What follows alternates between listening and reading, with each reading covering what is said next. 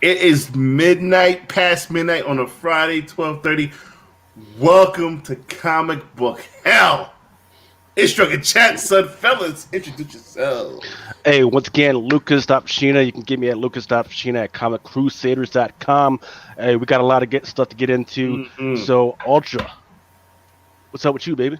Oh, hey, everybody. Ultra Maximus in the house here with the circuits of beard connecting me to the Matrix, and I'm about to blow up the Matrix again tonight. And Mel paid off his credit card, but it's about to be maxed out again. Motherfucker. Special guest Blind Adam. What up, baby? Hey, how you doing? Just starting a new show on Tuesday nights, Awesome Sauce Radio, which is going to be live in a living color, if you will. Your dog is fucking the shit out your pillow. What? Your dog is fucking the shit out your pillow. Oh, that's because it's upset because I took it off my lap. He's digging into your shit. That's the dog owns that pillow anyways. He does now. Just make sure you throw that pillow off the bed before you get in, Yeah. I will.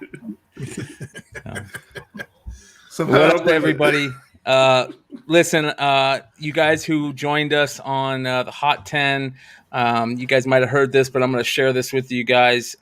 This happened last week in the Phoenix area. This is a big friend of the family here at the Flip Side and Drunken Chat Sun crew, Corbin from the Modern Comic Mayhem show that is every Saturday night on Tales from the Flip Side.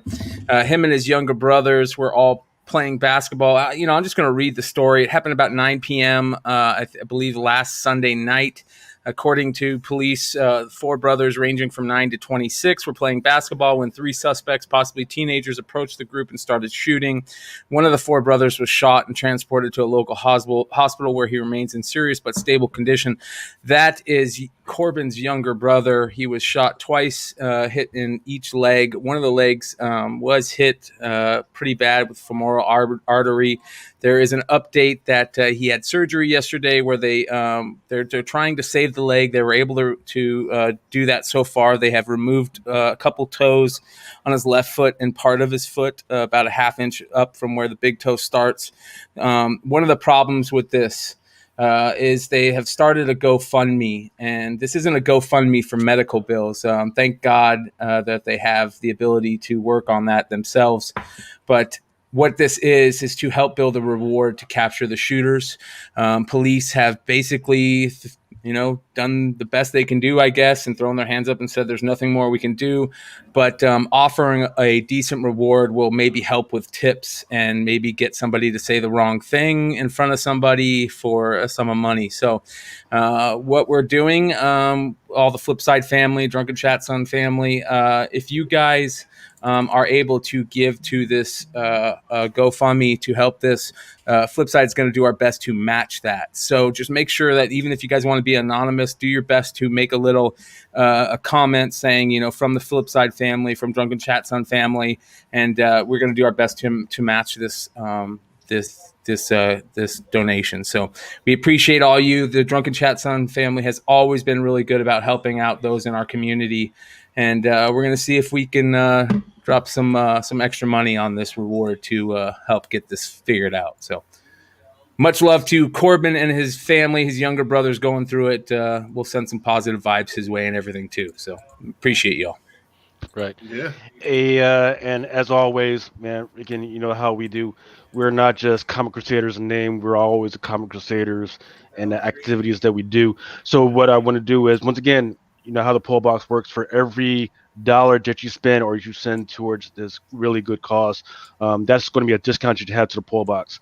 Also, if you just even don't want to do anything like that, I do have some extraneous stuff. I have some baseball cards, football cards, garbage pail kid cards. I've got some toys, anything that you see here in the back or on my freaking wall. If you want to freaking buy it, go ahead and let me know. Send me an email to lucas.fashina@comiccrusaders.com. And what I will do is all the proceeds that come from that sale will go towards this cause. You got lights and shit like Black Bob Barker over here. You got going on. Well, what I'll have Lucas do is Lucas can drop the link to the GoFundMe in the chat, and that way it gives you guys a link to click on to go find that. If not, you guys, we're going to do our best to put it in the description too. So he has those links, and we'll get him to drop it in the chat for you guys. We have royalty in the building.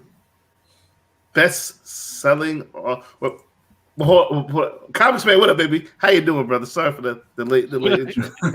What's good, y'all? All right. Book royalty in the building. A best-selling author has graced our presence, and you should have seen his face. He's like, "What the fuck did I get myself into?" I'll be honest. I saw me and Lucas were in the room, and then I just kept seeing people pop up, and I was like, "Oh my god, how many people are going to pop up in this chat, man?" So like, you were not lying, Lucas. Like it is going to get popping up in here. I'll be mad if we don't hit 100. I'll be really legitimately upset if we don't hit 100 live. You know that's not going to happen. This is going to hit 100 live real quick, like normal. There you go. That's what you never know. People starting to get their vaccinations. People might decide, hey, I need to go get out, stretch, see how this thing works. But I got my shit. I ain't going no goddamn place. I'm still not going nowhere. I got both my shots. Nice. So Russ, man, tell us who you are, what you do. Sure. So I'm a USA Today bestselling author. My most popular comic title is behind me, Ichabod Jones Monster Hunter. We have produced 14 issues of the book. The 9 to 12 are on Kickstarter right now. The most popular product that my company offers is a book called Cthulhu is Hard to Spell. It's a anthology series about the gods and monsters of H.P. Lovecraft. And that's a great name, by the way. Thank you. My friend Tyler does a book called C is for Cthulhu, and when he put it out, I was like, that is a really hard name to spell, and it just hit me. And it just stuck with me for years until we finally started putting together our own anthology. So both of those are probably what people know me as. I've also written 25 novels and raised over $200,000 on Kickstarter. Wow. So we used to make our living going to shows and then Kickstarter. And so we've really leaned hard on Kickstarter in the last year, and produced. I think this is our 5th or 6th book in a year that we've done on Kickstarter. Usually we did 1 or 2 a year, but yeah, my books are high action, monsters, magic, mythology. Ichabod Jones is about a psychopath that escapes a mental asylum and becomes a monster hunter, but doesn't know if he's killing monstrous humans or it's all in his head the whole time. So it is. It's very violent. It's every issue has a monster that they are fighting in it. Different monster from nightmare elves to demons to zombies to scorpions to mythological creatures, and it's all this sort of adventure of Ichabod and his friends trying to find a way to end the apocalypse. All right. Yeah, I mean, and if only y'all could imagine how tough it is for some of these comic book writers and novelty writers, right? Because, you guys have been waiting for these comic book conventions to open up, but nothing has been happening, because that's where you because you don't just go to Penguin, right? You don't have a Doble House or a Scholastic to rely on to put out your stuff. You are an independent publisher, and you rely on these comic book conventions to actually get your stuff out.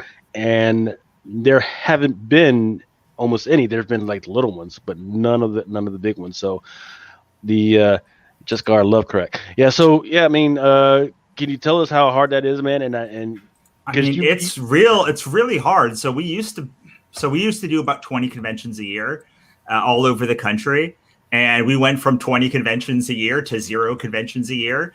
And one of the things about Kickstarter or launching new books is it requires you to spend so much money in production. So while we might make $20,000, $20,000 on this book, it costs $20,000 to do a book. So what you get at conventions is the ability to sell the books that you made without having to produce 10 or 15 new books a year. And right now we're in this position where like I literally wrote 9 books last year, plus produced 2 novels, graphic novels, an anthology. So there's all sorts of stuff that we're putting that are now production heavy, whereas we used to be able to sort of not produce so much and sell a whole bunch of books. I think I was telling you, Lucas, we've got something like 7,000 books in our garage right now. Yeah. Because that is the stock that we're using at conventions. We used to sell through 500 books a month at conventions, and now we are going from that to 0. Or a Kickstarter might do 200, 300 books, but we rely on that extra stock selling at conventions throughout the year because we don't have Diamond. Like our books are all hardcover, and Diamond is not kind to hardcovers. Book distributors are not kind to hardcover books, so our sales are almost all direct to consumer, which is wonderful because we know so many of our fans.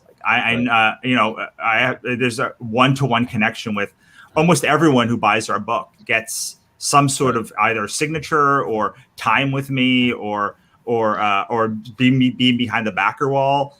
You by having to produce so much, our production budget has gone up, our con budget has gone down, but our stock, which is what we rely on selling that stock, really has fallen in the past year. Right. And behind the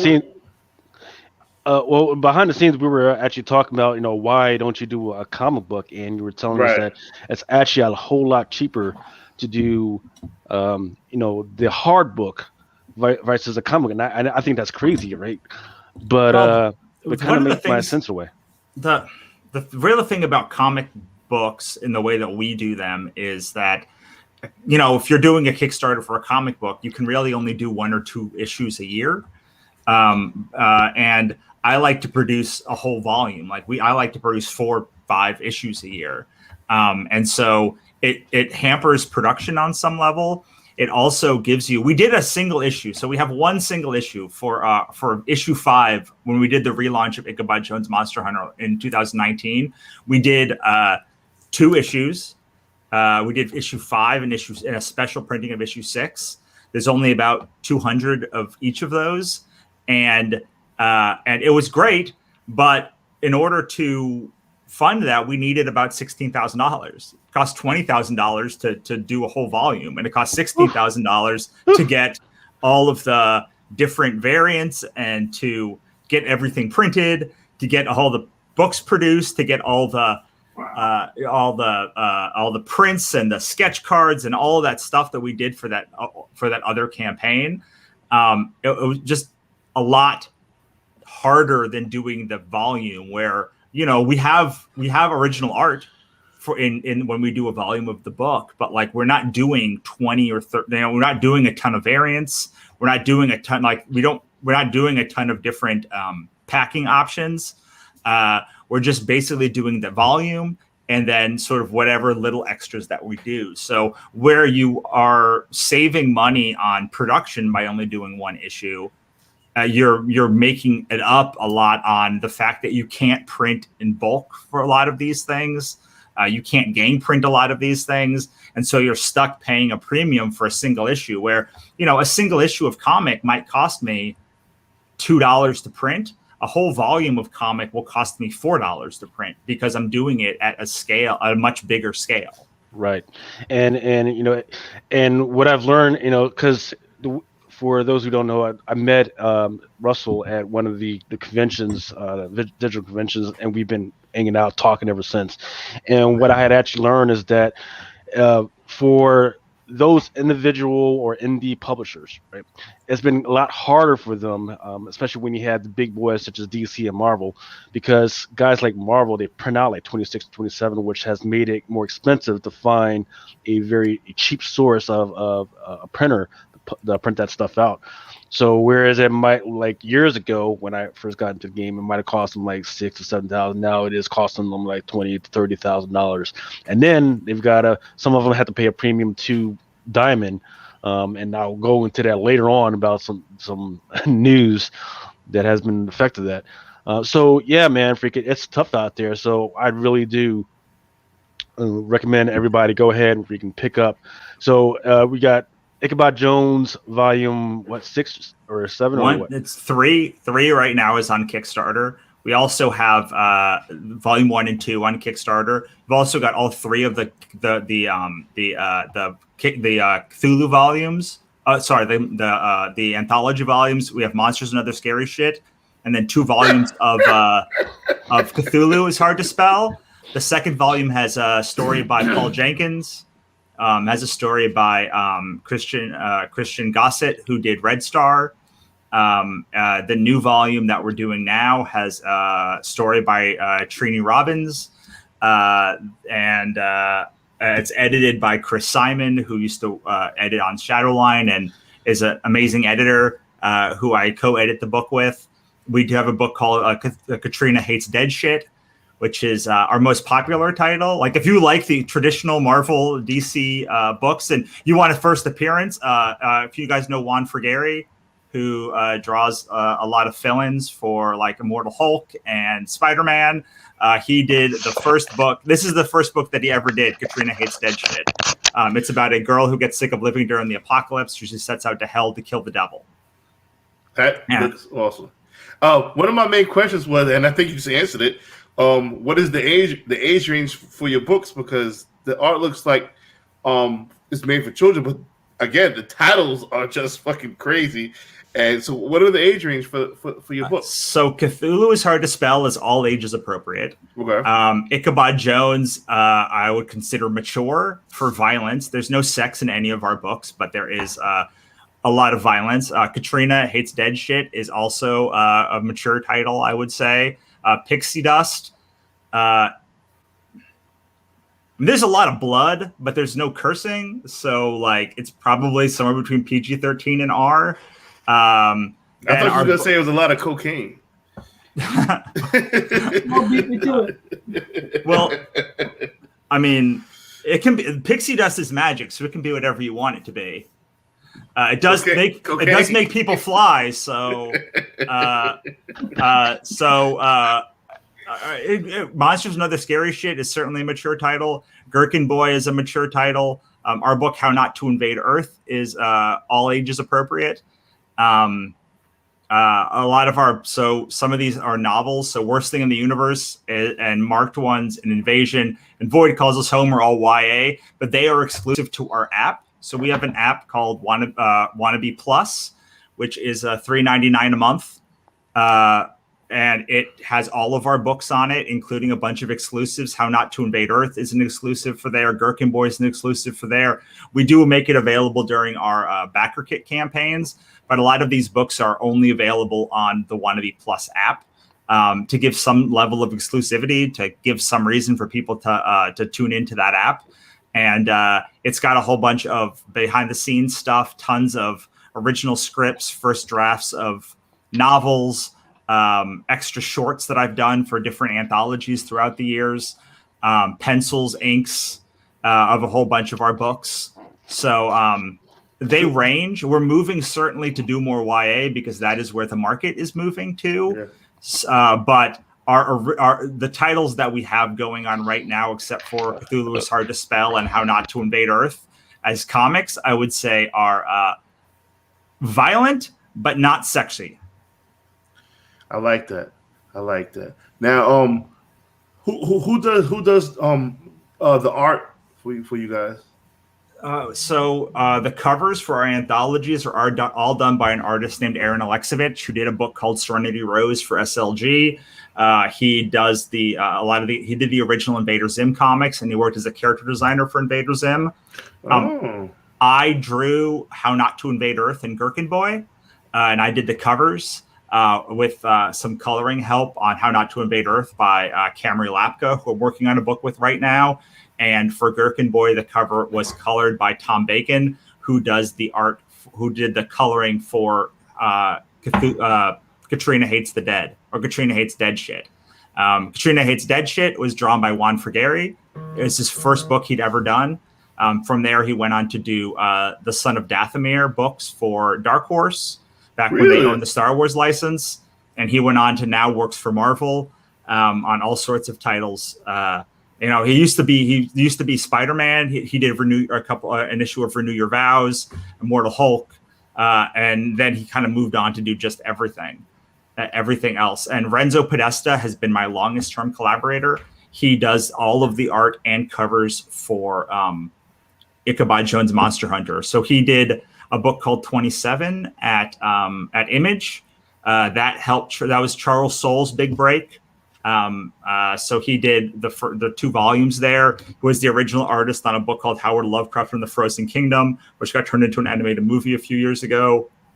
And then finally, the Pixie Dust book is drawn by Nick Torres, who did a couple of books for Source Point Press. Okay. He did Franklin and Ghost for them, and then one other one that slips my mind right now. And then the covers of the novels are all designed by different designers. Now, my question, like I had, 2 questions. How did you like Lovecraft Country? And the second part of the question is like, how does one obtain a license to H.P. Lovecraft stuff? Well, the second one is easiest because a lot of H.P. Lovecraft's work is in the public domain. Okay. So not everything is in the public domain, but before 1976, copyright was not the same way as it is now. Right now we have implicit copyright, which is when you write something, you have copyright for it without having to file for it. Before in the 1970s, it was explicit copyright. You had to apply for copyright. Otherwise, it was assumed that you were in the public domain. So there's a lot of murkiness between 1920s and especially 1930s and 1970s. But a lot of those old weird tales and old stuff that Lovecraft wrote in were never solicited for the public. Were never asked to have a copyright. So they fell into the public domain just because that's how copyright was back in those days. So it's not everything, though. There are a couple of places that you can go to look up whether something is in the public domain. The difference is, though, anything that happens after 1976, there's a hard break. 1975 or 1976 with the new Copyright Act. Everything after that was created by anyone who was using Lovecraft's work and building upon it is not in the public domain. So things like Call of Cthulhu are not in the public domain, even though Cthulhu is in the public domain. A lot of those specific stories that are made from Lovecraft's work. And we deal with this all the time with the Cthulhu book. We make people actually go and search the public domain database and pull links that show that their characters are in the public domain. Excuse me. And oftentimes I'll have questions like, can I use this god? And I say no, because this character was created in 2004.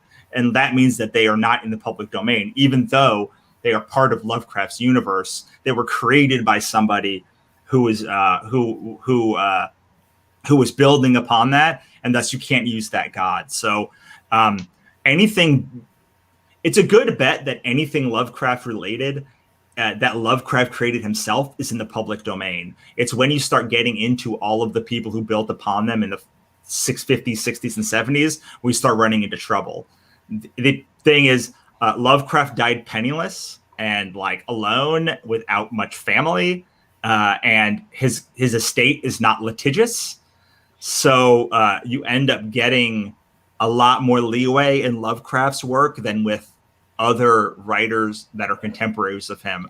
And the thing about Lovecraft is he wanted you to write in his universe. He penned letters to his friends begging them to use his characters. People like Robert Howard and others. Shit. Lovecraft was very talented, but I heard he was hard to work with. He had some views Yeah, I'm just gonna say they were extreme, even for the time period that he lived in. I don't think he would appear. I don't think he would appear on the show. This is what I'm trying to say. No. So, well, so one thing that I made sure about was half of the teams that are involved in the Lovecraft books have to be either BIPOC or women, to show that like there are other diverse voices in the Lovecraft pantheon. I've been very blessed by the diverse voices that have come out in support of the project and who have given their time, energy, effort to what I was trying to do, which is to show that though Lovecraft, during much of his life, was a racist, misogynist, eugenicist, the thing that is wonderful about his work is that it's been remixed by so many people, and it falls into everything from The Abyss to In the Mouth of Madness to Adventure Time and everything in between. So, which is why I love Lovecraft Country and HBO. I mean, he was a phenomenal writer, but they took that and made it something. They expanded. They didn't make enough. They expanded on that universe. And at first, I didn't like episode 1, but watching the rest of it, it's mind blowing. It's almost like someone told you for months to watch it. Yeah, you did. Nick out of the building. What's up, guys? There's letters that late H.P. Lovecraft wrote later in his life, where he talks about how much he regrets the decisions that he made as a younger man, and that does not excuse the terrible things that he did, or that he said, or that he believed. But it is comforting on some level to know that he didn't go to his grave believing the things that he did in his youth. It's very hard to talk about this stuff, because it's a dicey subject in HP Lovecraft fandom. You know, I mean, it's hard to talk about the man without pointing out that a lot of the monsters that he made were caricatures of like many different races. You know what we would say? We would say, yo, he was wilding out. Yeah, he was, but like the thing that always resonated with me about him is it is one of the very few mythologies that exists outside of religion. Yes. Like every other mythology really that I can think of that is endured and survived to this day has a basis in some sort of religious tradition, either someone remixing a religious tradition or one thing or another. Lovecraft is wholly unique in the fact that his mythos exists outside of religion, and in that way it comments in a very, I think, honest way what gods are probably like the thing about religious gods is that they are very into humanity, and Lovecraft gods are completely antithetic. Like, they don't care about humanity. They're not good or bad. They just literally were like ants to them. And I find that so interesting comparatively to what you generally see in mythological studies. Right. Well, I definitely recommend people catch up on that stuff when it comes to the whole Cholutha mythos and the stuff that Robert Howard was actually able to add on to that stuff, because me and Ultra, we've been talking about that stuff for a little bit over 4 to 5 months, and because Marvel, they've made a big deal up on that stuff. You know, the Conan and the Serpent stuff, the King in Black, it goes into that stuff a lot. So yeah, definitely, if you want to get a little bit more rendition of what's going on, definitely pick up the books by Russ Nohelty, and I'll have you back when you have another book, man. But awesome, man. Yeah, and if you want to see some Lovecraftian like feeling without necessarily like all of the Lovecraftian baggage, then I do highly recommend Ichabod Jones Monster Hunter. It's on Kickstarter for another 2 weeks, and thank you so much for having me on. Right. I hope you enjoyed your time, man. Even though we get a little crazy. No, it's No, great. man, your time's not done here. You need to hang out with us until the end of the show.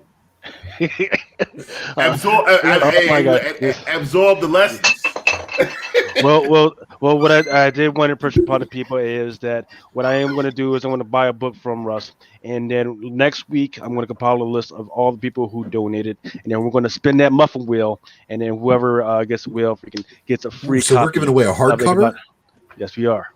Wow. So Awesome sauce. everybody in the chat, By a better- USA best-selling author. I want that Katrina book, to be honest with you. No, I will say this, man. The titles that you have for your books should be enough to bring you readership in because the names are fantastic. Thank you so much. I really I think that the net title is the most important part to me, to just develop everything everything develops out of the title. Well, once you told me it was all ages appropriate, I have a 4-year-old son that I'm probably going to be trying to find Cthulhu is hard to spell for now. Awesome. Well, it is available on our website, on Comixology, on the Wannabe Press app, and you can get it through the Kickstarter at the $41 level or above. You can pick any of our any book that we have. So if you don't care for Ichabod, but you do want Katrina, if you go down at the $41 level or like $80, you can get a 2-book combo, and you literally can pick any of our hardcovers. It does not have to be Ichabod. There you go, Mel. You heard that right? Yeah. All right. Excuse me, Russ, I have a question real quick. Sure. If are you in Diamond?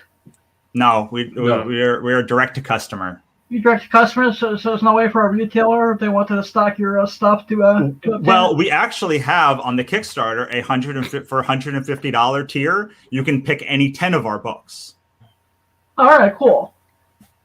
and then they get shipped right to you, signed from our warehouse, which is my garage. You know, a lot of our listeners are speculators. Has there been any media deals talked about that you can talk about?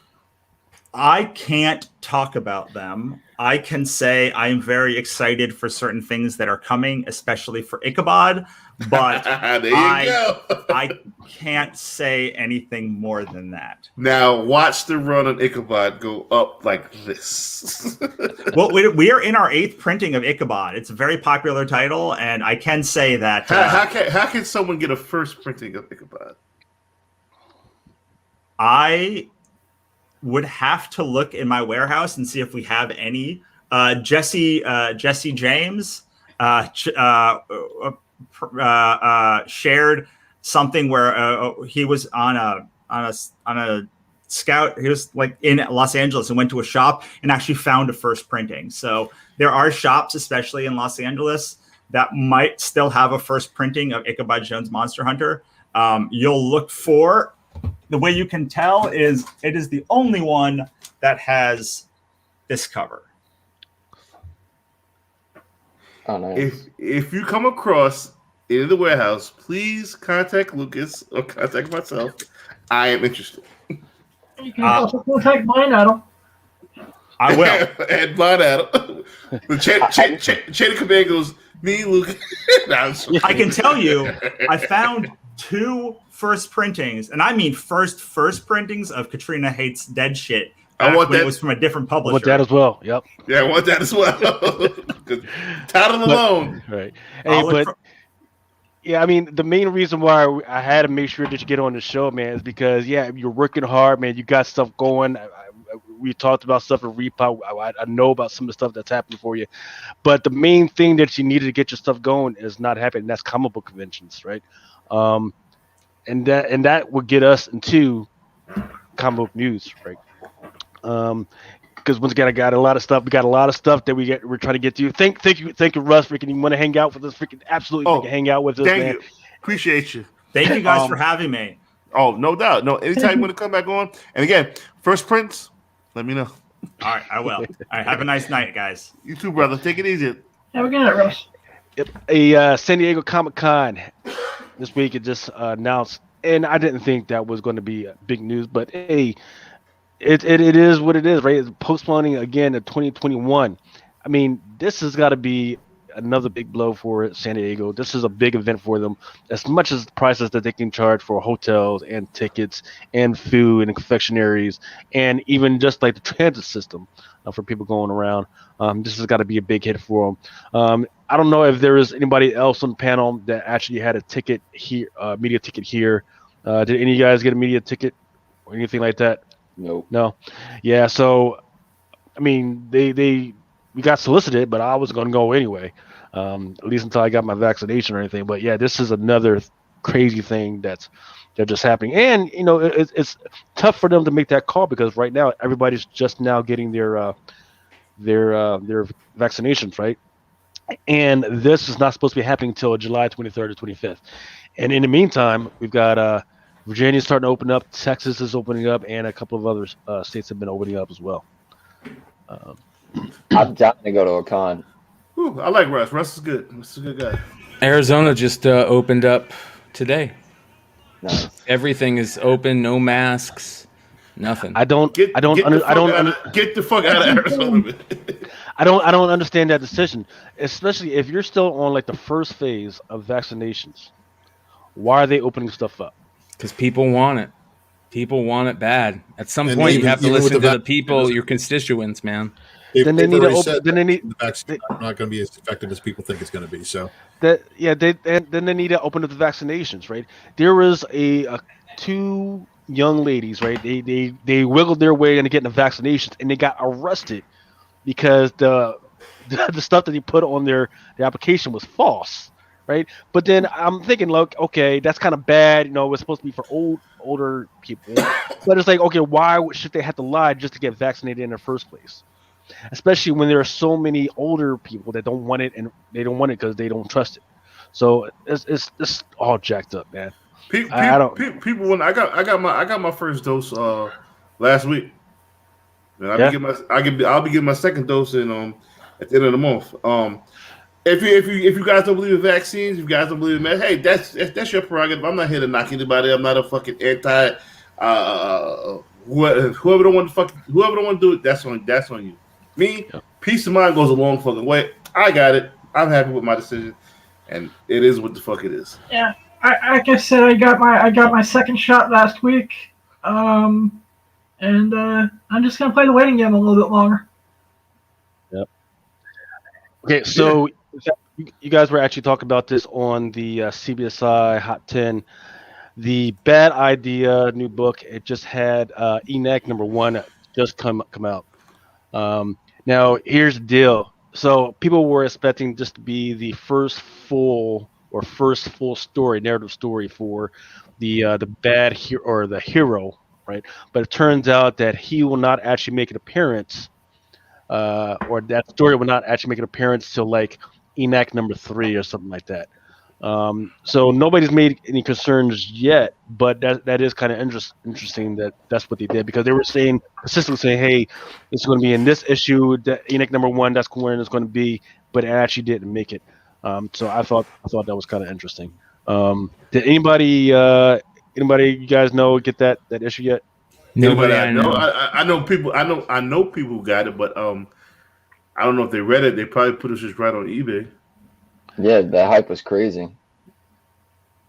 Too crazy, right? Like I don't What was it, understand it, but 150? I mean, as much as I hyped it because I thought it was an interesting thing, I don't understand why. But marketing, right? It's McClay and the boys from Tales from the Flip Side are to try to get the niche on. And if you guys have questions, you guys should join up. Listen to that show, because I'm definitely going to be listening to the show. Yeah, if you guys do have questions that you want us to ask or you want us to talk about, go to the most recent Hot 10 that was earlier tonight and make a comment on that Hot 10. You know, make whatever the question is you guys want us to ask Dinesh, because we're going to do our best to get him on just to, figure everything out. To talk to the man himself. So Fable said he got the ENAC, but he's not feeling it. He liked it, but he's not feeling bad ideas, business practices. What are you not feeling about the business practice? And tell us more about the book. I think that's when we need to find out more from the fans and more from the people is what their experience is getting the book. Yeah, this is the people show. This is the people show. Yeah, and what they don't like about what they're doing. This is the people show. Let's get a part of people to tell us your experiences. Here's my moment of silliness. Space Jam. People are getting upset because they are going to have Lola. Is it Lola Bunny? Yep, Lola Bunny. That's not my Lola. Like, it's not my Lola. not only that, what's up with the LGBTQT freaking uniform? What's going on with that? That's not LGBTQ. It's just a different color. One of my friends the WNBA, showed a picture of that on his social media. He goes, "What happened to Lola?" And someone said, "Marriage." Yeah. Wait, who do you think the Lola married Bugs? I don't know, man. It might have happened off screen. That might be the reason why she kind of let herself go, because that's not my Lola. No, I agree. She was a bad motherfucker 30 years ago. Yeah, that's right. Yeah. Clay, you're muted, buddy. I'm not talking. Oh, I thought you were saying something.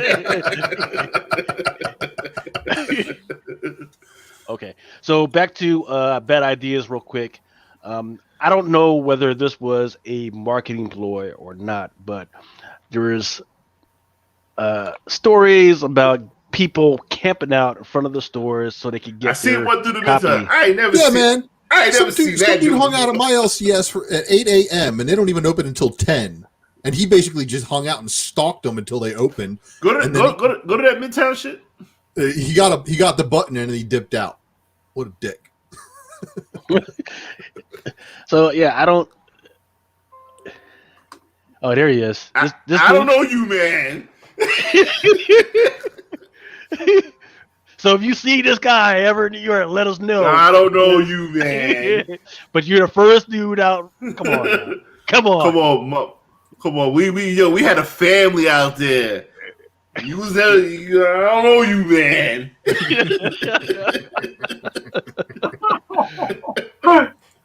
We had a full family. Niles with Danny. My man Smooth Sammy Silk. Come on, man. Come on. If you don't know these names, man. Oh, my man, go and call. Rest in peace, kid. Come on. If you don't got a nickname, you ain't there. That's his name. We don't know you, man. MANN. All right. So the next story I want to cover real quick, and this is but it looks like they are going to have a quick, maybe one shot. I like this. Spider-Gwen costume change. Yep. No. Wait. No. This is in that Heroes Reborn kind of mashup universe. If it's a new hero, yes. If you're going to change the costume, then no. Yeah, it's just a change of costume, right? I kind of like the costume, but not for a one shot. Not for this Heroes Reborn thing. It's going to be a whole new version of her, though. It's not our Spider-Gwen, I promise you. Right. I'm getting a Batgirl vibe. Yeah. See, she kind of was like that Midnight Night. Yeah. Next one that I appreciate this comment, but it's not a gimmick. I mean, why is it a gimmick? You got to follow up that comment with something strong, my man. You know what I'm saying? I don't like this Heroes Reborn shit. It could be really good, and I'll take back everything I said, but it just seems silly to me at this point. You got so many good storylines you guys could be rocking. Like, is this because they wanted to go on spring break or something? No, because this is them combining them with DC characters, in my opinion. Because this is Batman. This is Batman right here. This is the female Batman. Yeah, this is terrible. That Wonder Woman, bro. I'm taking you to court tomorrow if I'm DC. Motherfucker, court it open on Saturday. I'm taking you to court any fucking way, because that was a blatant ripoff of Wonder Woman. Blatant.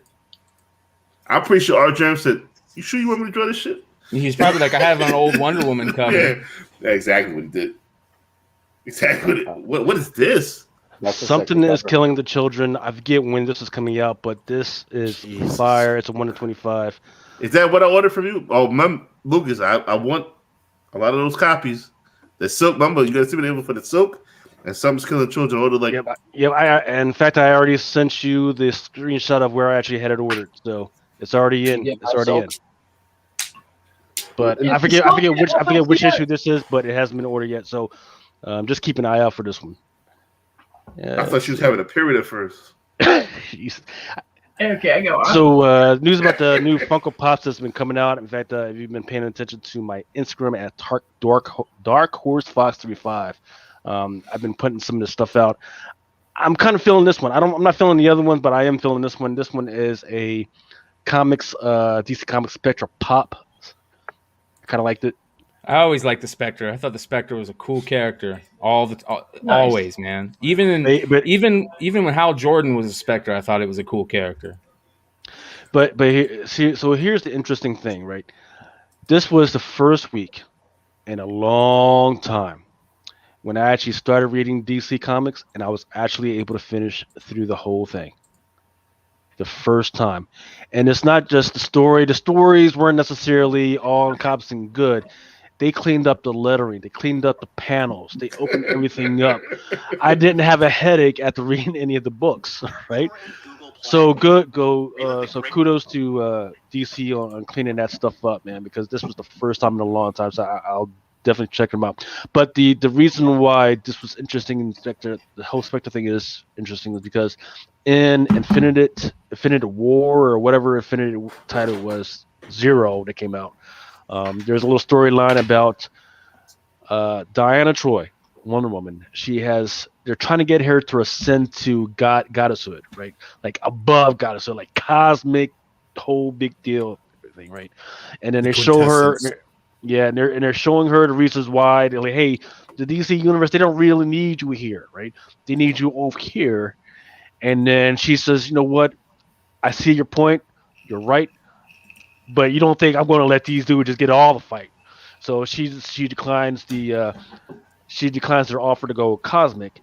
And then just as she leaves, the entities that offer her, and once again, one of them is like Spectre, and I forget the name. I forget the other ones. And then all of a sudden, Darkseid comes out, and he said, "Darkseid is the end," right? Which is freaking awesome, right? Then he freaking kills everybody. Right? So, did you also catch that one panel in there where he says something? He says that he is the culmination of all the different dark sides from all of the different realities. This is like an omega level. So yeah, it is a first appearance. I'm considering it a first appearance of that newer version of Darkseid. But he basically says that he is a culmination of all the different versions of him, and that he's basically coming for them all. So that's a first appearance that I wasn't tracking. I'm gonna have to go rush and give me a That's copy. Why I picked up that Wonder Woman variant cover with her on it, man, in that white outfit, man. And it's a beautiful cover. It's a beautiful cover. I like the design, even though it's not going to stick because she just immediately declined it. Well, yeah, I don't know if that's going to stick, but for the meantime, it looks like they're going to decline it. The other first appearance, and I'm if I'm wrong, go ahead and correct me.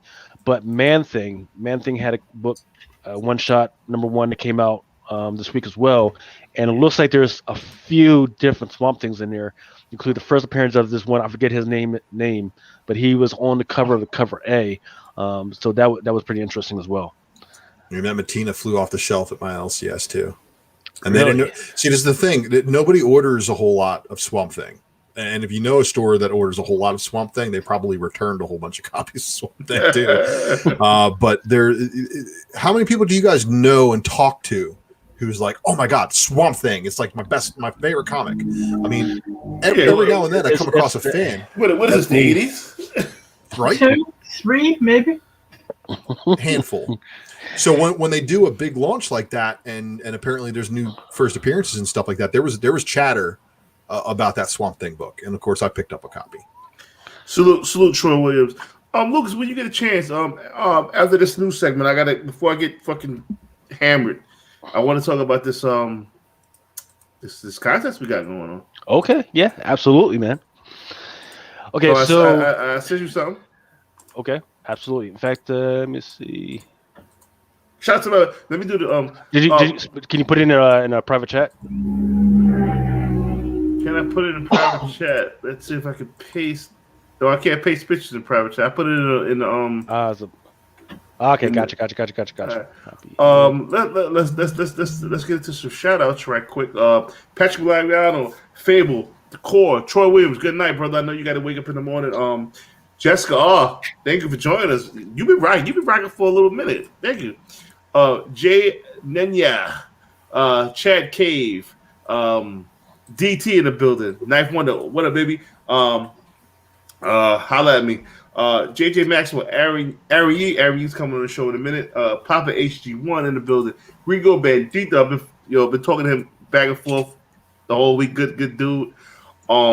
Telekinetic Age, he's joining the contest. Rafi, Dono Comics, Spanish Man TV, what up, baby? Jim City Assassin, been talking to him every week. Two good people. Here it is. T-Bone, what up, baby? Hey, Moto Idiots, my man. Love you, man. My dude. Something is killing the children art contest. Ultra, you had gave this a name, didn't you? Didn't I? Shit, I did. I dropped a couple of names when you were asking me about it. Did you use my name as the official one? I couldn't remember what it was. So now it's your chance to shine. So it was Something is Drawing the Children. Something is drawing the children. This drunken chat presents Something is drawing the children. There we go. So who has motorcycles in the background? Okay, That's no. probably blind That's in Adam. my house. so check it. Here's the contest, ladies and gentlemen. And I've gotten 2 fire pieces of art already. Now, the question is, all right, so let me break down the contest for you guys. All you gotta do is buy the variant for Something's Killing Children number 11, blank variant. They're still on they're $3, $4 books. If you're having financial trouble getting the books, I have a couple of extra copies. Just hit me up because I want people to physically draw something on the cover. I got 2 pieces of digital art that were fucking amazing. Now I'm thinking to myself, do we add digital art? I asked the fellas, do we add digital art? But digital art is such a thing now. Yeah, but it's kind of hard to get it on that cover, you know what I mean? Unless they got ability to throw it in a printer and put it on the variant. You already see the one that I put in there? No, I saw the one you put in, but that was like a scan though. That wasn't that was somebody scanning the blank sketch and then doing the digital art, right? What I want to do is I kind of want, you know what I'm saying? I'll pay for shipping. Just send me the books. Because the reason why I want to start, because I want great art from great people. Like The only way to transfer that, if you want to get it kind of close, is you would have to either have a light box to shoot it on or print it up dark enough, and hopefully you can backlight it through the background to not essentially trace, but redraw over it. But you're not going to get perfect to print on it. They'll destroy the book.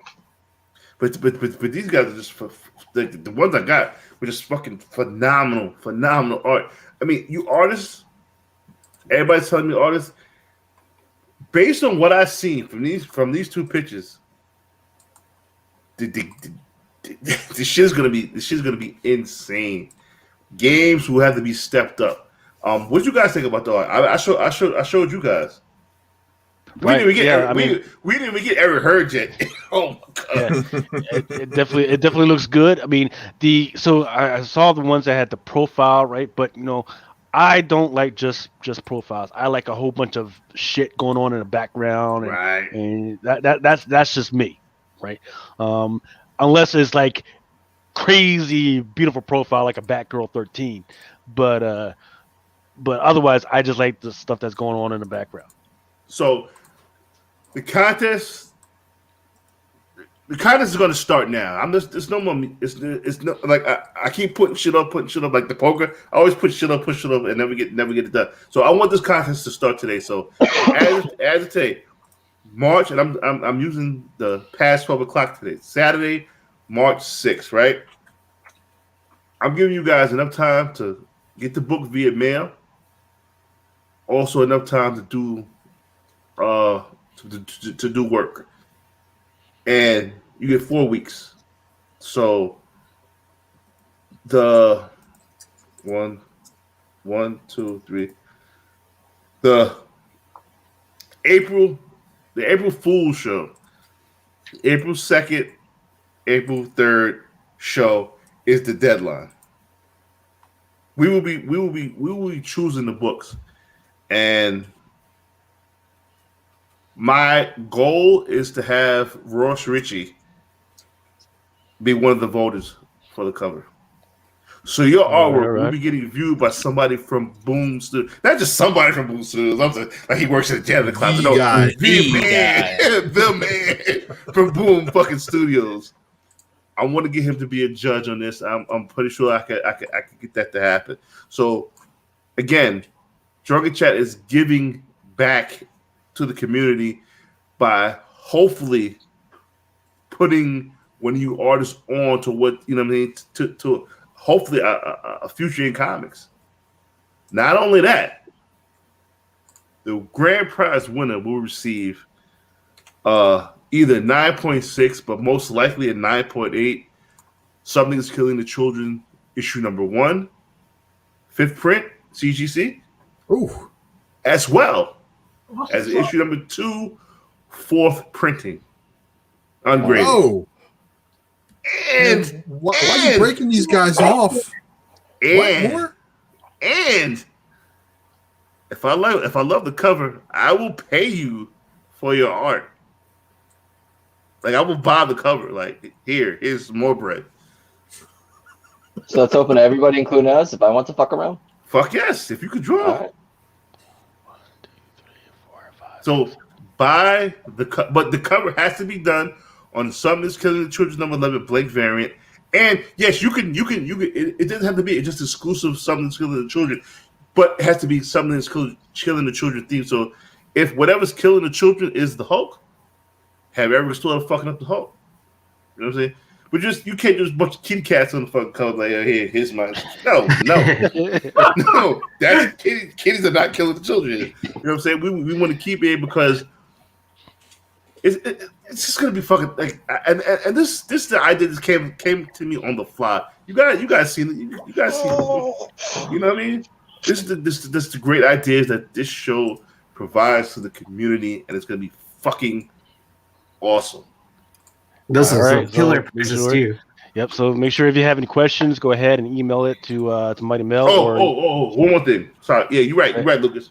Please, if you're interested in the contest, look at my IG. I mean, on IG, I broke it down for you people, and you guys still email. How do I get in the contest? I put a bunch of fucking set of rules in one of my posts. Email me at do I have my email still there? It's drunkenchatson@gmail.com. Email me that you take a picture of that you have the blank, and Mel, I'm interested in the contest. So I need to have on file who's in this contest. That's all you got to do. That's it. What's the deadline again, bro? The deadline will be April 2nd. So wait, do we gotta send a picture or we gotta mail it to you? It's a good question. Both. Because that way we can auction them off too, though. That's that again. Like we used to do back in the day, yeah. Yes, ultimately my goal is to have these books in my hand, and you guys won't get hit with the fees. Because if you guys want to auction them off yourself, you get hit with the fees. I'll take the hit for you guys. You know what I'm saying? But we want to auction them off and get them like, and we'll pick the fucking like a charity. I want to do something for dogs because I love dogs. But we'll pick the charity when that time comes. We'll do. I'm in on that, bro. I think that's a great charity, bro. Thank you. I think that's great. Yeah, that's awesome sauce. I also love dogs. I know. We see the dog get busy on that pillow. I have a pretty active dog, man. And it wasn't gonna like lay in my lap for the whole. No, dogs need love too, baby. Yeah, also, Lucas has a fucking great contest coming up. And like that shit starts like next week, right? Yep, next week. Hey, so March Madness, man, freaking college basketball. I don't want to hear, man. I don't follow college basketball. If you don't follow college basketball, then okay, just shut the fuck up and freaking go back to this.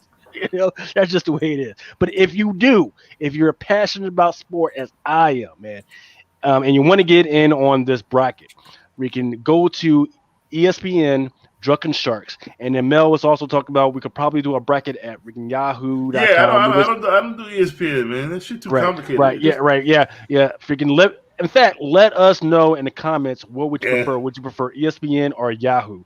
If you want to prefer Yahoo, then guess what? I'll build one over there as well, and then I'll send that out. I've already sent the link out to everybody in the poll box, so you can check your emails if you want to, or just hold off until we figure out which one we're going to do. So this one is free, right? But I will decide a prize later on, depending on how many people we get. But if you guys are interested in a paid joint, right, a paid March Madness where you pay into it and then you get some cash paid out, let us know as well, and then we'll figure something out as well. We got to do this shit before Monday, though, right? No, before Wednesday. Is it before Wednesday? When does it start? Motherfucker, I just asked you that. Soon, because they still haven't because they haven't finished up the regional tournaments yet, right? Hey, Comics Man, you can't pick LeBron James. Nah, I don't mess with college basketball. Okay, so first Drunken Wall Street thing. Did you guys need to know about? Is just what happened this week? The TV and television rights to Vampirella recently got sold from Dynamite to a subsidiary company called Arowana. Arowana is actually owned by this other company called Mike Productions. Right? It's weird, right? Mike Productions. Who the fuck is that? I don't know. However, I do know that Mike Productions is on Wall Street. Really? Here's the crazy thing though.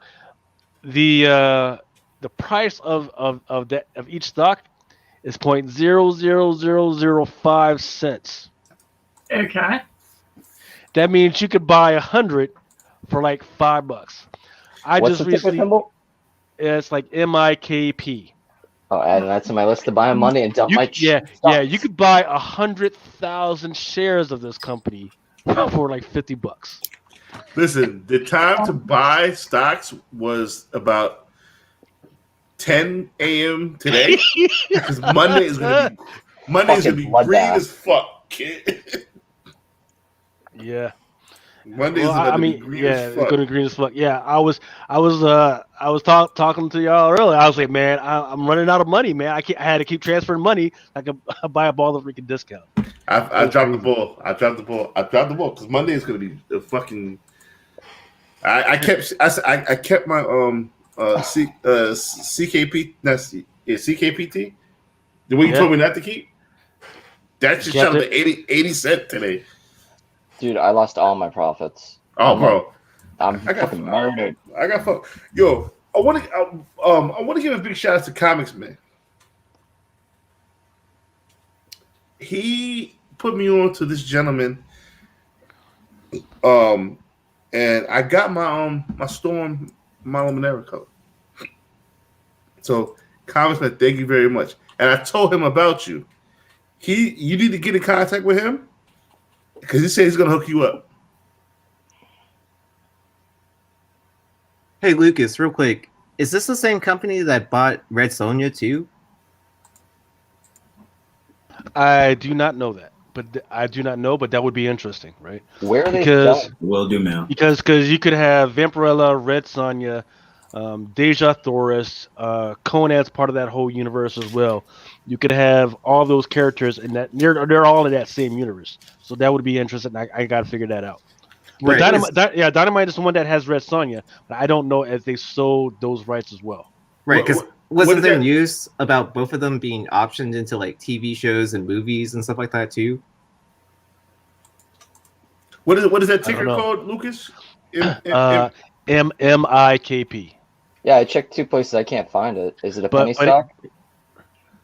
Let's see. Did it? Yeah, it's a penny stock. It's like it's a less than penny stock. It's a less than penny stock. Yeah, I checked. Which means you have that. There you go. Check this out here, and I'll share my screen. You have to have cash in your account. Yeah, no, it's not a Mumu. It's not a Robinhood. You get on TD Mail? Because I can't find it. There you go. Are you with Merrill Lynch? Mike the Pike Productions. Buy some pennies. Oh, less than a penny. Let me see if it's a TD. It's MIKP. Yep, it's this ticker. It's there. MIKP. You know, the market was so bad, I lost on the sub penny stuff. That's how bad the market was this week. I got murked, kid. MIKP.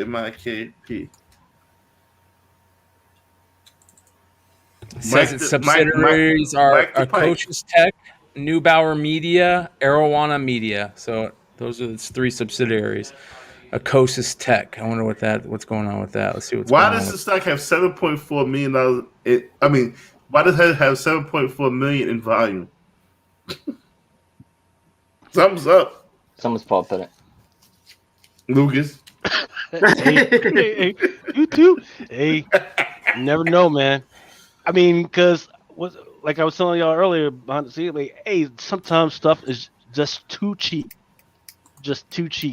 to pass by, especially with the stuff that they've been doing with Vampirella within the last year. They've got all types of new Vampirillas to include that African American Vampirella that's up. Chris Priest is currently writing for it right now. And I don't know what are the other products by Mike Productions right now or Arowana, but it was very intriguing to me. So I said, hell. I love Drunken Wall Street. This shit is like what we got going on is a very, very good thing for people. Like this is the website, Mike the Pike Productions. He's got a new. It looks like it's a production company that does a lot of stuff. Brian, what was that one more time? Mike the Pike. It's spelled Pike, like the fish. Mike the Pike Productions. So MikeThePike.com. Thank you, sir. MikeThePike.com. MIKP. I put it into the stock club. Let's see what happens. Yeah, I don't have it on my 2 apps. Anybody else find it on theirs? Yeah, so TD Matrix, get a real broker, man. Dude, I like Momo. They don't charge me shit. You trying to use Robinhood? We'll get Gecko on the Nah, Robinhood. I got Momo now. Yeah, I'm gonna have to check Charles Schwab to see if I can get in on that. You Robinhood motherfuckers crash the market, man. We'll get him Gecko.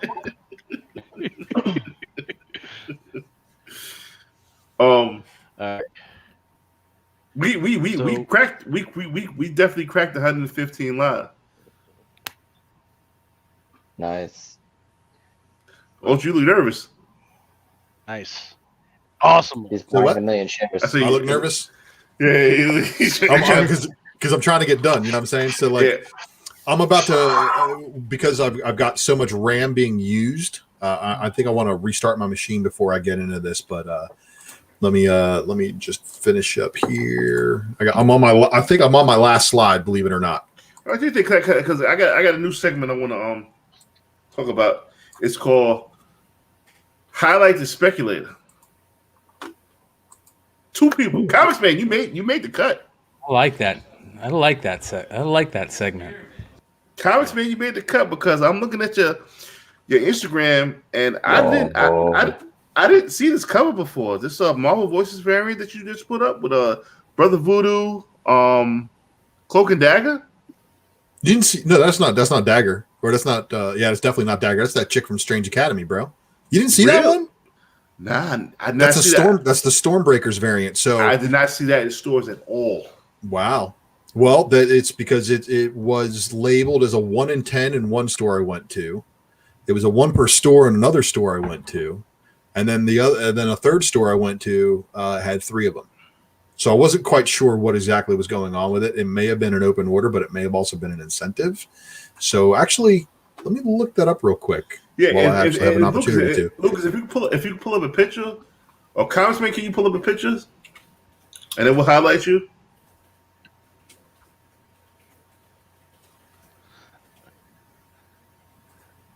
Sorry, pull up a picture of what? It's a Marvel Voices variant. It's a version. It's the one with Dr. Voodoo on it. It's the Stormbreakers. Right. With Dr. Voodoo and Old Girl, and I forget who else was on there. I think it's Natasha Bustos as the artist, and it's showing at $4.99 at a lot of places where I'm looking. But yeah, that's the one that has Brother Voodoo, Cloak, and I don't know the girl's name from Strange Academy, but she's a character from Strange Academy on that one. I like to pick comics, man. You are the inaugural speculator for this new segment. I just came up with 2 seconds ago. It's called highlight. I don't even know what I'm gonna call it. Highlight speculator. Yeah, keep it simple, right? Highlight the speculator. McClay said he liked it, so it's good with me. Also, I would like to highlight my man, probably one of the most hated men in the game, but I like he's cool. He's cool, motherfucker with me. My man, Bat Cave Comics. One of the members of the Young Gunners. So, first appearance of Miles Morales as Spider-Man was what issue? Ultimate Fallout number 4, right? No. I guess we're dealing with that Marvel Previews 95? No. Fuck no. Definitely won't. Okay. You said it was hated, so that's why I went to that. Wasn't there a teaser page in issue 3? Listen, the all new. Say that again. Ultimate Comics.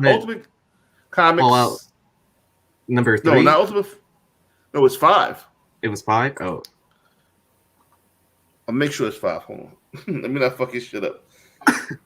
Let me not. So, Ultimate Comics number 5 is where he actually gets the suit. His Miles Morales suit, because he's wearing in Ultimate Fallout 4, he's wearing a regular Spider-Man outfit, right? In Ultimate Fallout's Ultimate. Let me say this right. I don't want to fuck it up. Yeah, I don't think that's right. Because on the Desergic variant, he's literally wearing that black and red. But that's on cover, not in book. Again, we have another situation of Ironheart in book. Ultimate Comics Spider-Man Ultimate Comics number 5. Ultimate Comics Spider-Man 5. He said, one side is simply saying, who cares? The other side is saying, no way. I tried explaining not to try to. He's not trying to devalue Ultimate Fallout 4 at all. He's simply saying that all new 5 is when Fury sees him in action and decides to give him a chance at being Spider-Man. Miles even said that he's officially Spider-Man in the next issue and goes up against his first villain, Omega Red. So shout out to Batcave Comics. Highlight the Speculator. Ultimate Comics number 5. I mean, all the court. Yeah, see the court. All new Spider-Man number 5. I'm sorry. See, I didn't want to fuck it up. I'm glad the court's in the building. So, 5. Jim City Assassin also confirmed. 5 is when Fury gives him the suit officially. Rob's Comics also, Nick Fury and his dad gave him the suit.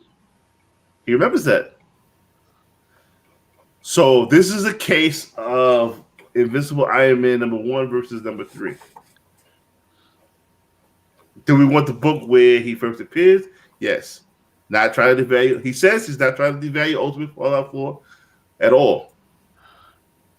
But the all-new Spider-Man, he gets the suit. And this is when he officially becomes the Miles Morales we know and love. All right. The Spider-Man we know and love. And books are cheap out there right now. For now. Right. So is this the cover we're looking for? That's it.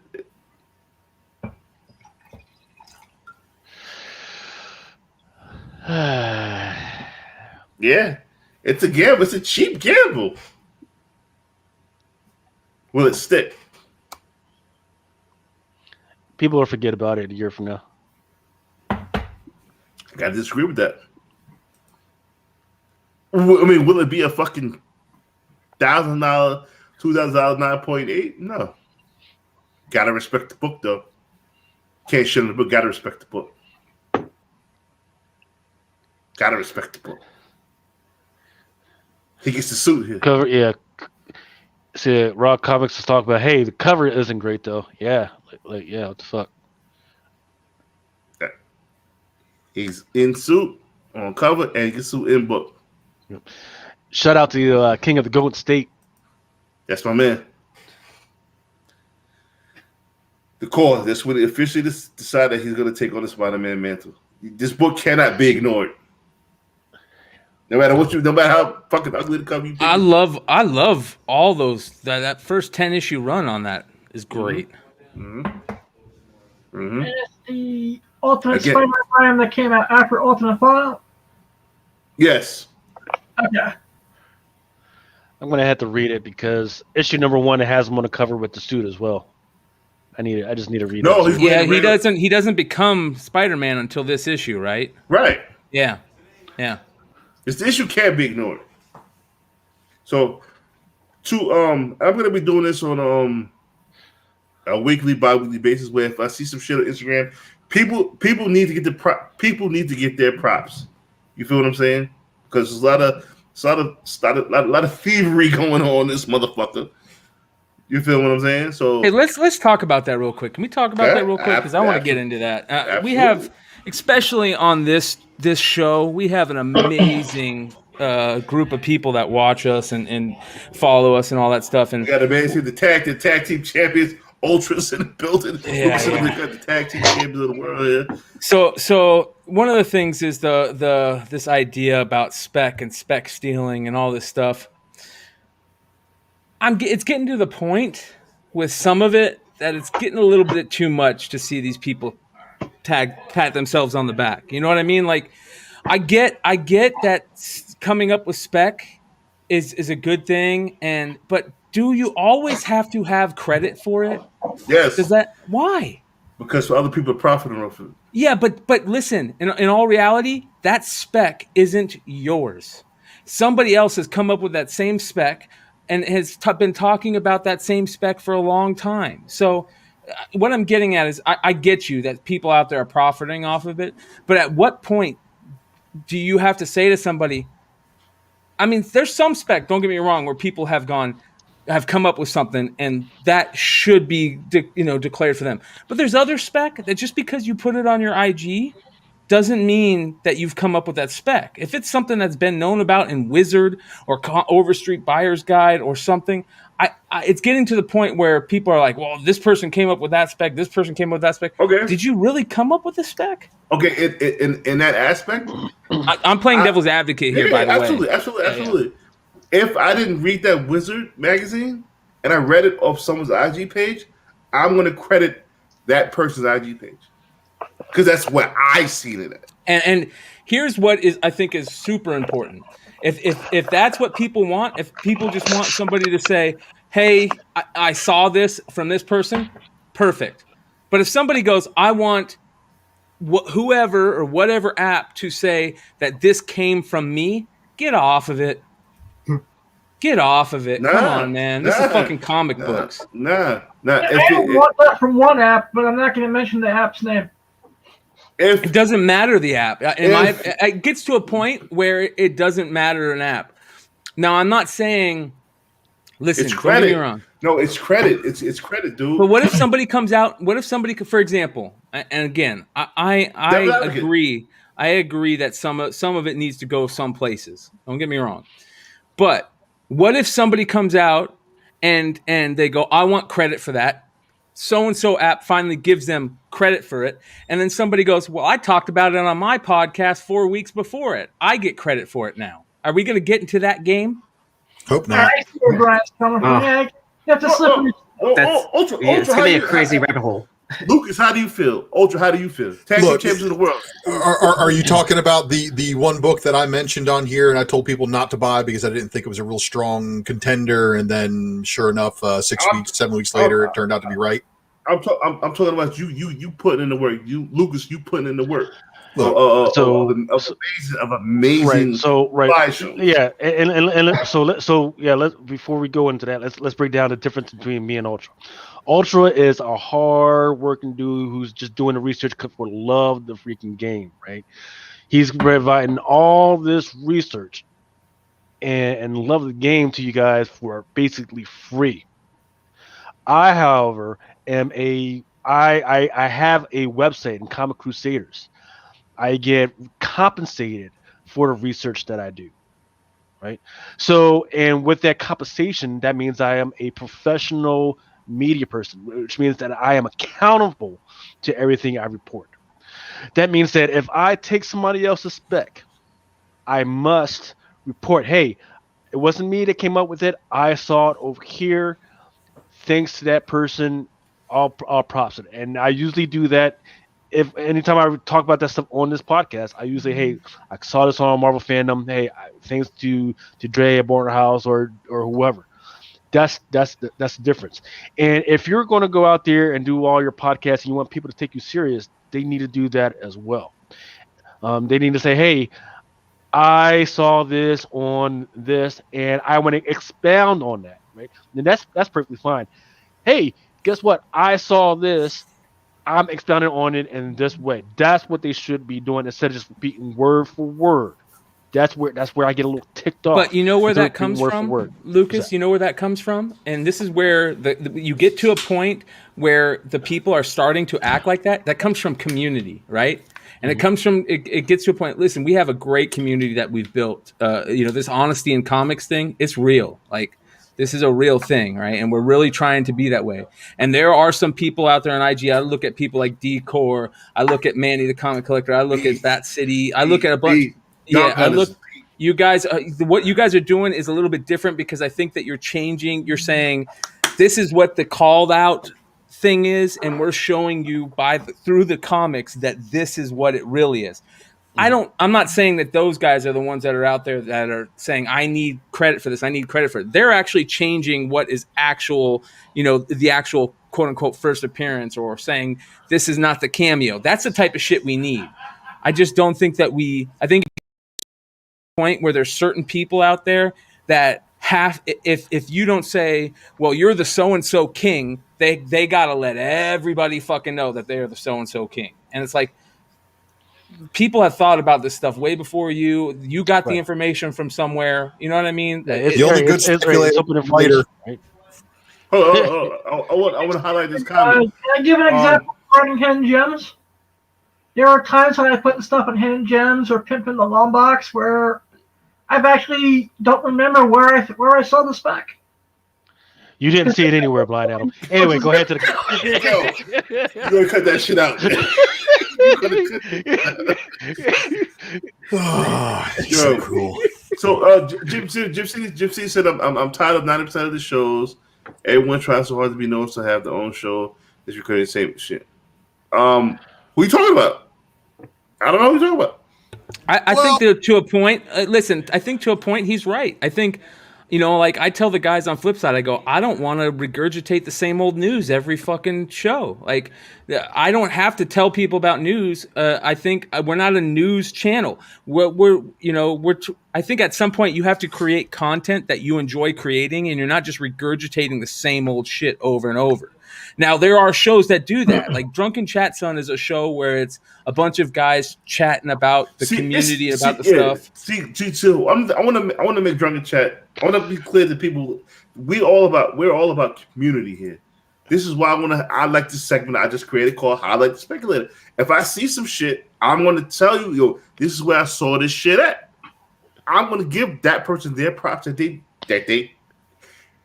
But that's different. That's different than somebody yelling out there in the aisle going, I'm the one that came up with this. I need to get credit for it. And listen, I'm not saying that there's people out there doing that. I've done it before. I'll admit I've done it before. Yeah, but it's, listen, at some point. Motherfucker, I work hard, goddammit. Yeah, but hey, listen, man. At some shit you should get credit for. Don't get me wrong. Some shit you should get credit for.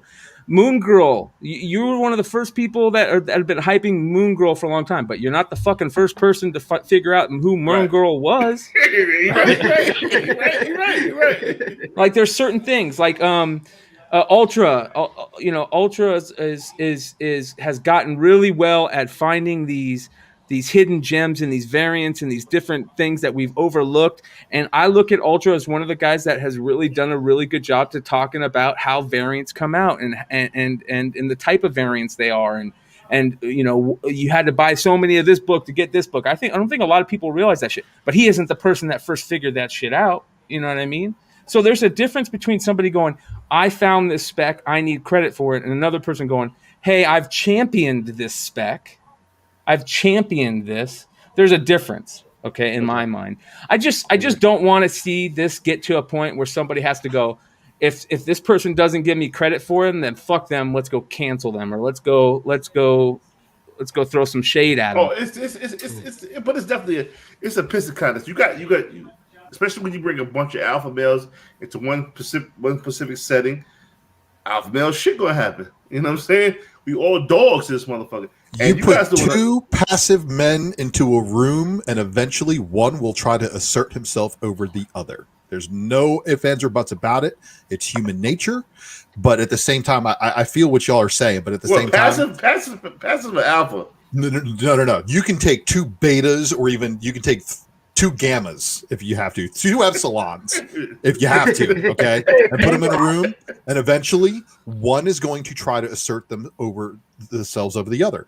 It's just that's how nature is. But you know what? I love you guys, and I love my Drunken Sharks. I love my family in the comic book community.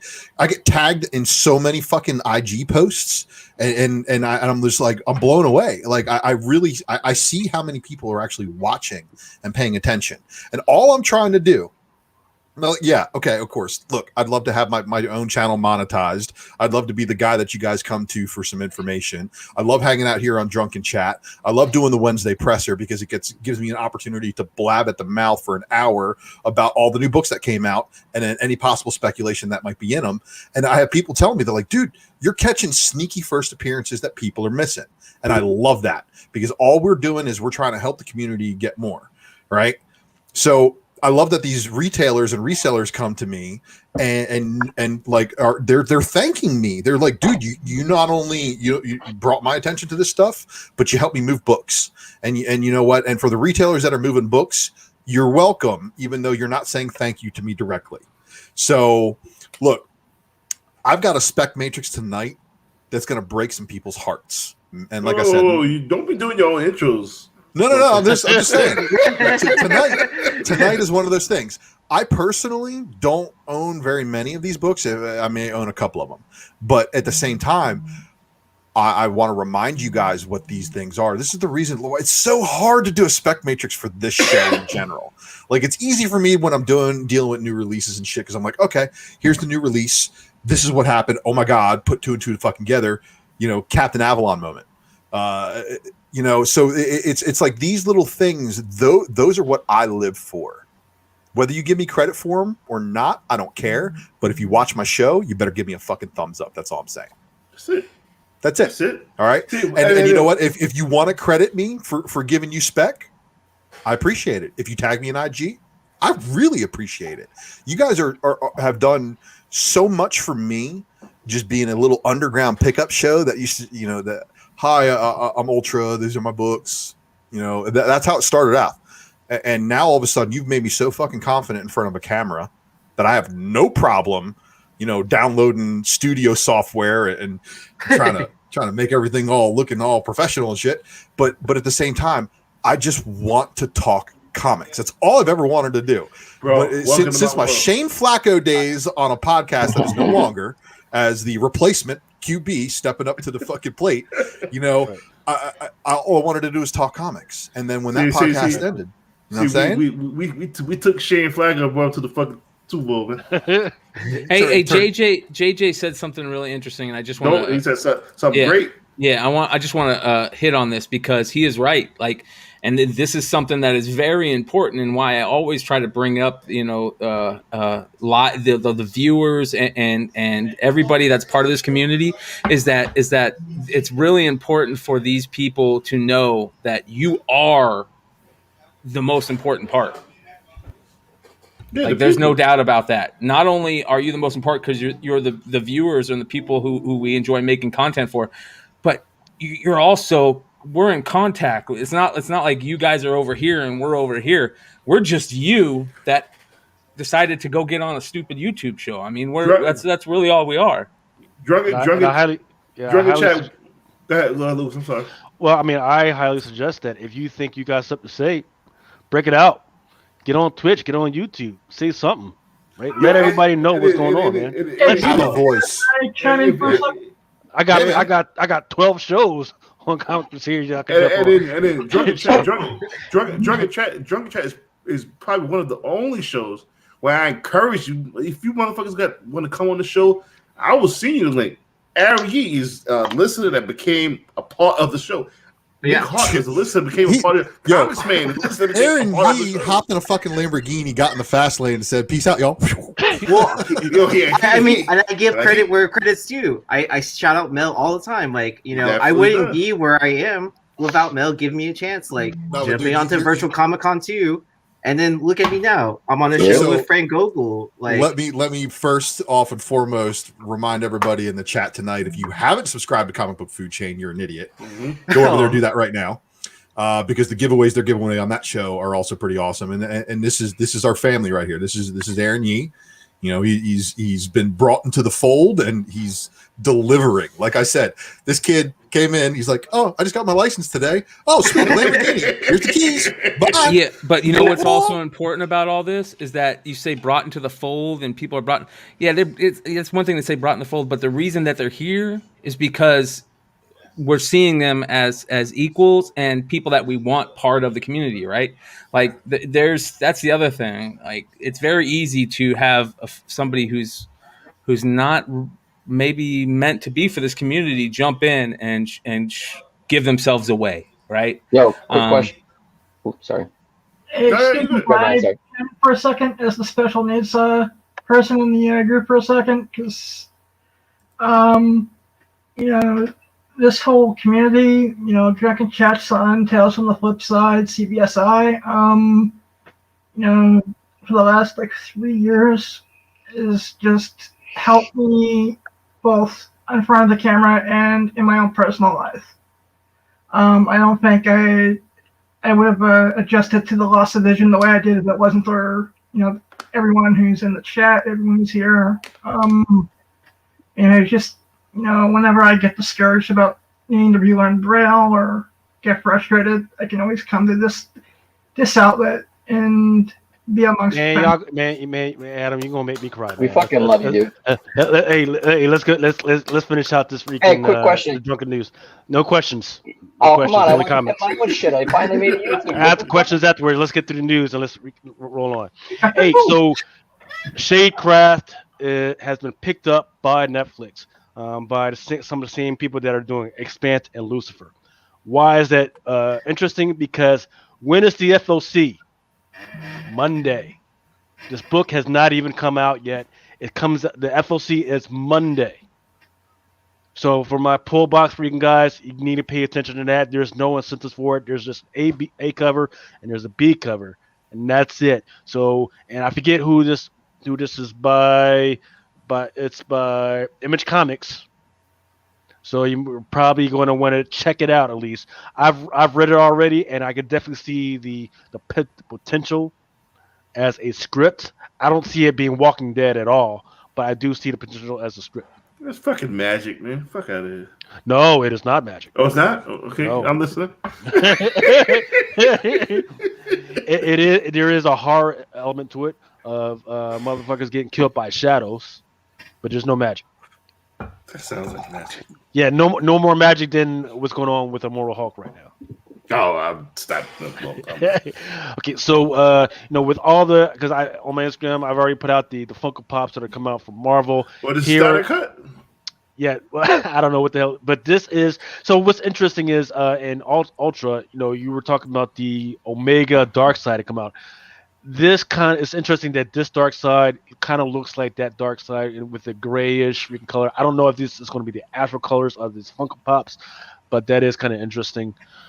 So looks, I don't know who else. Is that the Spectre on the right there? Who's that on the right? It's a new character that didn't make it in the original cut. I forget that's the Martian Manhunter. No, who the fuck is it? Did that shit say it's got to be somebody from Darkseid's planet? Disappointing Justice League Pops? Is that what I just seen up there? Yes, it is. Yes, it is. They can't even get Funko Pops right. That's DC. So, all right. So, moving on. Marvel Studios is supposedly, and this is just rumor, that they are working on a mutant movie called plainly just the mutants. Right. The interesting thing is, so far what I've seen for some of the font, it looks like the font for New Mutants. I don't know what that means. I don't know whether that means that they're trying to, because. So here's the deal with the whole thing with the mutants thing is, and the current X-Men storyline is they don't want anybody to call them X-Men anymore. They just want everybody to call them mutants by the race. So I don't know if that's. Is that you, Hart? I thought it was not mutants. loud as hell. I can hear the pneumonia in your lungs, Nick. God damn. But but yeah, so I don't know if that's what they're going to trigger about, because hey, you've given me the storyline for the last 3 years. That's what they've been working on for this Hokuko thing. It would be interesting if that's the direction they're going to go as far as this whole mutants movie, if this is for real. TikTok star, and I know us older guys, we don't give a fuck about TikTok, but he apparently has landed a comic book series through Marvel. His name is Jason Derulo, and that is kind of fucked up with all the writers out there that are on the grind right now. And this is the motherfucker that lands his comic book series. Yeah, put it right next to the Weekend. Who's the other person I saw that was getting a comic deal? They tweeted at Jason Aaron. I don't know. Hey, so you all remember that Miles Morales beautiful freaking cover where he's dunking and he's got the beautiful freaking kind of Jordan-esque freaking joints. This is by Freaky Comics. This is the most disrespect. Actually, the artist is Mike Mayhew, sold by Freaky Comics. This is the most disrespectful freaking cover of the original, because it misses the whole point of why I like that original cover. Right? It's got the actual cultural feel of being on the streets. What the fuck is this? At least give Venom some sneaks or something, man. Yeah, this is garbage compared to the Miles one. If you would have put sneakers on, I said this in our shit. You would have put some Jordan 6s on them. I'm thinking about buying. Aaron, what did you say? I was joking. It should be some of LeBron's. Just as a funny haha. What Comics Man said, LeBron, he's trying to put your wallet away. No, he should put on some black Nikes, some all black Nikes, some all black Air Forces, or some white ones, all white Jordans. They should have put his nuts a little bit higher, lower. But yeah, this is just kind of corny. Like, go back. it's. I tell you what, I would have loved if they would have had. It's not corny. It's not corny. It is corny. It's fucked up, and I'm kind of pissed off about it. It's nothing compared to the Miles one. His nuts should have been on his back. Well, if you notice, also this one's still available. The Miles one sold out instantly, right? Mm-hmm. I will tell you this: there is a future Miles Morales that's coming out, or maybe it already came out, with Miles Morales playing basketball with Kamala Khan. If this would have been like Kamala Khan doing this, that would have been tight. If your fucking third store variant is fucking null shooting threes, you fuck you. As a staff, regular with as a motherfucking crew. Quickly, so apparently the Snyder Cut has some weird stuff in there. I'm not sure whether they said that this was cut or not, but apparently there is an allusion to the fact that Batman and Lois Lane might have had a baby. So apparently, apparently, I could tell you guys what happened. So they released a picture of storyboards from Snyder, right? And Snyder had planned for the second and third movies a weird triangle, because Superman has been gone and Bruce Wayne hooks up with Lois and they're together. It didn't say anything about a kid, though. I don't remember. And you want to know why? Black Superman is needed. This is why Black Superman is needed. Well, apparently, at some point, Flash, he's been jumping around back in time, and Lois is pregnant.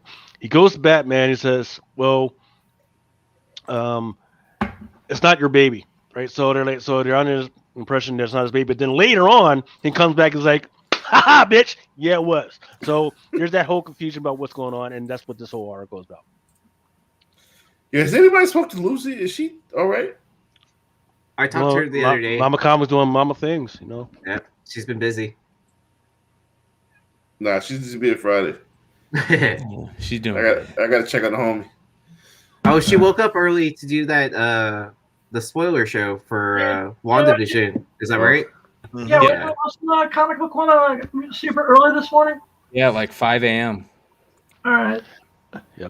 Hey, so I wanted to know what the heck is going on with it. So you got the 3 stores with Midtown and New York. What the fuck is this, Mel? You got another one popped up? Really? Action City Comics, Greenpoint. I don't know how far that is from the other one. We gonna find out next week. Full review on Friday. Yeah. Open up on March 1st and Manhattan Avenue and Greenpoint. So, yep, go ahead. We can check those out. Which game we do support LCS. That's not the hood, but yeah, I mean it's a tough market to open up. So, dude, at least check them out. See what's going on over there, and shout out them for from us in a Drunken Chat, son. If you motherfuckers are not following Wall Street Comics, it's probably if you hate eBay and the selling fees, if you hate eBay and how buying just gets nasty, go to Wall Street Comics. Follow him on IG. And again, I don't get paid nothing for this motherfucker at all. he's just a good He's just a good, cool motherfucker. So I have no problem promoting his shit. So Wall Street Comics on IG, check him out. So once again, another publisher. Cut that bullshit out. It was not one of the worst movies you've seen in a minute. Stop. It was a good, nostalgic movie. Period. Another publisher has left. Well, we're not sure if they've left, but we're sure what the situation is. But Valiant has decided to sign with Simon & Schuster. And that's big because that cuts it to whatever they were sending to Diamond Comics. So far within the last year, within this whole pandemic year, we've had Ahoy Comics, Boom Studios, Inside Editions, Legendary Comics, Oni Press, Source Point, Viz Media, which is big because that's manga. Humanoids, AWA Studios, which is a big one because look, they're going to be having a whole bunch of scripts pretty soon. I guarantee you that. But for Valiant, that's another pretty big publisher that has decided to sign with Simon & Schuster. The issue is that I don't know how that's going to work for those who aren't brick and mortars. So for those who are like me, who are just online only, I don't know how that's going to work and whether Simon & Schuster is going to play with this, but we'll see. But once again, that is another pretty big fish that Diamond has just let go when it comes to exclusivity. Anybody care about Jupiter's Legacy, which is another Miller Ward project? They started to release trailers and photos for that. I liked the series when it came out. I mean, the costumes look great, pretty good. I'm kind of weirded out by the copies and how sharp they are. Like, what the fuck? Miller Ward does it again. Did anybody see this? Has it come out yet? No. No, it's supposed to come out in May 2021. Is anybody begging on Miller? Is anybody begging on this shit like to be great? Yeah, it's gonna be good. It's gonna be awesome. Really? His writing, look, if he's involved with any of his creative properties, it's gonna be good. Are we just not waiting on Nemesis to come out? Or?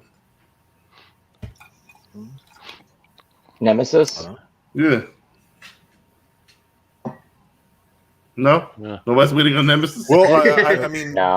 I was just looking at the people who were tied to that project and the actors who are in it, and being like, yeah, that's gonna be a fucking hit, just on the acting chops alone.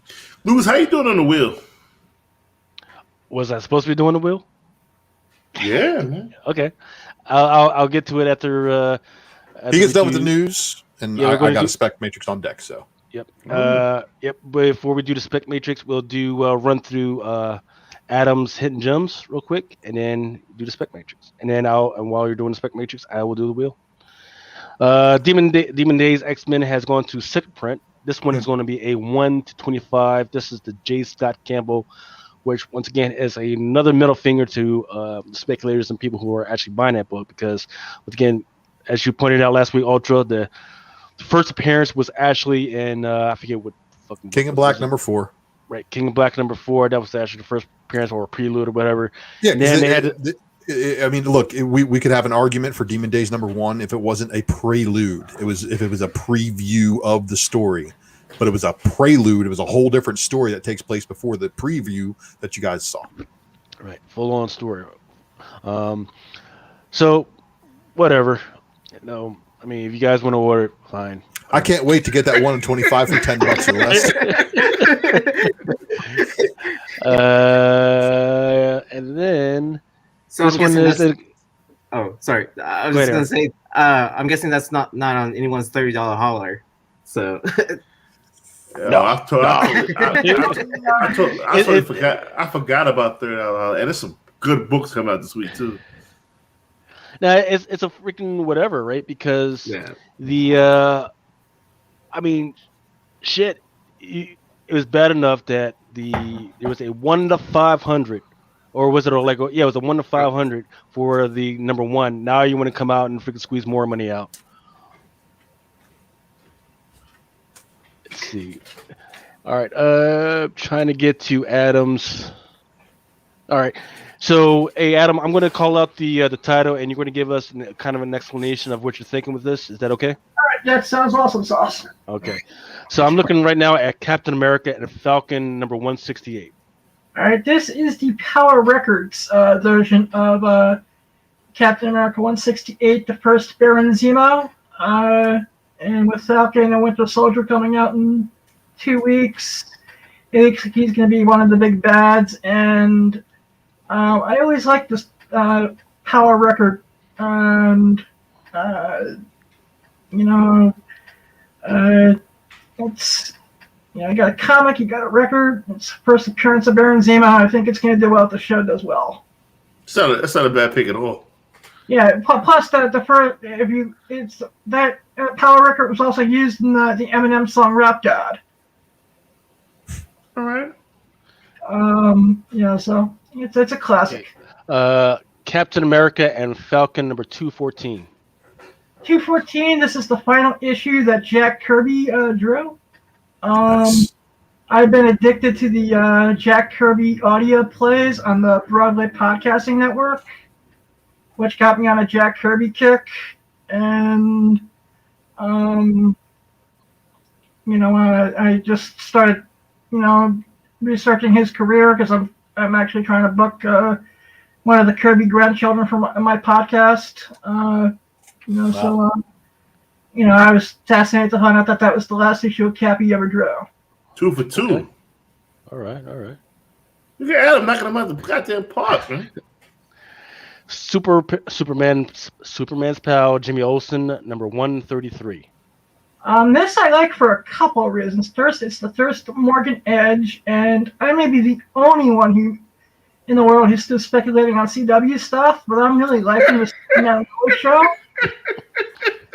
And nobody's speculating on DC stuff, period, right now, Adam.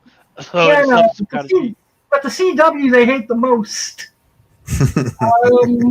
But I'm really digging the Superman on Lois show. I watched it with my dad, and my dad. I heard that was really good though. The Superman Lois show. Yeah, but it got renewed for a second season already. This is also a Jack Kirby drawn Superman book, and it leads into all the Fourth World stuff, and it's a double-sized Bronze Age book, which is always tough and hybrid, but that's my reasoning behind that. All right. Now I got a generic picture of the Incredible Hulk trading card. All right. Basically, since trading cards is like the new crack cocaine of the collectible market, I was looking at older trading cards from the late 70s, early 80s, and I just the Incredible Hulk. The TV show is classic. Great acting by Bixby and Ferrigno. And, I just like these cards. I think they have a chance. If the Star Wars 77 cards can blow up the way they are graded, I think these have a chance. Right. Now, Aaron, you've got a few Marvel comic cards, right? How's the market on those right now? Yeah. So wait, I bought the box of the Marvel Anime Upper Deck 2020 set, which was the Momoko set. And then I actually found another box.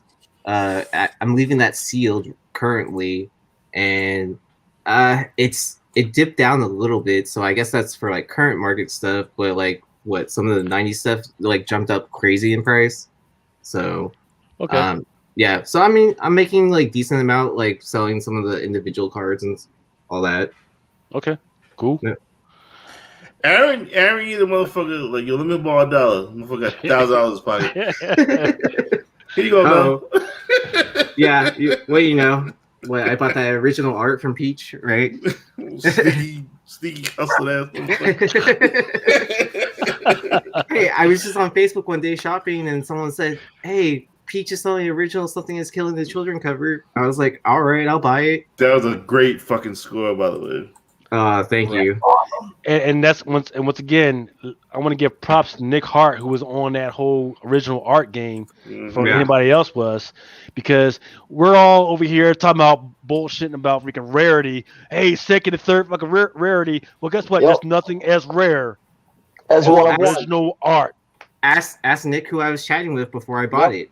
He asked me how much, and I'm like, yeah, what you spent on it was a fair amount. It was actually pretty cheap, I think, even in our like hype. But yeah, like. You can get stuff for original page under 2 Gs. Buy it. Just buy it. There's no question. Aaron, was that the original art she was showing off on Instagram a week or two ago? So this was the original cover for Something Is Killing the Children number 13. So this was probably back in December, like towards New Year's. Yeah, it was towards them when you were asking me. I'm like, I hate you. You got that. All right. So, Adam, cliffhanger number 0. Cliffhanger number 0, I like this because, you know, with all the Battle Chasers hype that went on this week. Yeah, Joe Mad. He said he Battle Chasers is hot again? Yeah.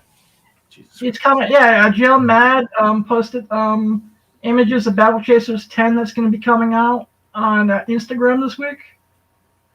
Wow, Battle Chasers. All right. Okay. Cliffhanger 0 as all the preview images of you know, Red Monica and one of the Danger Girls, and whatever it was Crimson was the Ramos book. Right. That was in a Wizard magazine insert. I was not able to figure out what issue of Wizard that was in. You know, but I think Battle Chasers has been cheap for the last 10, 15 years. And if this can come out on time, I can see all Battle Chasers stuff going up again finally. Yep. Great. Now this one is particularly interesting. Archer and Armstrong is it number 0 or was it number 20? It was number 20. Okay, so I fucked up. I got the picture for number 0, but I'll find it. So tell us about Archer and Armstrong, Volume 2, number 20. I watched the Biggie Smalls documentary on Netflix, and I wanted to see if the Biggie was ever in a comic, and that's what came up. Get the fuck out of here. Yeah, it said that Biggie Small and Tupac Shakur were security guards in a hospital in the book. And Biggie was an East Side security guard, and Tupac was a West Side security nurse in this hospital type thing. Shut the fuck up. Archer, what? Archer and Armstrong, number 20. Yep. I just typed in Biggie Small, and it was Biggie Small ever in a comic, and that's what came up. Archer, number 20. You sure? Yep. Fuck it. That's pretty fucking cool. Better be right too. Open this book, motherfucker. I don't see no Biggie Small. I got that Tupac. It's going to be me and you, motherfucker. Let's see. All right, so that is pretty fucking cool. Yeah, I just thought it was cool. It's nothing that's gonna make you rich, but no, it's a Biggie fan. It's just like, you know what? I put that on my wall at conventions. I put it on the wall at my shop just to quote a stacker. Wait, what series? Did I buy the wrong book? It's a 2014. Oh, I bought the wrong book. 2014? Yeah. You should have said that earlier, you motherfuckers. Might have to try to cancel it. Yeah, I'm gonna cancel it because with eBay now I can do shit like that. So Ultra, somebody bought it. You fucking shark motherfuckers. Jesus. All right. Moving on. Jesus Marvel Christ. team up featuring Spider-Man and the Scarlet Witch, number 41. Number 41, and the next book in the slide is going to be for the same reason. When I heard Secret Cameo, when all the Secret Cameo hype for the ending of WandaVision was coming up, I thought they were going to do something Spider-Man related. Because, So this spec no longer applies. Yeah, this really doesn't apply unless, Wanda wound up showing up in Spider-Man 3 and Doctor Strange, because WandaVision was setting up both those movies. Okay. Well, I mean, 2 out of 6. Actually, how many did you have? 1, 2, 3, 4, 5, 6, 7. 2. 6 out of 8 ain't bad, man. Yeah. Because you gave me that stuff like 2 days ago, so not bad at all. Yeah, man. yeah. Like I said, Good at job, that man. point, I wasn't sure how the WandaVision stuff was going to play out, so the Marvel Team Up is still an undervalued book to me. Let me ask you this: Did anybody read Aaron? This is probably a question for you. Okay. And did you read Vision #2, the Tom King series? Maybe Nick Hart. Nick Hart probably would know this too. I didn't read that. Ultra? I did. Oh yeah. That White Vision. He appears in the comic? No, Just on the cover. just on the cover. It was all right. So what that was for that Vision #2, and for all the other books that came out that same month, they had the Marvel 92 variants that were 1 in 20s. Gotcha. Scarlet Witch had the Tom Rainey cover that everybody says she looks like a man. Same 1 in 20 ratio. Dale Keown got to do the art for Vision, and he dropped the White Vision variant. So there's nothing to do with the Vision being white in that series. It is only a cover appearance. So the White Vision is gone, basically, unless they decide to revive him now that they've revived him in this. Or they find a way to give him his coloring back and restore the Mind Stone, however, whatever Wanda is able to do with her chaos magic. Because now, what people don't understand is WandaVision was the Scarlet Witch origin story, and they couldn't do it in a movie. They had to tell it in a series. So every single one of these new Disney Plus stories is an origin story. So get ready. No, I'm not going to drop any spoilers either. Yes, it's fucking 2:00 in the morning on a Saturday. It's been out for almost 24 hours. Let's give them a full 24 hours before we really blow up about it. But Patrick, you. I think you're wild. You're wild. You didn't see the episode. It was awesome sauce. White Vision is just good for one episode. Maybe. No. No, he could come back. I don't. Maybe I'm crazy, but you have to bring Vision back in some way, shape, or form. And they did it. They brought him back in Vision, shape, and form. What the fuck are people missing? This is not the body, last time mind, and spirit, right? Bro, he can't. He's like, yo, you know what? You're right. I got your memories. I'm out. I'm gonna explore the world. And this is where he starts to build his own family. See, we here. And I will give people so you know me, I'm a bargain shopper, right? We've all got our little honey spots, right? There is a Goodwill, right? Goodwill, they do good stuff. They sell stuff for people, right? And a lot of people don't know that they also sell comic books. There is a listing right now for Vision #1, and I'm talking about the one that is the first appearance of Vision. That's on there right now. If y'all can find it. Give me a link before you give these motherfuckers. I'm fucking around. And I'm not just talking about. They've got both the regular cover and the high incentive variant as well. Yeah, but if they have the 1 in 25, I mean, if it's like not overly priced, that book's going to come down because now, and I want to remind everybody what happens is now that we've made it through the Vision storyline and the WandaVision storyline, expect to be a little bit of a lull. Because the money's been made, and again, you sell on news. If you guys are flipping books to flip books for money, you should have sold on the news of White Vision. You should have sold on the news of Scarlet Witch. You should turn a profit and not look back. Don't be mad if you didn't hold long enough and didn't get that big money. Because there's people out there who are spending stupid money on this stuff, and I'm not even sure some of those sales are legit. Time out. What? This Dale Keown variant. Yeah. If you look at the middle of his fucking head, he has that stone. That stone was not apparent in the West Coast Avengers book. Is this the only other cover that White Vision appears in? Dude, no. Vision had a stone on his head no matter which incarnation he was. So not like this. Look, it's just a design, dude. That's all. And again, the Mind Stone in the MCU is not even the same thing as it is in the Marvel Comics universe. It ain't got nothing to do with Vision. No, but again, look at the Dale Keown variant. Yeah, but Mel, hear me out. There's nothing in that picture or that series that has anything to do with MCU version of Vision. Could this be? That's me playing devil. This is me playing devil because I have the book. Let's just call it what it is. The Dale Keown version is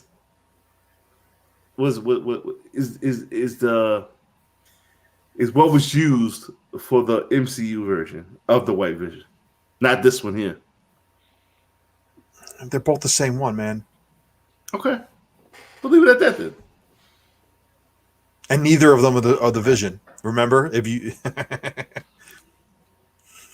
but he's Vision now. I watched that scene twice, man. That was for everybody who hasn't seen it yet. There's a scene that you should probably watch a bunch of times. He was like, yo, I'm here to kill Vision. He's like, motherfucker, I ain't Vision. I'm like, I'm a replica of Vision. The real Vision dead. I'm just a man sitting next to the man. You want to be the man? Here, you the man now. That White Vision's the man. Do I got that wrong? That analogy is completely wrong? I don't think so. I think this ship sailed. But again, it's going to be people are going to have that money memory on it. And they're going to be like, "Oh, I want this much for the book," and that's right. They're going to want it, but they're stupid, and they're going to be stupid because. And I hate once again, going along with Brian. What Brian said earlier, I hate to insult people, right? But if you've read the comics, you understand this is where they part ways, right? Wanda's not going to get back with Vision right now. She's going to start sauntering toward Wonder Man right now, or some other MCU character, but she doesn't get back with Vision now. Vision goes off and does this other thing and builds his own family. Yeah. I've been on that way. And he's going and he eventually builds Vision. Well, he's not going to do that until he gets a little colorized again, so everybody can relax on that. Because again, what are they going to do? They're going to make a white Vision and a Val Vision and his wife too. No. Not gonna do that. He gets that White Vision mix of the all white family. Then he's like, yo, I want to be like this other Vision motherfucker had a family, so I'm colorizing myself and colorizing my whole people. No, man. No. What will eventually happen is this Vision, if they do decide to play that out, the only way that they can do it, honestly, is Wanda's going to be full on blown Scarlet Witch. No, we're not going to talk about that, man. We're going to let some people experience that pain in full. People who haven't been spoiled. That was ridiculous. I'm going to get in the Spec Matrix. You guys keep pushing off the Spec Matrix back further and further. Yeah, you're right. Yo, all right. So it's time. It's one of those things where the only end game that they possibly can have is to give Vision back his coloring somehow or design somehow, and eventually become the dad that we see in the Vision series. If they want to give us that, but is it going to be Vision? What book is that, Lucas? What's this one? Talking about this one? Yeah. This one says. Oh, sorry to be a spectator and whatever. I don't care. And I gotta do some research to figure out where it's at, but I mean, But remember, this is a pretty big thing that did happen right before she goes off with Wonder Man. Yeah, exactly. You're gonna want to get Wonder Man shit. Wonder Man fucked the shit out of fucking Wanda for like 4 years. Made her move to West Coast. Right. I mean, and we know that Wonder Man is a thing because there is actually in one of the what do you call it the pre things, right, where they're rolling the credits, and I'm talking about the dun dun dun dun dun. In the beginning, they had the Reaper helmet in the floorboard, and also Nathan Fillion was casted as Wonder Man in Guardians of the Galaxy 2, but was cut. Yep. So we definitely know he's a thing inside the MCU right now. Yeah. Ask to cancel order. Reasons for canceling. Blind Adam, wrong, Marshall Armstrong. Actually, I thought I was digitally impaired. We'll check to see if the order get canceled. Yeah, I'm gonna send it back because at eBay 30-day return. All right, listen. Now, okay, Hawkeye fucks a New Avengers 26. Yeah. Yeah. All right. Yeah, you're right. Maybe. All right, so listen. Can we do this, Lucas? Or you playing around one? No. I think it's time for that. It's that time, man. Let them loose. Let them loose. The dogs have been waiting. The dogs, the sharks, the whole kind of bloodthirsty animals have been waiting for about an hour and a half. We have been sitting on 111. Now you guys have entered heaven of his hell for your wallet. This is it. I now present Ultra Maximus. Credit cards. Hey. With the Spec Matrix. Ultra, let's go. Don't be interrupted about Jimmy Buffett shit. I can't control it. Somebody full screen me. Yeah, full screen. Got you. I have no power here. See, you guys can go to hell, but take your wallet with you and buy some Jen Bartel. Man, why you gotta give it? I didn't even tell him what it is yet, man. What you doing? They don't know. They're half drunk, man. They're trying to like me right now. You guys stressing me. I had this whole thing all planned out. So look, everybody, welcome to the Spec Matrix. You all know this Raw Report is brought to you in part by Ultra Maximus, dropping this variant edition over here on It's Drunken Chat Son every Friday. If you're not subscribed up to this channel, please do so right now. If you haven't liked this video, please do so right now. Yeah. But I also want to remind you all that I just actually passed 400 subscribers. So I want to thank you all for subscribing over to my personal channel. What happens when you reach 1,000? When I get 1,000, that's when you start giving away a drunken box again. And you know what? I'm actually going to make this announcement right here. I got an announcement. I'm starting a box, and the first book going in my box. Ooh! So that's going to be the first book that goes into the Ultra box, and the Ultra box is going to get given away to one very lucky person once I hit 1,000 subscribers. So the drunken box and the Ultra. So it's 2 boxes going on. Well, if they're going to get me to 1,000, or do we combine boxes? I don't do. We can do different boxes. We can combine the boxes. We can work it out. But whatever happens from here on forward, like I'm saying, I'm like 400 and something subscribers. As I approach 1,000, I'm going to add books to the stack, and that stack will be given away after I breach that 1,000 mark. That's exactly what I did here. Hey, y'all ready? Because that's a John Tyler Christopher, and this is just so you all know, I'm not switching it up on you. This is number 2961 of 3,000. That one's going in the box. And Nick Hall will be giving away the D23 white, black and white. Fuck you. All right, but you know what? Thank you all for subscribing to my channel. Make sure you also give me a follow over there on IG, as well as Facebook and Twitter. If you really want to scream at me, that's the best way to do so. This Ultra Maximus Speculation Matrix is, of course, here to break your will and your wallet. And if you didn't catch what Drunk Mel said, oh boy, have I got one for you tonight. And you know what? I'm probably missing some. And I'm just going to be honest with you guys.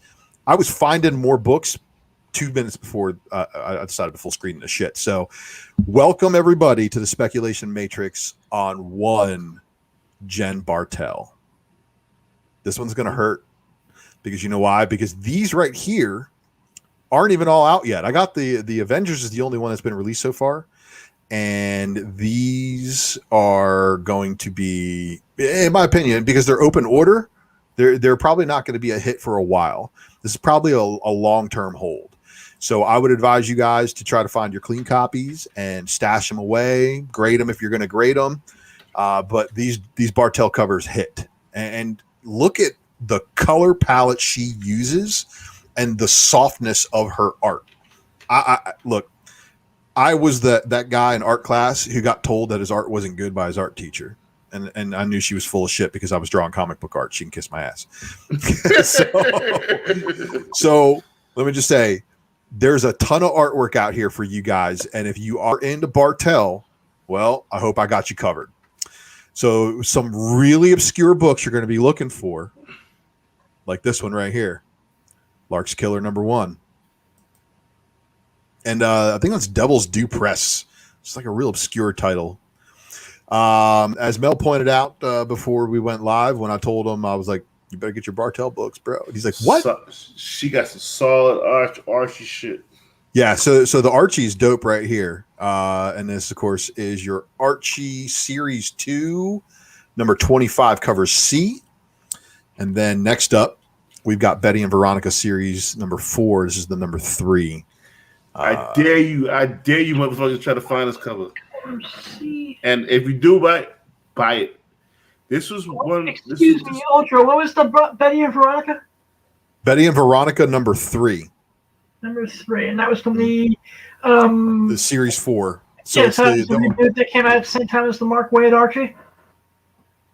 Dude, I don't know if it came out the same time as the Mark Waid Archie. All I know is it's Archie Forever, Betty and Veronica, Volume 4, number 3. So it's the one after when they did the relaunch with Adam Hughes doing the covers. Yeah, that's yep, cool. that's that volume. These were not on shelves at all. Nope, because it took months for them to come out. You know what I mean, and that was a problem. So Archie number 701, cover B, is also a Bartel. Riverdale. This cover just looks like Riverdale never played a black high school. And then we've got Harley and Ivy Meet Betty and Veronica number 5, which has got Harley and Ivy got their grips on old Archie boy there. Josie and the Pussycats number 7. Yep, I remember this. All right, so that's it for that little thing there. So here's kind of a tough one. Adventure Time Comics number 15, 1 in 10. Yeah, BMO. Wow. I like that. Adventure Time 2016 Spooktacular. That's your regular cover. Gunty. Steven Universe, Volume 2, number 25, the cover C variant.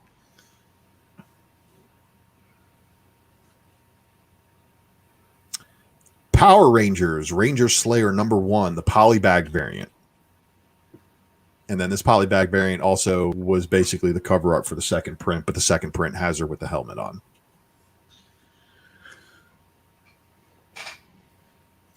Lumberjanes number 28, and it's a 1 in 20 Virgin incentive cover.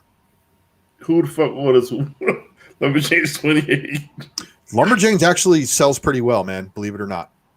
Or it did sell pretty well. I don't think it's even going right now. They ordered 28 copies. I like this cover.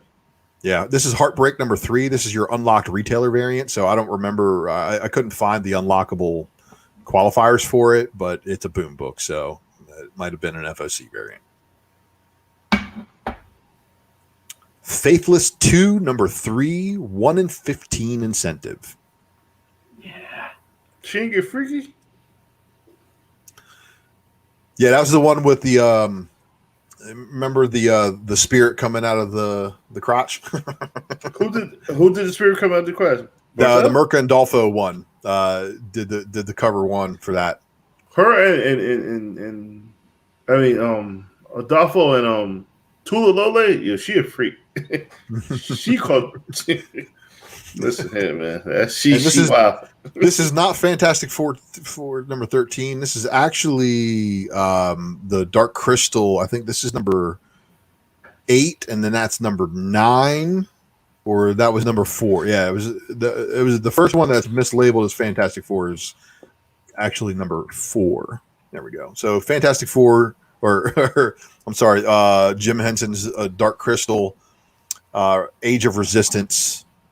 You have 4, 8, and 9, and they all have a black and white variant to accompany the color. The Dark Crystal, some pretty hardcore stuff. Mm-hmm. And then Buffy the Vampire Slayer, she actually did the A covers for all of the Willow stories. So there's your Willow 1, had a 1 in 10 black and white, and then that is not Hulk 22. What the hell, man? I don't know if it's my copy and pasting skills is fucking up here. But that's Willow number 2. And then here's your Willow number 2, 1 in 10. And then your Willow number 3, 1 in 10, black and white Virgin. Pretty damn good. Your number 4. And your number 5. And number 5 variant. She also did 7 Secrets number 6, cover A.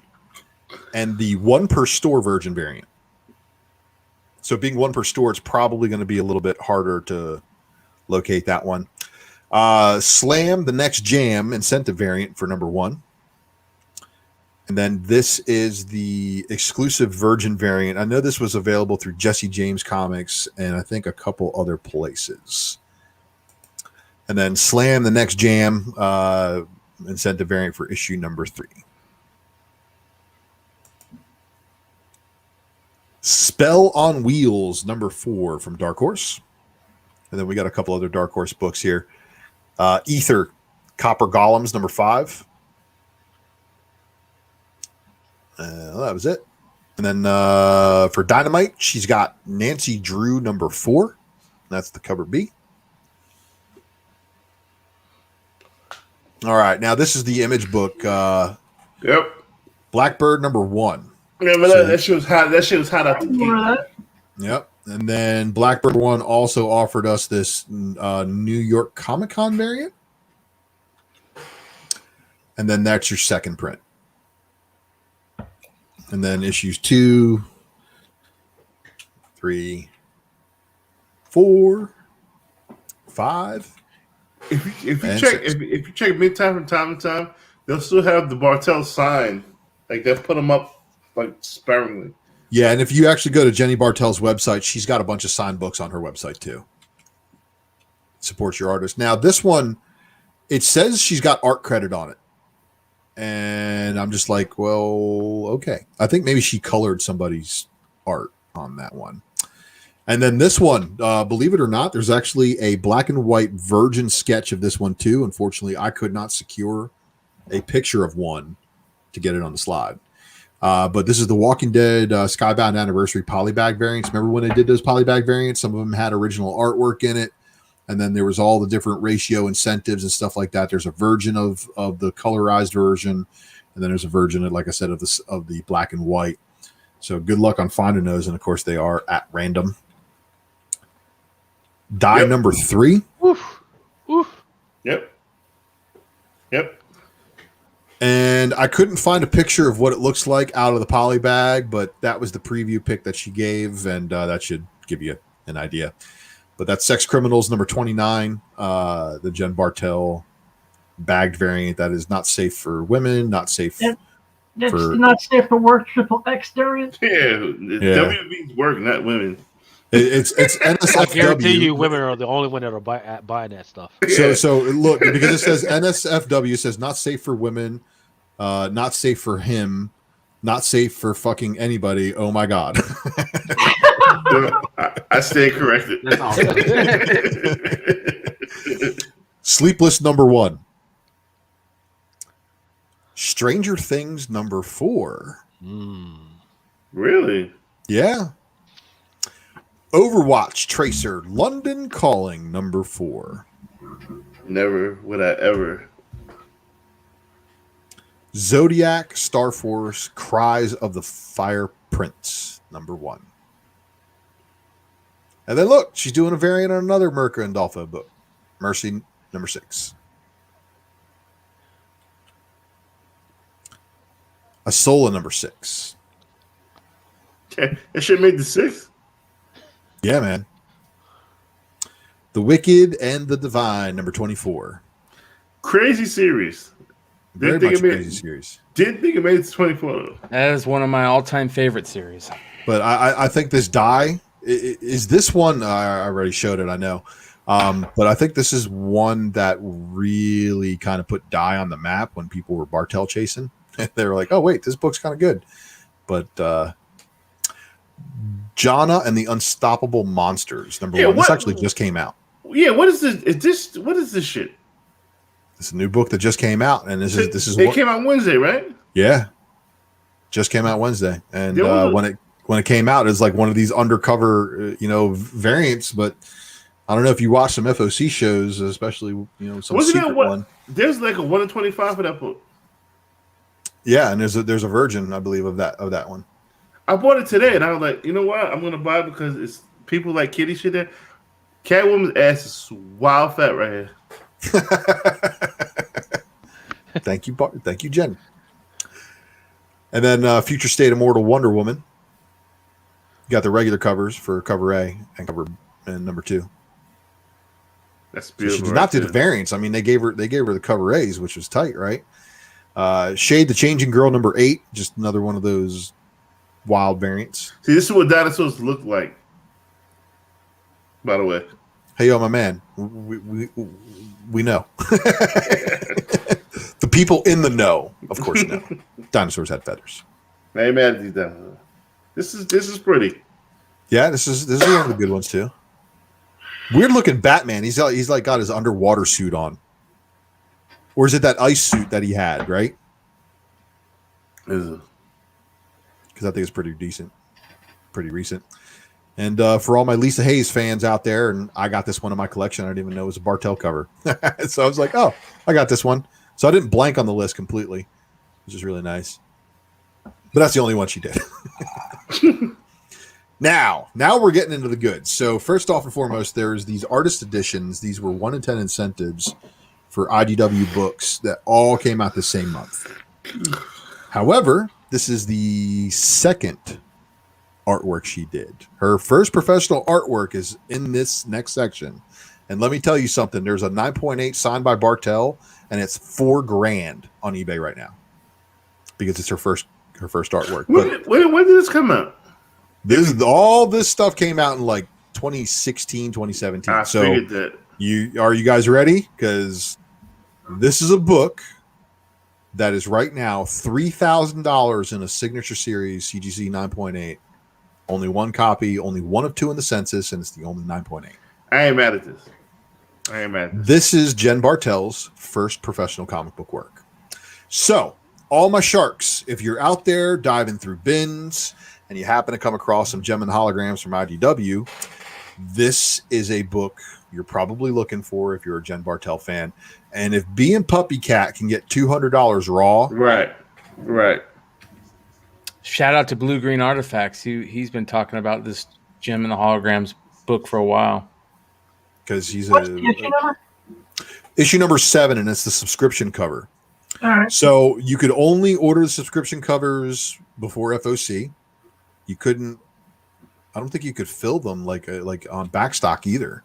So it's one of those things. How many people do you know that were subscribed to Jim and Hologram? Right. So this book is one of those books that exists in some girl's collection somewhere far away. I don't think it's a girl. I don't think it's a girl.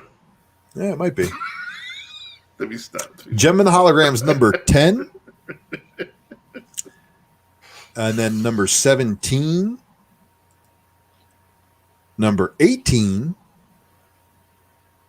Number 24.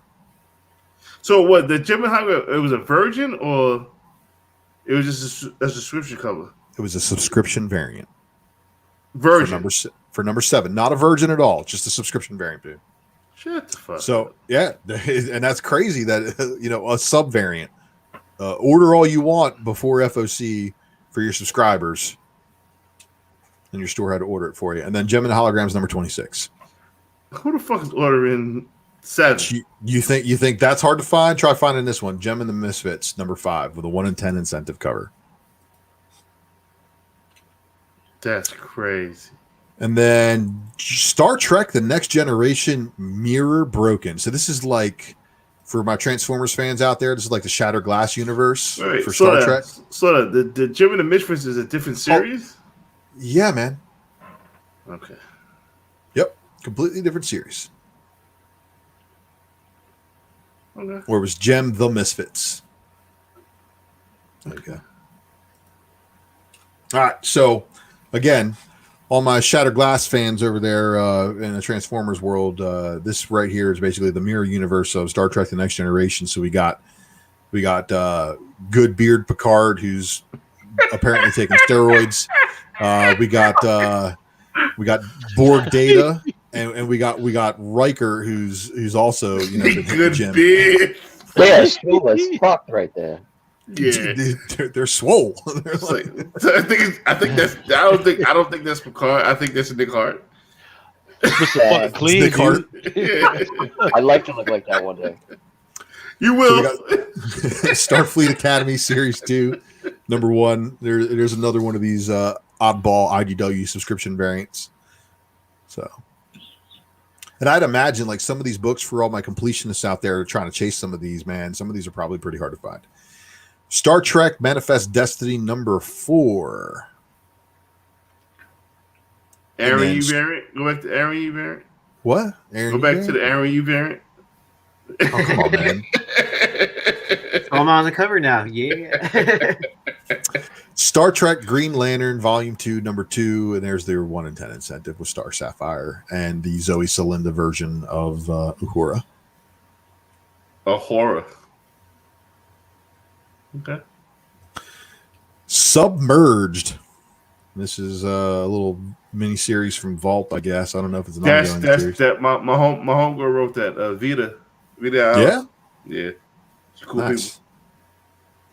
people. Well, here's issues 1, 2, 3, and 4 for that. Heathen number 1, second print. Yep. Heathen number 2, second print. This is where I found out about Bartel was Heathen. Heathen number 3, second print. Good luck finding those. I flipped those Heathens a long time ago, man. I sure did too. And this is not Daredevil number 9 by Dave Johnson. This is the Harcourt Legacy. I don't know what the fuck is that? That's just some random Action Lab book she did. And then we got some Valiant here. This is the Live Wire number 9, the pre-order variant. So what issue was that Misfits cover? Number 5. Huh? The Gem and the Misfits? What was that? I'm sorry. Gem and the Misfits number 5, man. Right, I'm like, what are you talking about? My bad. Nah, because I'm finding all these books now. Oh, you're buying? Oh, damn. My bad. Yeah, motherfuckers ain't gonna catch me like I did last week, you motherfuckers. Well, I don't have that. All right, so we got Livewire, we got Punk Mambo. Here's an exclusive, but it's not a regular release. And then Faith number 7, cover A. Mm-hmm. And then Faith number 12's cover B. And then War Mother number 1, 1 and 10 incentive. All right, we're in the home stretch, everybody. We're in the Marvel stuff. So top 10? No, there's no top 10. I didn't do a Spec Matrix 10. I just delivered the goods tonight. So as I send it home, don't forget to like and subscribe to this video, and make sure you leave us a comment below. Let me know in the comments what artist you'd like to see me do a Spec Matrix on. Think you're missing some books on an artist you like? Hit me up. Let me know if I can do some research and present some data. Yeah. So these right here are going to be the killers, because these right here have a $8.99 cover price or $7.99 cover price. I know it's up there, but who's ordering 50 copies to get themselves a 1 in 50 incentive? Nah. Banger. That's a banger, dude. Oh, the Bartels? Oh, yeah. And there's a 1 in 50 incentive on that one, too. So I was about to say, wasn't there like a version? Yeah. So every one of these Marvel Tales is an oversized book. It's a reprint of a bunch of stories related to the characters. Disgustingly spine ripped. Every last one of them. The fucking Venom. This shit here. The book was so thick it split the spine. Yeah. So that's what they started doing. I don't know about this because I don't pick up Fantastic Four. You might as well put Fantastic Four in the DC section. I ain't picking that shit. Well, there's a 1 in 50 virgin for that one too. I would give a fuck if it's fucking 1 in 3,000,007. I never seen this before. You've seen this before. Yeah. Not the Black Panther. You haven't seen this? Nope. Okay. Well, there's a 1 in 50 incentive for that one out there too. Hold on. I'm too slow. I'm pretty sure you fucking shark motherfuckers. Marvel. Dad, keep going. I know the secret now. I say to keep going. People got short attention, man. No, I hate losing my train of thought while I'm trying to back up for everybody trying to buy books. Fuck that. Keep going. Okay. Marvel Tales featuring X-Men number 1, and this one 135. Man, goddamn. I told you, bro. These are gonna hurt because these 1 in 50s on these books are books that have a $7.99 cover price. Remember that Marvel Tales? No, I'm still trying to pay for the Milo Manera shit. Well, there's this Bartel 1 in 50 virgin variant that I'm after, and I think the cheapest one I saw was like $75. So I'll be holding off until maybe later, and then by later they'll probably all be gone. Marvel Tales featuring the Hulk number 1, and then of course your 1 in 50 virgin incentive. Marvel Tales Captain America number 1. Nah. 1 in 50 virgin incentive. Yo, you keep going like this, her Jim the Hologram shit is better than all this Marvel shit, to be honest with you. Yeah, well, I mean, we're at the end of the list, though. I mean, I assembled everything that I could find. Marvel Tales featuring Spider-Man number 1. And what is Jess talking about? What the hell? Wow. Yeah. What in the fuck? Damn. She just putting his business all out there. God damn. Hey, listen. You're still in chat, son. Let's see. Marvel Tales featuring Iron Man number 1. And this is a really good Iron Man cover. And I actually would be interested to know if my boy Newbie Comics actually has this. Okay. He's like the Canadian Tony Stark. You know that, right? He's Doctor. This I seen. This I wanted, and this I never got. Yeah, because the regular cover is easily attainable. It's just 150. That's the problem. Can we get this in real? That's sexy. Yeah, it is. But you also know it's got the gauntlet on the wrong hand. It's only happened on a few covers. He spliced reality to put it on the other end. That's what happened. It's a mirror selfie. That kind of fucks it up for me. Well, don't look at Thanos 13's 1 in 25 then. So, Mighty Thor, and this is the Golden Arm, Golden Hammer Thor. No, fuck you. I'm going to get the 13 125.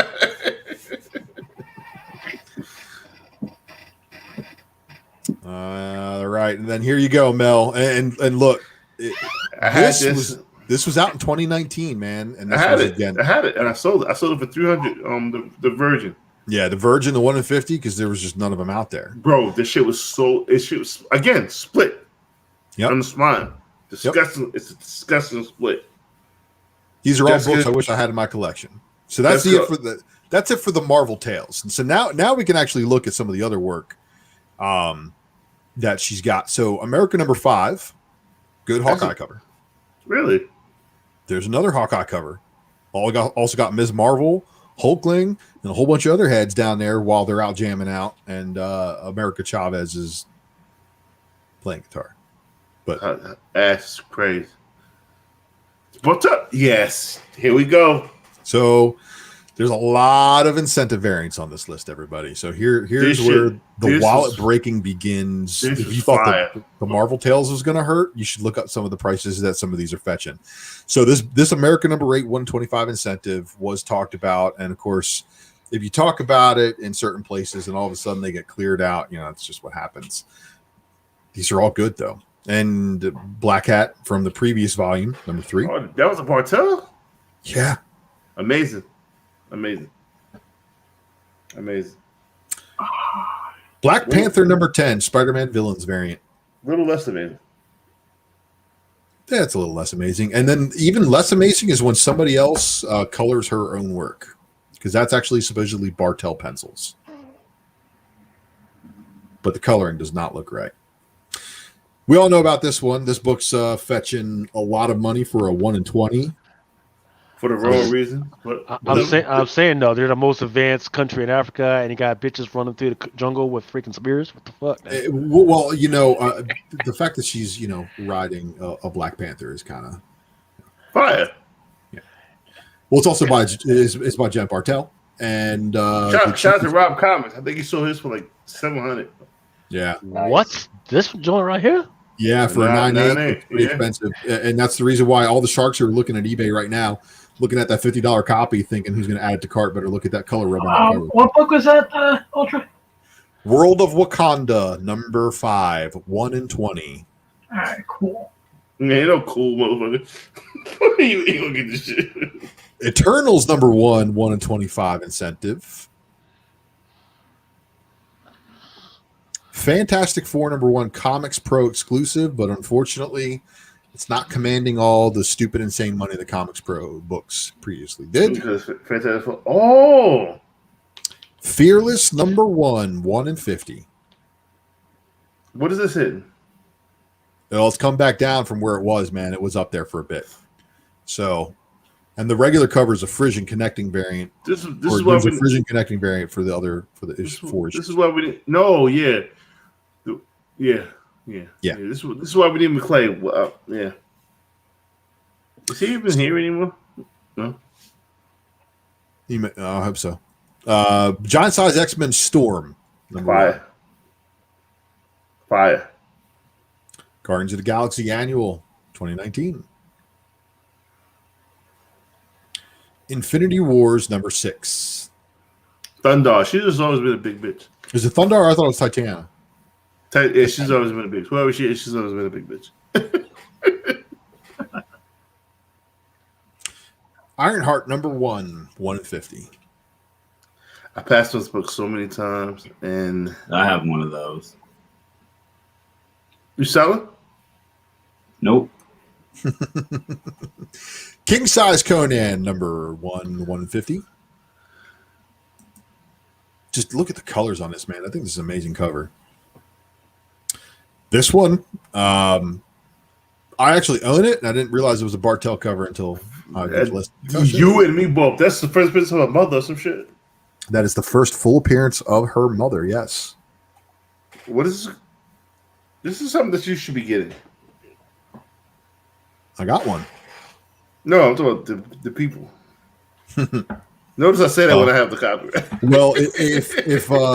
if they reveal that the chick who played the Supreme Intelligence in the first movie was actually her mother, which is where I think they were going, I think they'll have Glenn Close show up as Marielle, which would be pretty sick.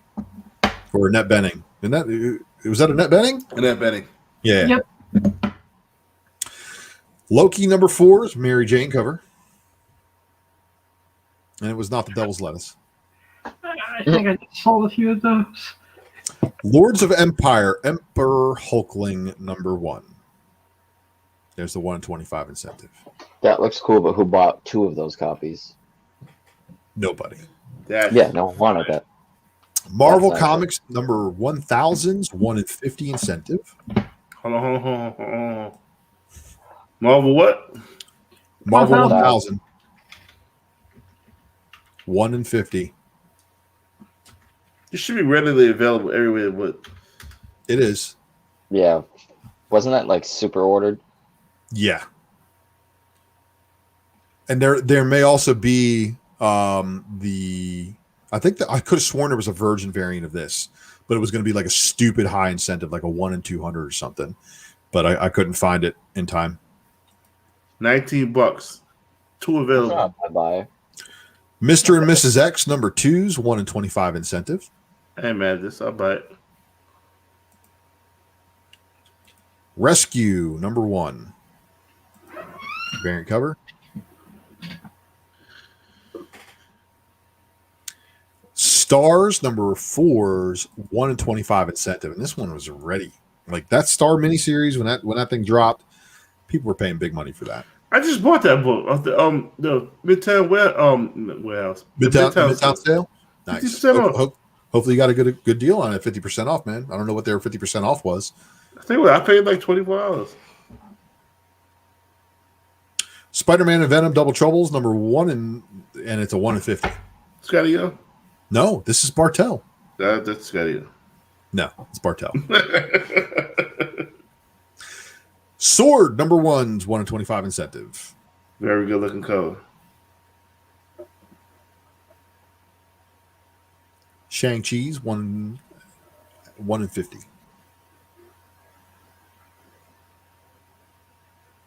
And these regular covers are all tight, but I don't think this miniseries got any love. But she did all the A covers for Nebula. So we got Nebula number 1, number 2, number 3. This one's a dope Thanos cover, if you ask me. Oh, absolutely. And then number 5. Ooh, I know a store that has these. I need to go pick them up. Order canceled. You receive a full refund. Hey, buy that. You're safe. Who canceled your order? No, I canceled it. You gave my money back right away. Thor number 1 open order variant. And this is from the new volume of Thor. Yes, Storm is a beast. Well, she's a goddess. I mean, can you blame her? This is anyway, amazing. Thanos number 2's, yeah, and this is an open order variant. Wait, go back 2 seconds. Just look at, his daughter. He kidnapped and turned her into a killer, just sitting on top of the throne. That's a fucking that is prime work right there. That whole Thanos series where he talks about, his relationship with Gamora, I think is going to be explored more once the MCU, stuff kicks back off. And I want to remind everybody, Thanos is an Eternal. Yep. He ain't coming back. He's coming back. Yeah, He's coming back. He's definitely coming back. Josh Brolin's got too much contract and not enough cable. Anyway, Star Wars Volume 3, number 1, this 1 in 50 incentive of Leia. Subtle. You see the subtleness that I'm talking about? It's subtle, yeah. Yeah, but it's good. And then Star Wars Age of Rebellion Special, the Greatest Moments variant. Oh, that's fire. That's fire. And we all know about this one. Star Wars Dr. Aphra's number 6, 125 incentive. Did that come down to price yet? I don't think so. Still killing over $1, I'm sure. And then actually 2 issues later, the previous volume in Dr. Aphra for issue number 8, they did the 40th anniversary Star Wars variants, and some of these were percentile qualifiers. I remember everybody was looking for them shits. Dude, and some of the earlier ones, because of how hard the qualifiers were, they weren't able to get them. Yep. And then X23, number 1, the 1 in 25 incentive. Journey into Mystery from War of the Realms, number 4.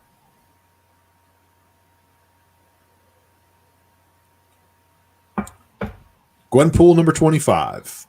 Now, I want this cover so bad. Dude, I don't know what the hell happened because I bought one for $12, and then the next sale immediately after that was like $90. You know what the fuck happened?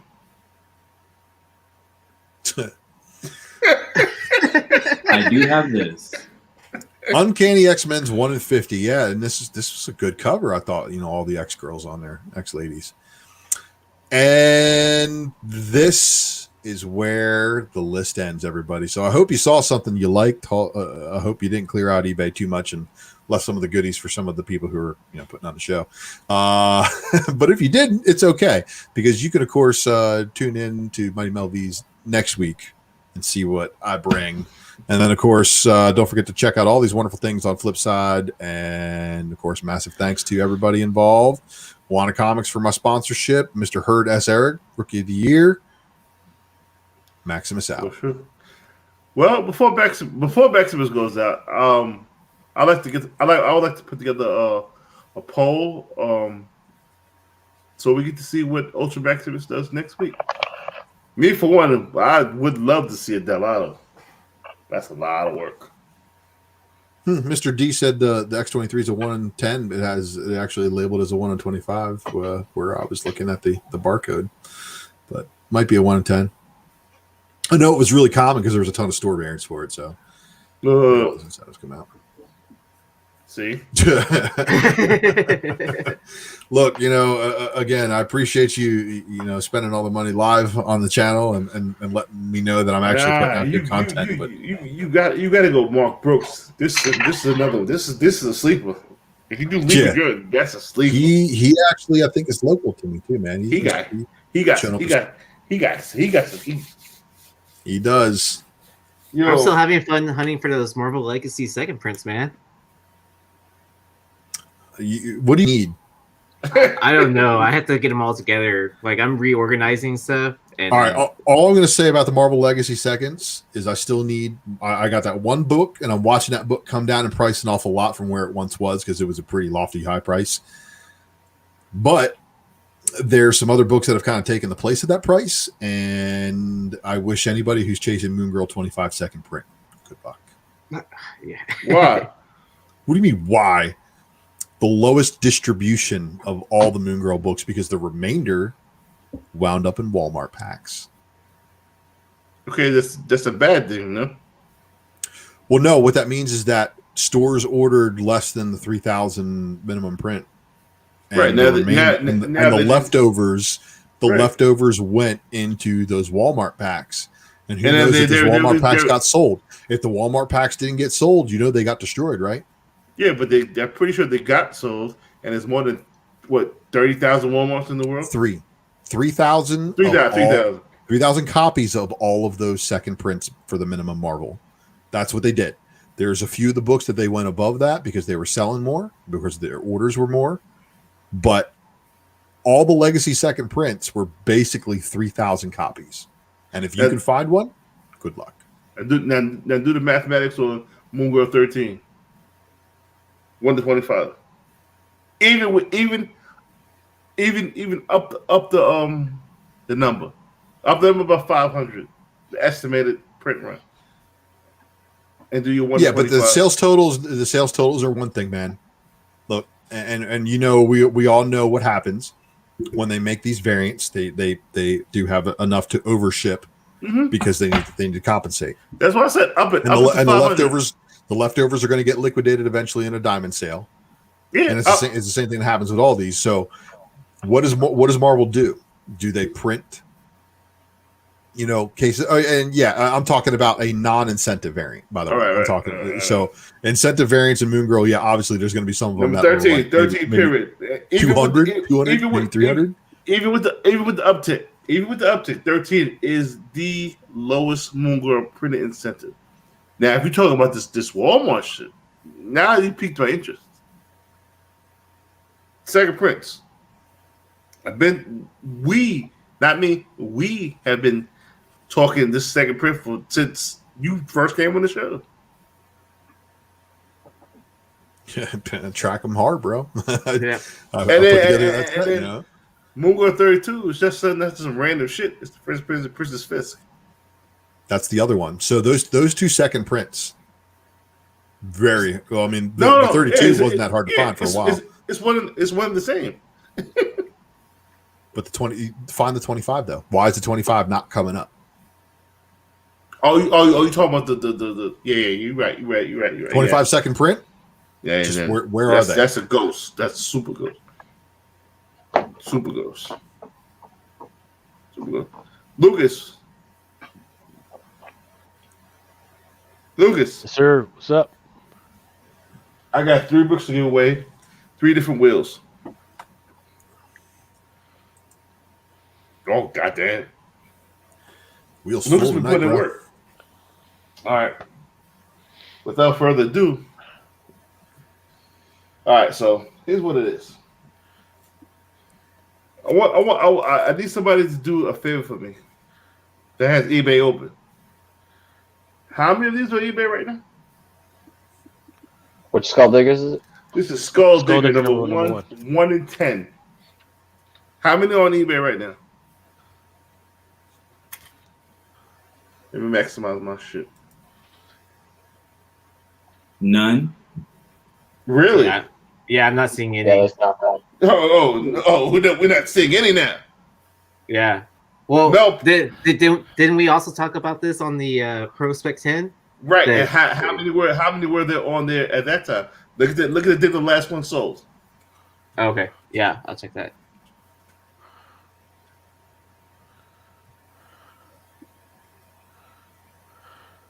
And we I'm still not seeing any. Okay. I see one. I found one March 2nd. One was sold on March 2nd.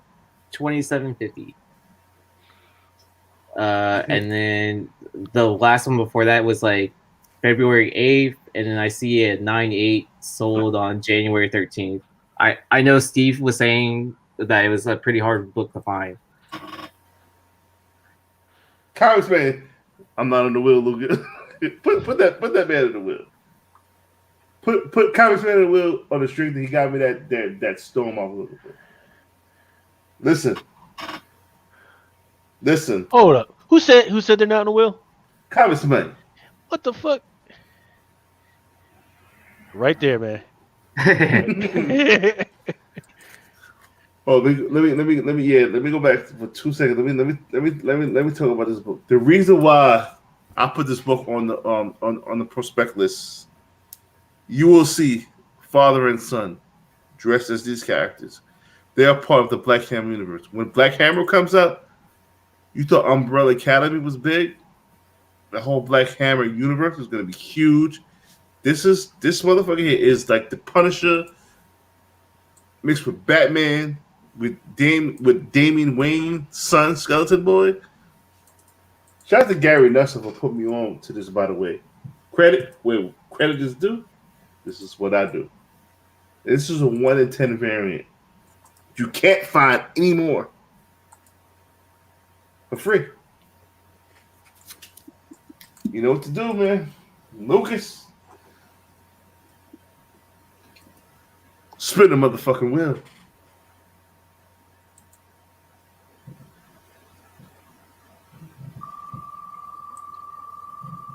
Email me. If you don't email me your address and name, it's drunkenchatson@gmail.com. I will not know that you won because I'm not going to remember this shit.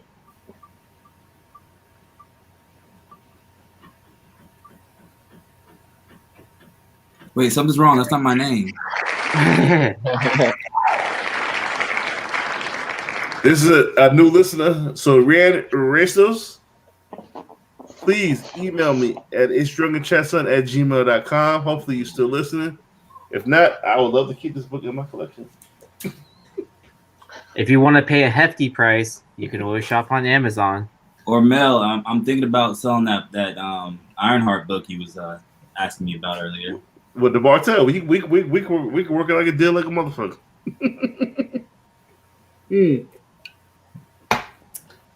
Number 2. So the thing is, the thing is about It's Drunken Chat, son, right? A lot of shows they get accused of pump and dump, blah blah blah blah blah blah, all the crybaby bullshit. Here on Drunken Chat, son, if I talk about a book, if I personally talk about a book on my IG anywhere, here, I make sure a fan gets one of the copies for free. I've been talking about this book, bro. The Barbershop Variant. Hint 50, hint 60. How many you got? One. Enough to feed a small village, man. Because I believe in my spec. I know what I'm doing. I've been in this game for years. No, I'm asking for a reason. Selfishly. Yeah, I've been in this game for years. I know what I'm doing. You know what you're doing. You buy these black characters. You know what you're doing, Congressman. That's why you on the show. You feel what I'm saying? Congressman is on the show. That still freeze right now too. How many you got? None. No. I don't have none. That's why I'm asking you how many. Oh, you don't have none, man. Listen, we can work. We can put together some shit because I need that Bartel. But again, I told you, dude, long time ago. I said, cop this joint. It's gonna be fire. And guess what? Fire. Lucas, a lot of people coming in now. Billy Basson. Hey, then they better not be mad that I fuck up the name because I'm drunk as fuck right now. I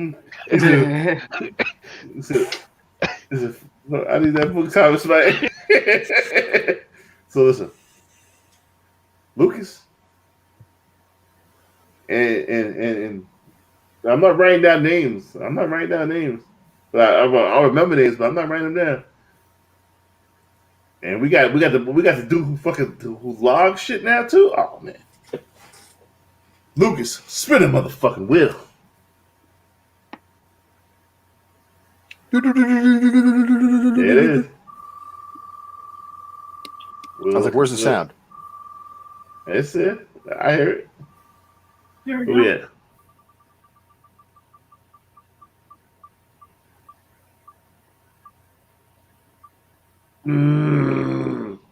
They hear new listener. City Comics. Sin City Comics. If you're a store, please. I hope you win if you're a store. Cause you know the dreams come true. $60 book. Email me. It's drunkenchatson@gmail.com.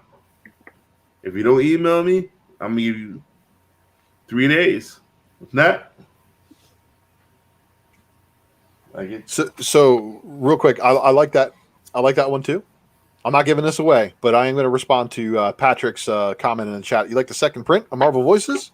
Oh, you mean this low-key Miles cover that I had to pair with this Miles cover to make sure I got the set together, because I I'm all about putting those sets together. But yes, that's that Marvel Voices later printing that happened after printing resumed and sales resumed in October is very underordered. It also has an additional content in it not offered in the printing that Mel has with the Steel Freeze variant. So, hedge your bets. Get them all. There you go. Well, I've been talking about this book, and I've heard rumors. Hey, Mel is trying to pop it up. This book, he's popping it up. Shut the fuck up.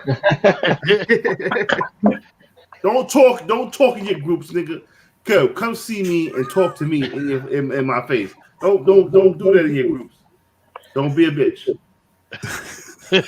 Don't be no bitch. Don't be a bitch. Man, this book. Well, yeah, this is the book, man. It's probably I'm going to give it to you for free. If you talk about a book, make sure you give it out for free because none of your motherfuckers is doing it.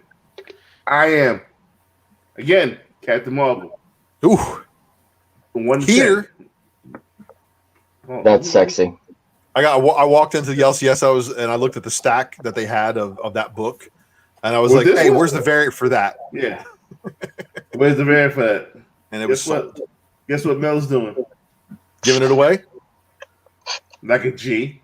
But you know what? But you know what? All the fucking people would be like, oh. I spoke about this book before Mel did, before Drunken Chat did. Mel's pumping dumb in this book. But none of y'all niggas is giving it away. I am. We have venomized Mel tonight, everybody. Yeah, I'm saying Mel has reached critical mass and gone full venomized. I think we're getting venomized, Mel.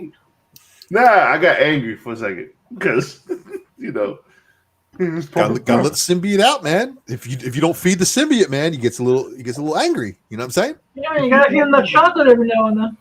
Look, what Billy said? I think you had one too many. No, Billy. You know what this is, Billy? Alright, if people want to see Pump and Dump, I'm gonna make a movie and call it Pump and Dump, and then we'll show them what Pump and Dump is really all about. Bro, Yeah. listen, spin that motherfucker wheel.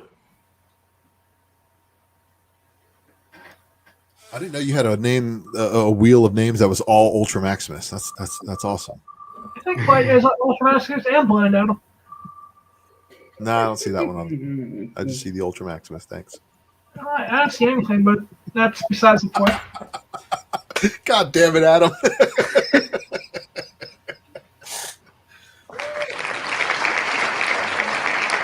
Ryan Drish. Congratulations. Ryan Drish. Email me. Holla. It's drunkentressler@gmail.com. You have 3 days. Damn, you kind and generous with that 3-day rule, man. You got 3 days. Gotta get the people. In 3 days. You don't respond in 3 days. You just fuck. Hope it was an emergency. You know what I'm saying? Yeah, because they say when you get famous, don't read the paper, don't read the comments. I still read the comments. Feed the troll. I know what's out there, but motherfuckers, you try to hate on me, but you can't because the people that you hate on me too, they watch the show as well. We killing y'all motherfuckers out there. Or whatever. Hey, it's all right. Time to kill him with another joint, right? Freaking. Time to kill him with another. All right. So here's the rule: you get $30 to spend on this shit, right? On yeah.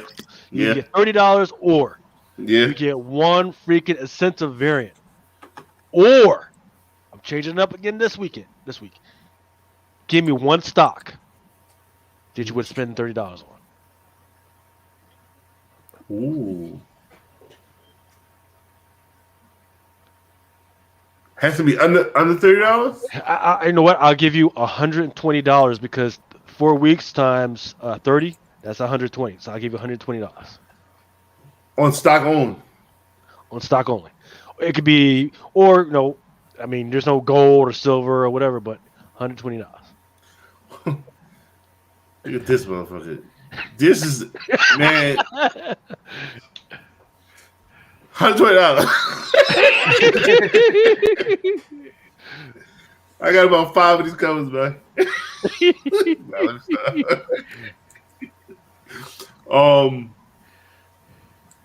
Wow, what is that? What is that? What is that? Okay.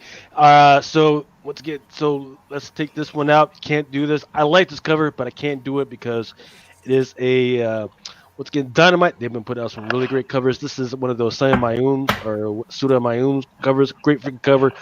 Too expensive for it. This one is another great cover. It might be a little too expensive. This one is by Phil Listener, and that is once again a red signing cover. Too expensive. Here we go. This is where the price comes in, right? Amazing Spider-Man number 55. I forget which print, whether this is like the third or fourth print, but this is that blue joint that we've been talking about for a while. Yeah. Third print, and once you remember this one, because once I start to get on the FOC stuff, there's something that you guys need to see and pay attention to for the FOC that's on Monday. Amazing Spider-Man number 61. Is this the first appearance of this costume? I'm not sure. But I do know, hey, it's not even a full one, right? Because it's like half of the old costume and half of the new one, and I don't even know how long this costume they're going to spend that costume. I could give a little bit of insight on this one. He actually gets armored up to fight Kingpin. Okay, man, what the fuck? Why? He's never needed the zone before. Well, that's crazy. I don't know what's going on, but the tablet of life. That's why. Yeah, because he now has the tablet of life and the tablet of entropy and death. That might be why. I don't know what the hell the armor is going to do for him, but we'll see. It says new costume and new job.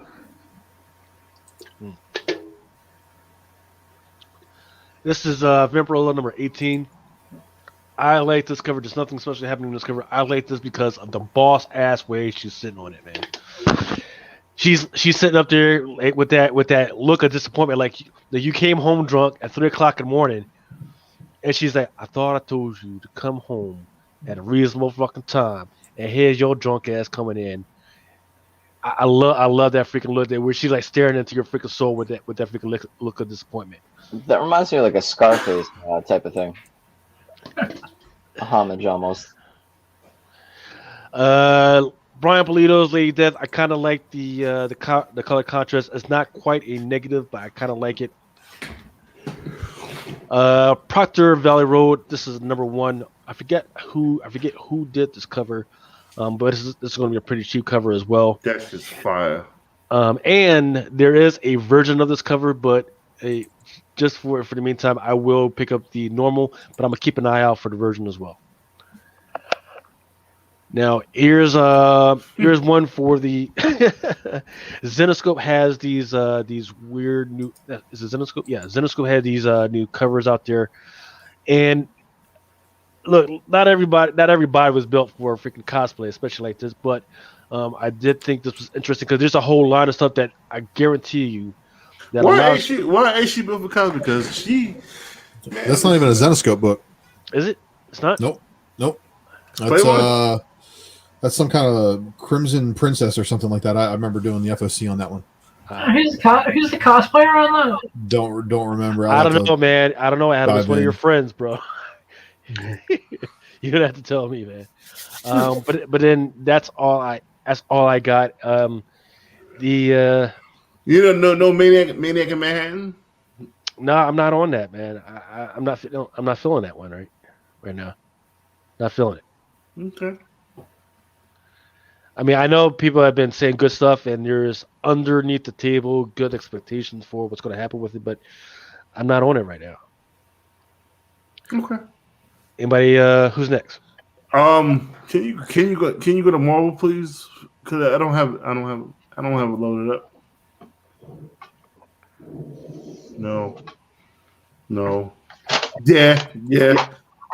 Daredevil. No, fuck Conan. This cover, man.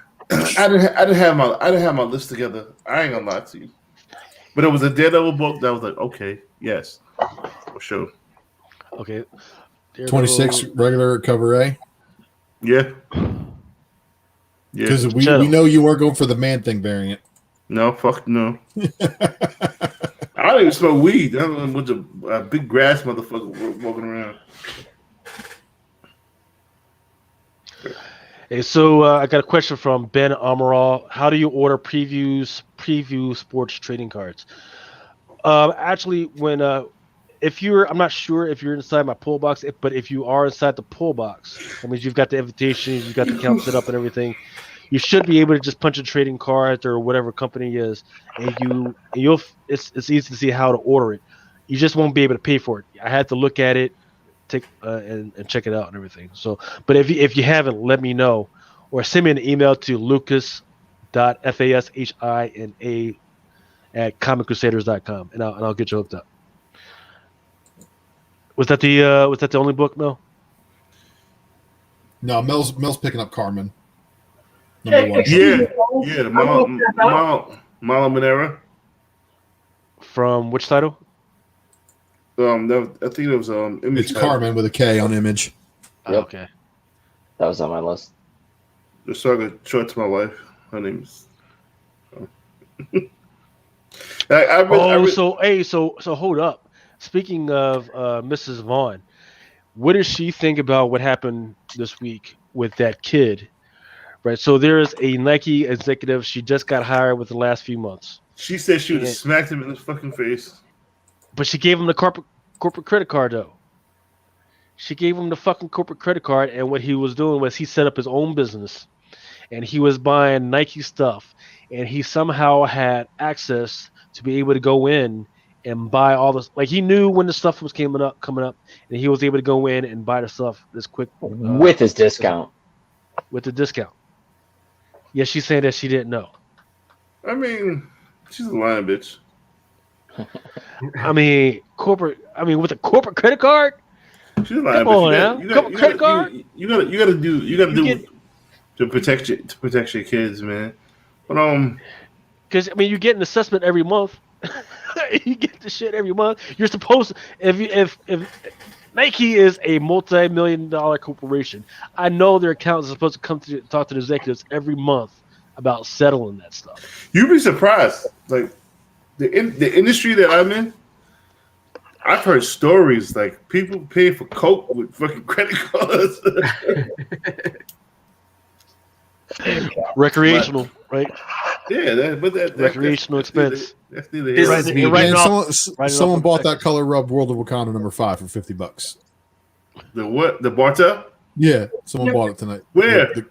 It was on eBay and it was color rubbed real bad. So there was a #5 1 in 20 for $50 or best offer plus $5.60 shipping, and then the next closest copy was $74.99. No. So Yeah, somebody looked at that discount and probably just slammed it down, but they didn't click on the pictures to see the white color rub on the front cover. You know what's crazy? The fucking oh man, I'm twisted. I am twisted. See, I like this. It's classy. Yeah, man. Excuse me, guys. I'm gonna tap out. I'm starting to fall asleep. Alright. I love you all. I thank you all. Let me be a part of the family, and I'll catch you in a week. All right, man. Absolutely, Adam. Later, Blind Adam. Yep. Can I just say that Monera cover? Take the dog off the bed. clean the pillows, man.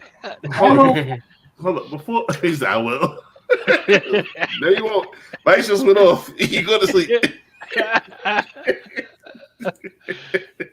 I will. Yo, I want to give a shout out to the new listeners out there, because I don't know if this is a troll account or a new listener, but Xiaomin, yep. Why are some collectors choosing not to sell the keys? Someone sent a touch of it. Why they put it up? Because it's in a hyper market, and if there's an influx of new people in here, then basically everything just got more rare. You're leaving money on the table. Right. Yeah. Well, I mean, it all depends on how you view your key, right? If your key is a investment, like a retirement investment key, then you're not going to want to get rid of those till later, right? Until you're ready to use the money for that. But if it's just like one of these cover variants, these new modern joints where you're not even sure what's going on, then yeah, you'll sell those. And I've seen really good discounts for the last couple of weeks, right? But if it's like a key, like a retirement key, you don't sell those right now. Got to educate people on what a blue chip is. Is Ultimate Fallout 4 a retirement key? Yeah. Is which one? Yeah. If you're cracking 2K, yes. man. It cracked 10K last week, right? Do you pay 2K for it right now? No, absolutely not. If you're paying that money, you are late to the game. I disagree. For which one? For a 9.8 Ultimate Fallout 4, if you're paying $2,000 for it right now, for the you're normal late. one? Okay. So you think that's hit the ceiling? I don't know if it's hit the ceiling or not, but you're still late. And if you're buying in at $2,000, you're buying in at such a high risk that you better hope it still goes up, because if not, if that book takes a $500 loss, you're holding the bag. That book is not taking the $500. No time. Well, why wouldn't it? Because right now it's being hyped, and it's Ultimate Fallout 4 regular cover A. This book was $400 in like a 9.6 last year, and now all of a sudden 9.8s are $2,500. Who's hyping it? People with money coming into the hobby, bro, and you know what? Those people coming into the hobby with money are going to leave the hobby just as quickly as they came. And when they leave the hobby, there's not going to be other people left that are going to be willing to pay the amounts for some of these keys that people are paying right now. And I promise you, people, you better be selling your $20,000 Ultimate Fallout 4 variant right now. If they're getting 20 grand for that, cash out. Edge Spider-Verse 2 is right around the corner. Edge Spider-Verse 2 just broke 6,000 for the land. No, I'm talking about but Edge of Spider-Verse 2 has been up there for a while before the Miles Morales. No. So I'm talking about the movie. The Miles Morales movie is coming out right around the corner. To purchase a UF4 right now at $2,000, I guarantee you see double that when the movie comes out. Why didn't it do that when the first Spider-Verse came then? It did do it. It did double. It didn't do 10K, but I mean, it didn't hit. Yeah, it didn't hit anywhere near those numbers, right? The whole reason why the people are paying what they're paying for that book right now is because they think he's going to come live action, and I hate to tell you, he's not replacing Tom Holland in the live action anytime soon. When Tom Holland retires, that's when the Miles Morales live action stuff's going to be. Miles should never be live action. You think he should never be live action? No, he doesn't need to be live action. No, he doesn't. Why? I agree. He could stay animated Spider-Verse and kill it over there. Don't forget PS5. People are specking on him coming to the MCU. Then they're stupid. Either they have inside information and they know something about Spider-Man 3 that the rest of us don't, or they are overplaying their hand. And again, we have a lot of dumb money coming into this hobby right now that's driving up a lot of keys to unattainable places. Every day, I'm looking at my key chase list and scratching another one off that I'll probably never get now. So if you had a UF4 9.8, you selling right now? Yeah. Yes, because if you have a UF4 and a 9.8 right now, you paid $20 for it when it was in a poly bag and you pressed it, and then you got a 9.8 out of it. If you start buying Ultimate Fallout 4s now, you're already late to the game, and the dudes who are sitting on long boxes full are going to be able to control the market. And then you come into the market and try getting your top dollar for it, people are going to start undercutting you, and watch it happen. Because everybody right now is waiting for that information to sell. People are buying, and there's a lot of people who are late to the game. Disagree. Buying it right now is not the time to be buying an Ultimate Fallout 4. Disagree. Yeah, I would if I had $6,000, if I had $7,000, I'm buying Edge of Spider-Verse 2, the land variant. I'm buying that easy for $6,000. Yeah. Okay.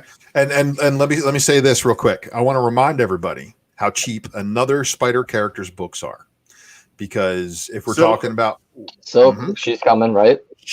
All right. So look, and this is advice from me. So it may be wrong, but it may be good. So I don't know if I'm right or wrong, but I'm using my brain here. Look at what Miles is commanding for his first appearance. Look at what his variant is commanding for his first appearance. Then look at Spider-Gwen. She's getting good money for her first appearance in Edge of Spider-Verse 2, regular cover. And then the land variant, I think it was like $6,500 last week, right? Mm-hmm. So there is a $14,000+ difference between the variant covers, the 1 in 25 incentives for both of those books, the land variant and the Dirjavec. Those right there are Biscuit King. You're absolutely wrong. The Silk 1 in 25 for number 2 is dead on arrival. But let's just say the Stacey Lee's not a bad pick, but the Ramos 1 in 15 is the book that has the most potential for growth. The one Nick has. That one right there. And hear me out. The reason why is because right now Look at the land variant. Look at the Dirjavec variant for those two characters in their first appearances, and then look at the variant for Silk's first appearance, and it has not caught up yet. None of those books have taken notice. Totally, I totally agree with Bilbo. Totally agree with Bilbo. Totally agree.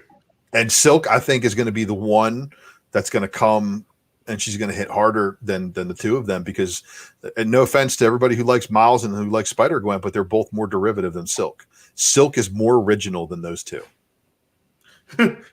Jeff, you just freaking tonight. Listen, hey, leave her alone, man. She's had a hard week. Listen, it's never good point. He might come up right, but he's already here. He's already came. So right, but you got to remember what pressed or pushed Ultimate Fallout 4 over the limit, right? It was the news about him in the PS5 game. Yeah, right. That's what hit because right. Don't Spider-Verse 4. Yeah, they add whatever. There was already news about him possibly coming to live action. Nobody cared about that, but they cared about PlayStation 5. Why? Because the young kids, like my sons, they know Miles Morales and they play PlayStation 5. That means 10 years from now, when they have expendable comic or expendable income, that's the comic that they're going to be looking for, right? So we can press about Silk and all that other stuff, but what we want to pay attention to is how Silk is going to integrate into Miles Morales' world, how Gwen Stacy is going to integrate into Miles Morales' world, which is fucked up because right now I'm seeing them trying to break those two off in individual directions when what they should be is developing how the relationship should be coming together. Spider-Gwen, Gwen Stacy, Miles Morales going to have a relationship. Are they going to have a baby? No, but those kissing they in the already tree did book. in one universe. Yo, listen, but those kissing in the tree books are gonna go fucking berserk. Yep. What's the name? Ultra Insignificant Spider-Man 12 variant, whatever the fuck his name is. The black background variant. All black background variant. That book is gonna go fucking psychopathic. When they share their first kiss on screen. Their first kiss doesn't actually happen until Spider-Gwen 18. Well, listen, it's gonna happen in the fucking movie. Yeah. Once that fucking happens, the whole book is gonna be. But are you sure? Yes, I put money on it. Because I don't think a kiss is gonna do anything for that book. Okay, would you put money on it? I think. Well, I think the kiss ain't going to be do nothing for the book, but there's going to be if they do a live action in a decade from now, obviously that would be good spec. In the fucking cartoon, they do the upside down kiss that's on issue number 12. They do that book goes bananas. I guarantee you that. I've been saying this shit for 4 fucking years. If it goes bananas, it's not sustainable. That's all I can say. It might be it's a good reason to sell the book, but it ain't a good reason to invest in the book. My shit is giving people a point of placement to buy the book and a point of placement to sell the book. Yep. Here's something that's interesting, right? Billy Batson is talking about Silk is more original, yes. But there's something about Miles there's something about his multicultural background that resonates with those of us in the USA.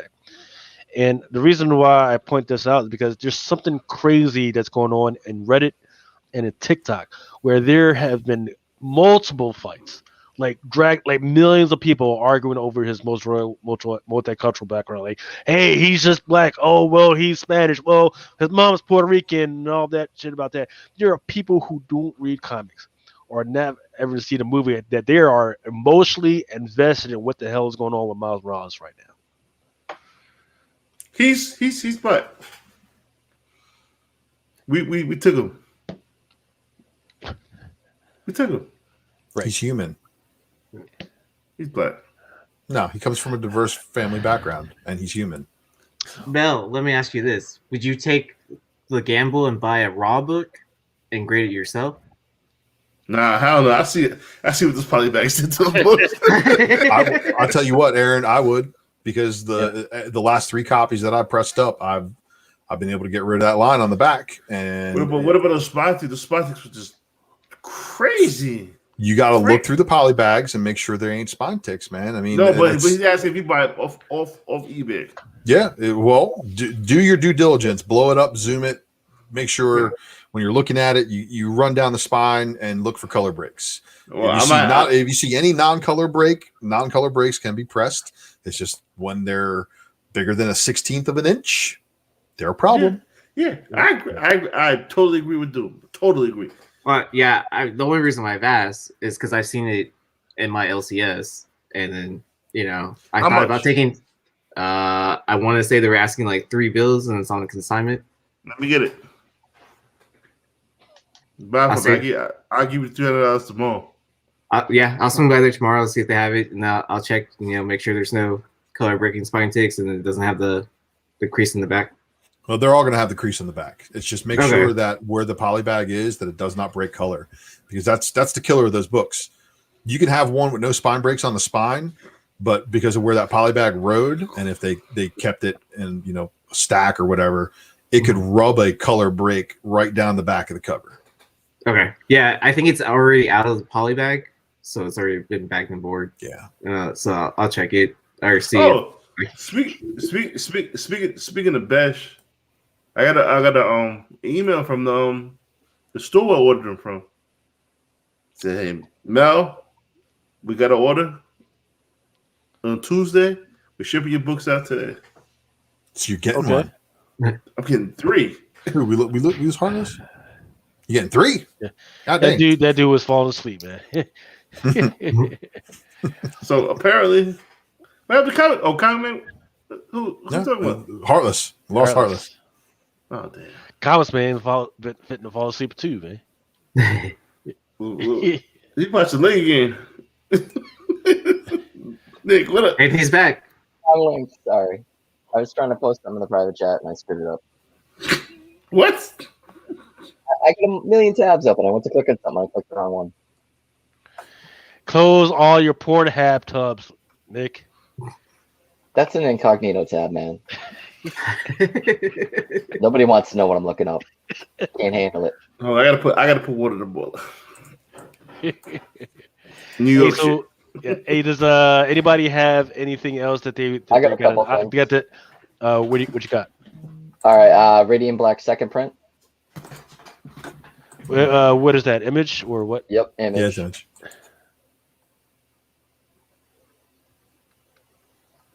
Well, I had the Carmen too, but yeah, I think that's gonna blow up and be nice. Marcelo Costa. That's actually pretty nice. Yeah, it's a nice variant and looks pretty good. And then my other thing is, of course, I got a manga that's not even out yet. But you want to zoom in on me for a sec? Sure.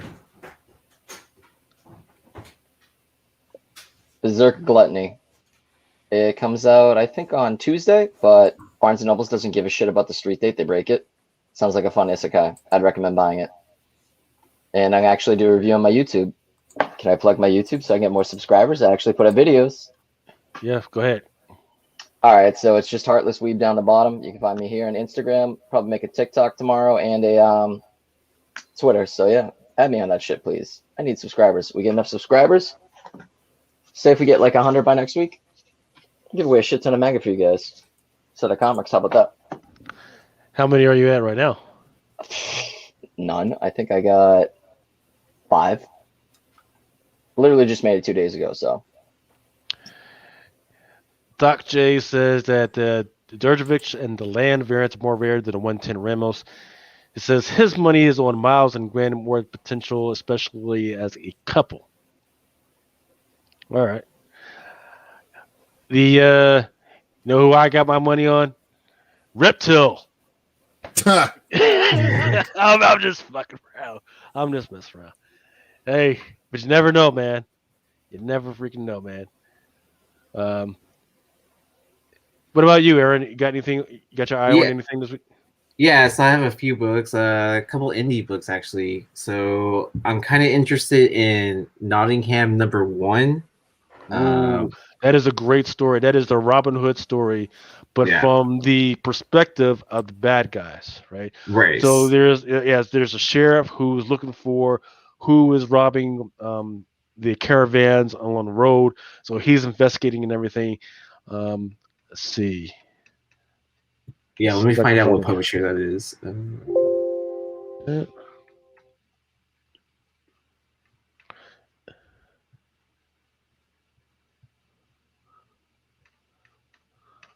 Yeah, it sounded like a super interesting like perspective of the story. You know, Ooh, limit one per customer.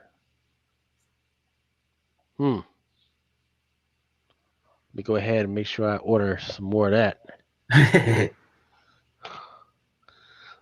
Actually, yeah. Let me give me a second. Let me check in the diamond system to see if there's any left.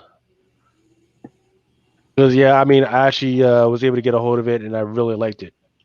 Yeah. So yeah, I'm super interested in reading the story. You know, it kind of has like almost like that perspective of like retelling classic stories. I guess similar to like Once in the Future kind of attitude too. Yeah, that's better. Once the present future. That's what. Yeah. And it is available. Ooh. Uh-oh. Might have to be hitting you up soon. And then also for in the indie aspect, I know there was a bunch of hype on Maniac of New York #1. So #2 also comes out this week. So there's me. No, that's Maniac of New York #2, which is already sold out.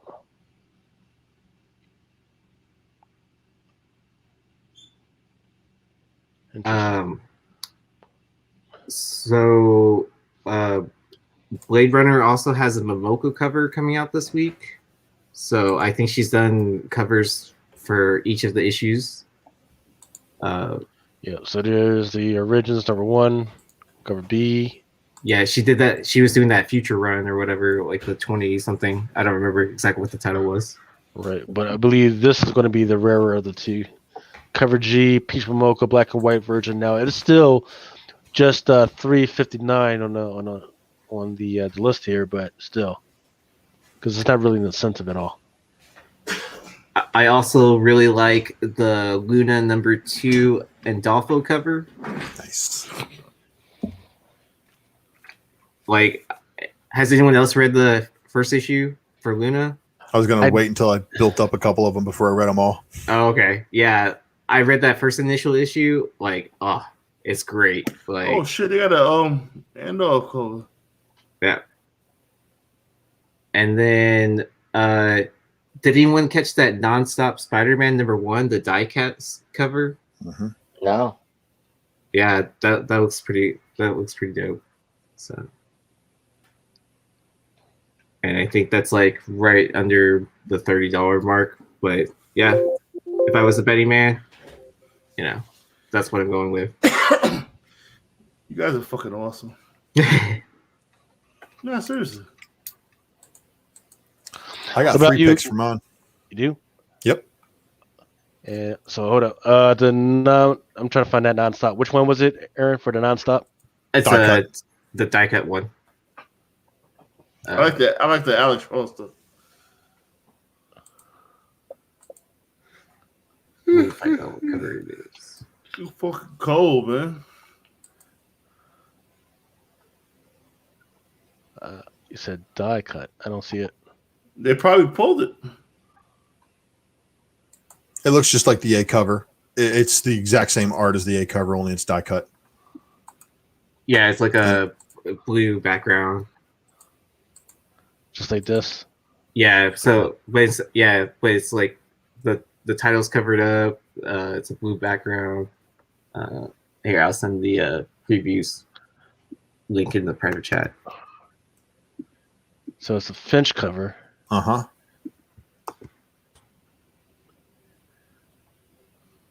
So this one? That's the premiere variant. So it's gonna be either 1 or 2 per store. Color sketch fade. Yeah, I put the previews world link in the private chat.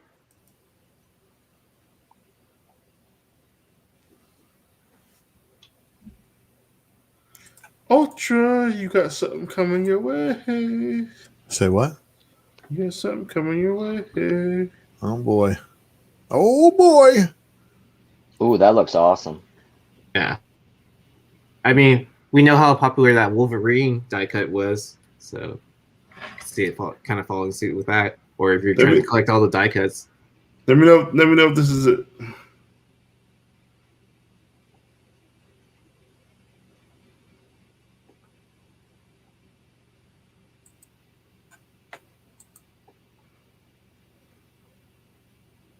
Yep. Hey, I got you, brother.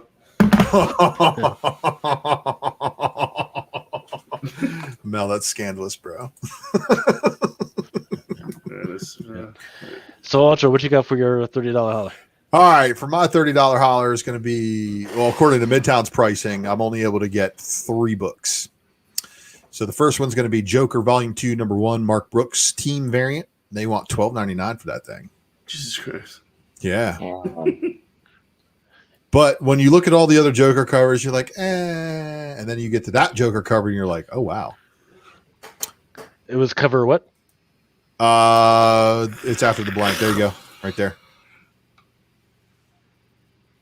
Damn. Ride or die. All Ride or right. die. All right. So that's book number 1. Book number 2 would be Carmen, number 1, cover C by Luminara. Okay. Yeah, you know, Malo do what Malo do. And then eating up my guilty pleasures, Star Wars number 12 action figure variant. So I can continue to assemble the set. You need the Han Solo? Yeah, I got the Han Solo. The original Han Solo? I got all the Han Solos. In fact, I had the last Han Solo I needed en route to me right now, and that's the Stormtrooper Han Solo to go along with my Stormtrooper Luke, which just went on sale today. I stopped playing that game. Yeah, man, because after Boba Fett, that game got known, but maybe a future Spec Matrix on that stuff. Okay, we're gonna be closing it out pretty soon, so I would like to put the panel onto listener question. Sure. Yeah, if you guys got a question, just hit us up. Who else got to do $30? Lucas? Comics Main. Comics Main. I got a few. LeBron James number 1. Nah, I already got enough of that already. But Children of the Atom number 1, the cover A. Mm-hmm. Carmen, the cover C. Nice. The Milo, Daredevil 28. Nice. There's a Love Electra. The Strange Enemy, number 9. The character variant, the Art Adams character variant. Yeah. I think everybody should be collecting those character variants, because even though I hate Magic, I think Strange Academy long term wise is going to be great. Art Adams, bro. Yeah, I've been collecting all of them, so that's why I gotta keep it up. How many of it is there? I mean, is there? I haven't read it. I think it's one for every issue. Starting with issue 2, I thought. Yeah, Dora Mayu. So it's a how many issue series? 12. Well, I think it's ongoing. So it should. Ongoing. But we all know what a Marvel ongoing is. Yeah, it's probably 12. and then next they'll take a 2-month hiatus, Yeah. and then they'll drop another volume. So 15 if you're lucky, right? What the fuck? And I think that might be it, actually. Okay. All right. And then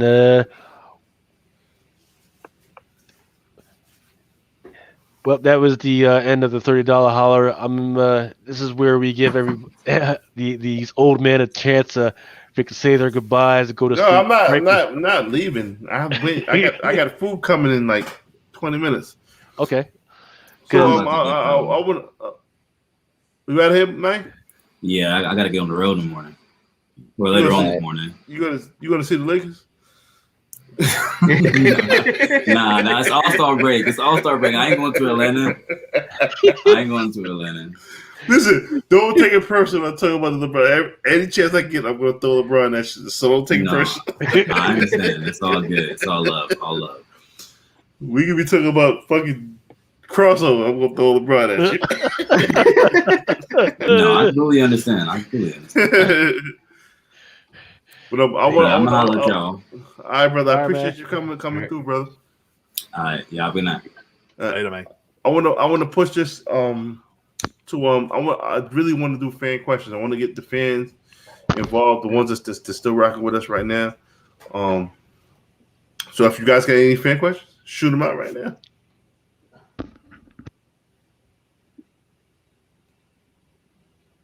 What we got? This one was a little while ago, about 3 minutes ago. Billy Batson must be watching my pickup videos. What is the trading card variant? So it is actually there. Let me actually pull it up because I got a new copy just recently. So these variants are where the hell is it? Damn it. I know I got one around here somewhere. Basically, it's the John Tyler Christopher trading card variant for Mephisto, and it was a spec that I was playing on when I, was under the suspicion, just like everybody else, that Mephisto was going to show up. He didn't show up, so but still, it's Doctor Strange Damnation #1 has a trading card variant for Mephisto that has pretty decent artwork on the front, and it's got all Mephisto stats on the back. And he doesn't have very many variants. So it's like I went looking for Mephisto variants, and this was like the standout of the bunch for sure. Jump City says, "Hey, that he sent in 4 Strange Academy character variants. Found out today that all 4 got 9/8.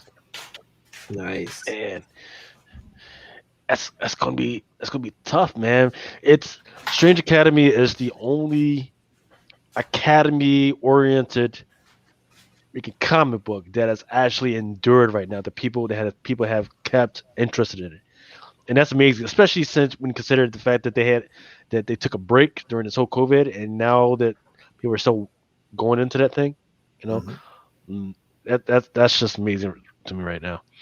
Let's see. Jess apparently has fallen asleep, and her nose has hit the keyboard. Because I don't know what the hell that's supposed to mean. Let's see. Colonel Josh Ham Sandwich, tired, is asking, what is the Black Superman book to buy? I'll go first. Adventures of Superman #500. First appearance of Steel. The Platinum Edition. I'm going against the grain with everybody else saying it's with all these other new Superman. I'm going with the original. The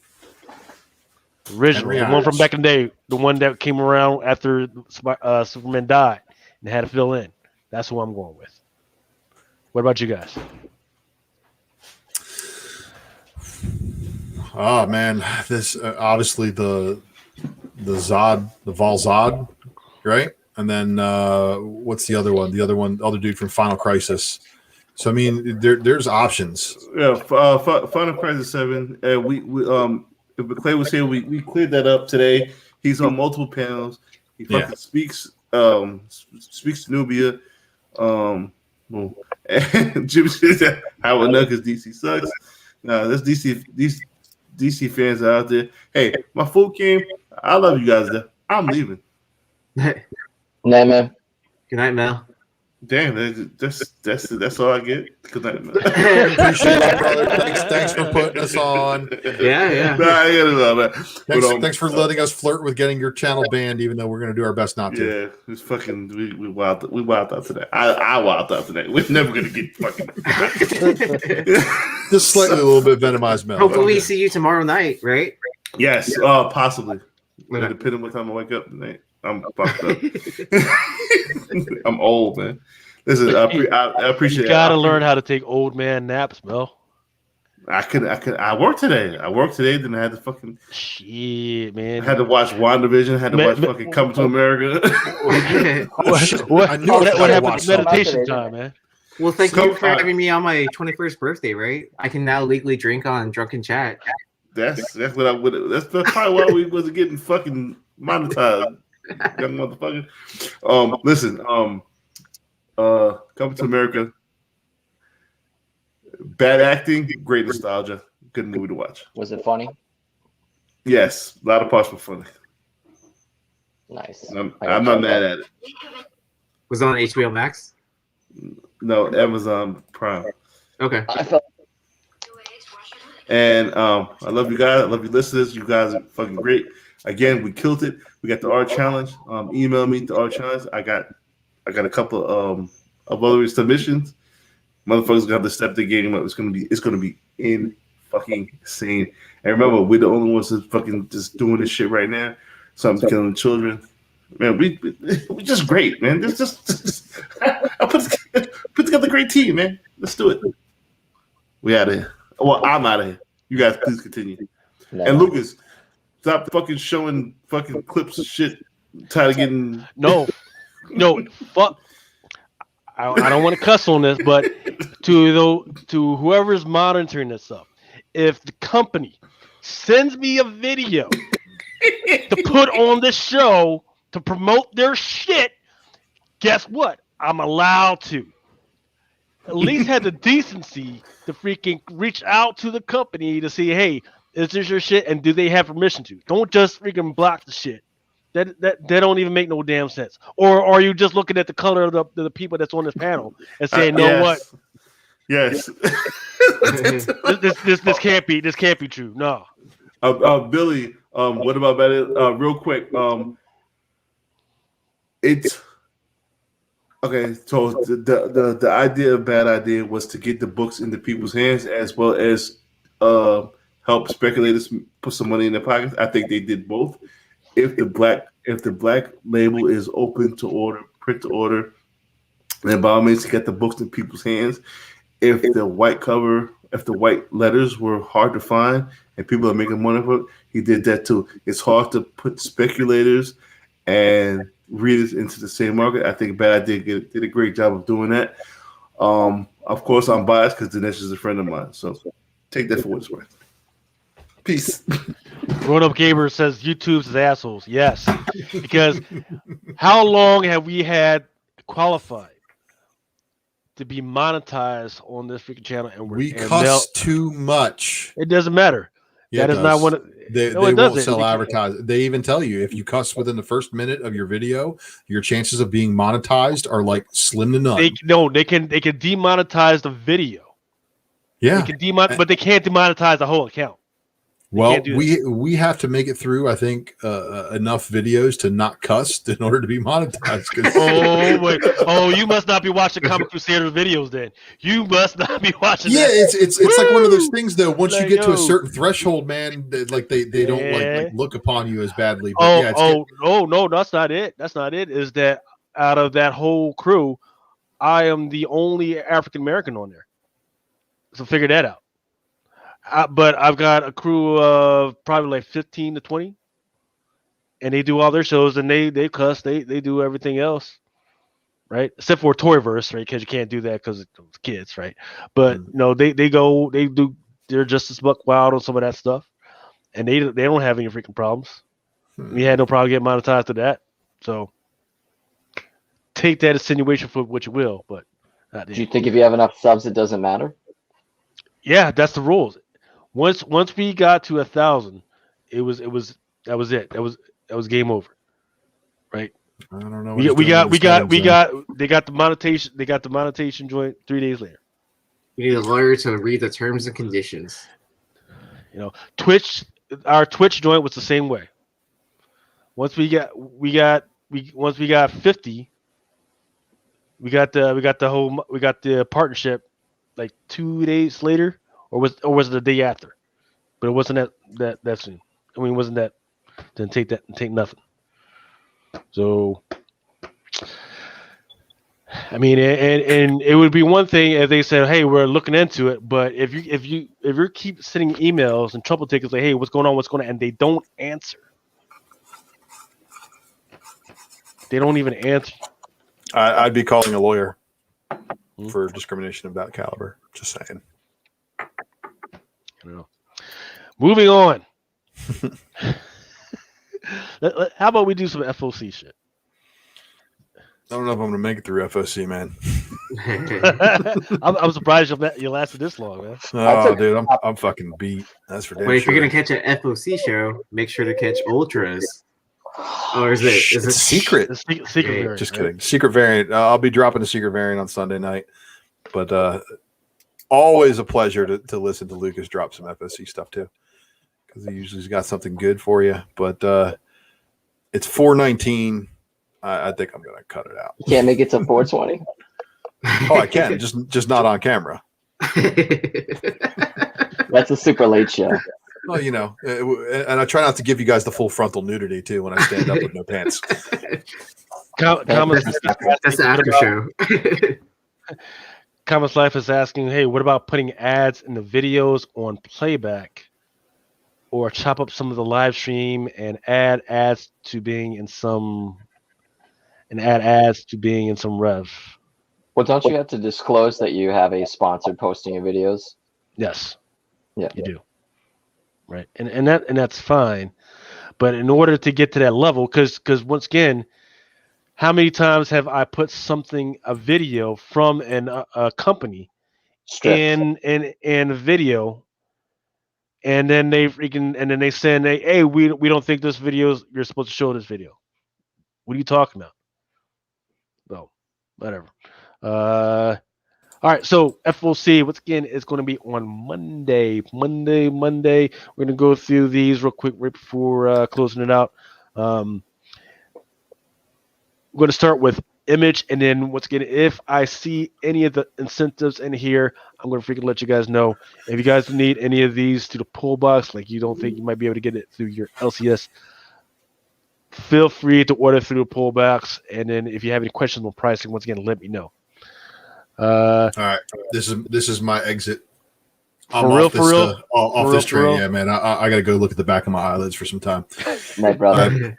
Appreciate you all in the chat. Appreciate everybody on the panel, and I will see you guys Sunday, right? All right. Bam. All right, here we go. So a crossover. It's on its issue number 4. It's already gone to second print. Actually, let me see. I'm kind of interested in seeing. I kind of lopped off of reading it. See, I don't see any characters that are of any interest right there. I am really, disappointed in it, right? Because the whole big thing was that, hey, DC characters are in here, Marvel characters are in here. Yeah, where they at? Yeah, they're hit. They went to jail. So they're in jail. They're turning themselves into jail. They're turning themselves into jail, so they can't actually do anything. Like, what? Well, and then on the second print, it's like the same as the A cover or first print A cover. It's just a different background color. Yeah. Yeah, you want to talk about schemes?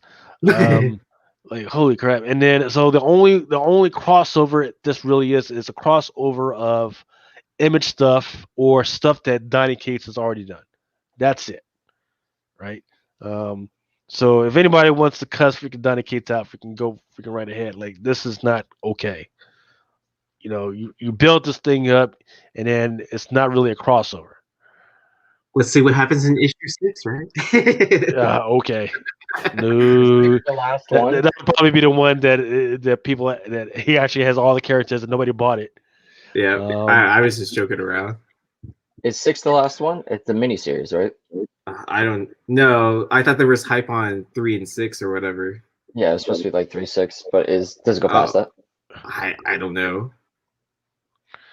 And believe it or not, there is so crossover number 5 is one that's FOC'd this week, and this is for some reason, this is a 1/50 right here.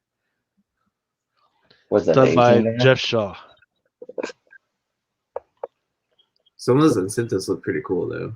Wait, I don't know if I'm buying into it. You just got to keep on showing that ass. Gotta keep everybody coming back for more, right? I fell off Decorum. Decorum was so good when it came out.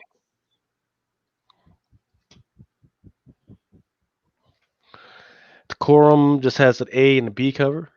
Yeah, it was supposed to be a maxi series, and they changed it to a mini. Department of Truth number 2 has got a third print. That's kind of cool. That's kind of cool how they're following suit with the third print for issue 1, where they're doing a color splash and they're adding in the red.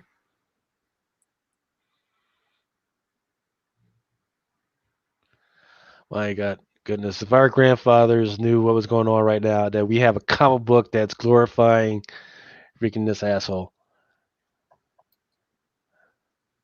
All right. And then Department of Truth, number 6, it's got a second print.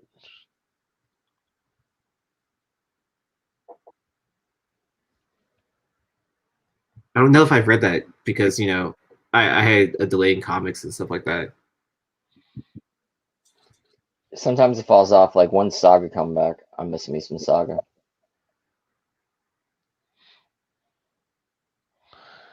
See, Department of Truth, number 7, cover B boss, Hack and Slash, Noctera. And this is the Noctera second print. Redneck number 30. Man, I haven't really heard anything from that title in a while. So good. Yeah. When I first started reading it, that first volume, it was definitely good, but I just haven't gone back to it. It's still good. Shadecraft, once again, this is the one that I'm recommending, and that is because it will have. It's scheduled to have a show on Netflix. They've already signed the papers and everything. It's already good to go. It's okay. I've read it, and I think it's okay. Does it have like Walking Dead legs? Absolutely not. But once again, it's Image Comics anyway, so you might want to pay attention to all the number ones. But just the fact that right out the gate, even before it's even been published, it's already got a freaking deal. That's something of note.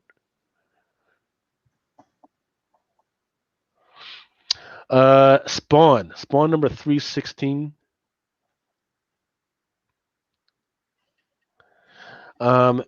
What you guys need to know is that there is a 20% overship for this one. So I think what that means is that, once again, if you buy 5, you get at least one of those. So be cognizant of that. Let's see if I can find the. Does anybody else think the Spawn universe is going to be overhyped? Well, it's just a cash grab. Yeah, they were. I mean, what did McFarlane say for this year? It's going to be the year of Spawn or something like that, and then they're doing each individual characters with to get new readers into like issue 1 of Gunslinger Spawn and whatever else, like female Spawn, right? That's cover. That cover is beautiful right there. Yeah. I tell you what, man, they definitely picked up on the covers lately.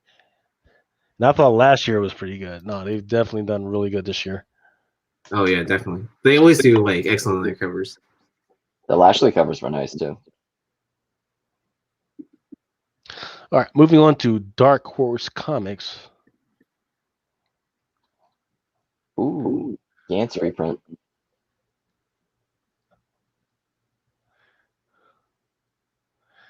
See, Shaolin Cowboy, The Witcher, Fading Memories. That looks actually pretty cool. Yeah. Who's that by? That was by Even Cagle.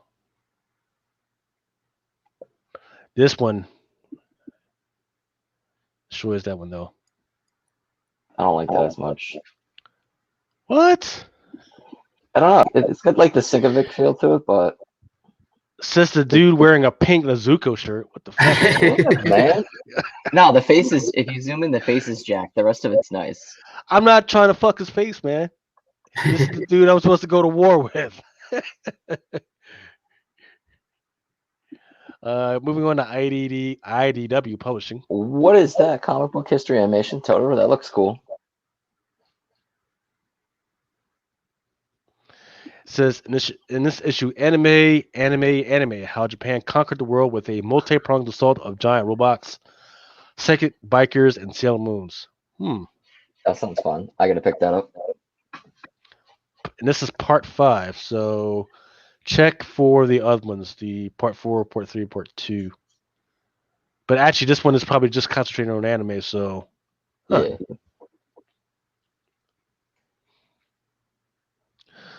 G.I. Joe wanted. Let me see if there's anything.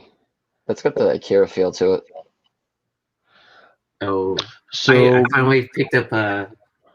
I finished reading book 1 when I was running in and out of electricity. Picked up book 2. Oh, nice. that is so fucked up, man. I can just I mean, God bless the people of Texas, but I can just imagine fucking Aaron trying to read that shit by fucking candlelight. Yeah. I was reading it during the day when I couldn't work, so I was like, kind of like, all right, I have sunlight, I can read. But at night, it was like kind of like, I don't know if I should waste my batteries on flashlights and stuff like that reading this. Oh man, have you made a decision on whether to get a generator yet? We probably should. I mean, especially with hurricanes and stuff like that. But yeah. So Marvel Action Originals number 2 is covered. This is the cover B70, but there is a 1 to 10. Let's see.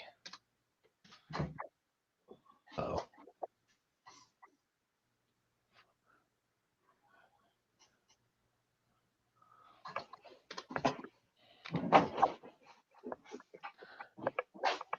And this one is by Agnes Garboska. Kind of childish, kind of Scotty English, but hey. Almost like chibi style? Yeah, I was going to say it's chibi, but I don't dig it. Like, but not like intentionally. so not good. No, it's not that. and not intentionally. Not like, hey, because sometimes you can say, man, that is so bad, it's actually kind of good. Right. No, not in this case, right? It's like that middle school project that you did like the night before. It's like a Ben Templesmith. It's like beautifully ugly. My Little Pony Friendship is Magic 2021 annual. It has a 1 to 10. Oh. It should be 4-4. Here we go. What the fuck? My mind just went to furries. Right. We've been hanging out too much together because I thought about furries too. Yeah, because right now I'm boggled. Right, this is a My Little Pony book, and there's just a bunch of freaking dogs. Is I there think even that a might pony be on there? that might be a yeah. There is no ponies on there. And one of them might even be a panda. The one on the left. So, dude, some dudes are buying these to rub out too. Hey. I'm not judging, just saying. Twilight Sparkle Mission to Friendship in all corners of Equestria has taken rarity. Mage Meadowbrook, Maud, and Bing McIntosh to the kingdom of the Diamond Dogs, but instead of friendship, they find a feud. Can they figure out how to fix a fractured bond between 6 sisters? Wow. So I'm buying a little pony book for dogs.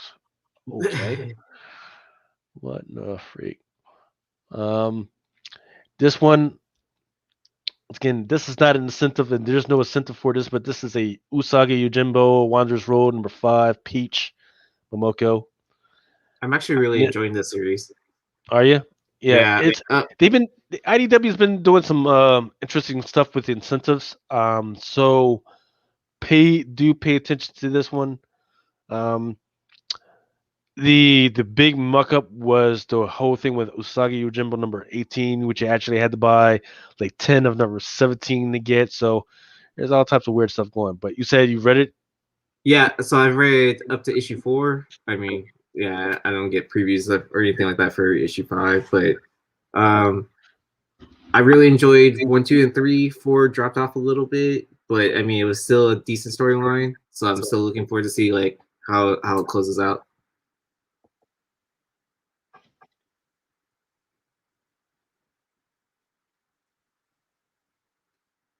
Why is this all muted? Oh, okay, no. It was so quiet. Yeah. Just no one was saying anything.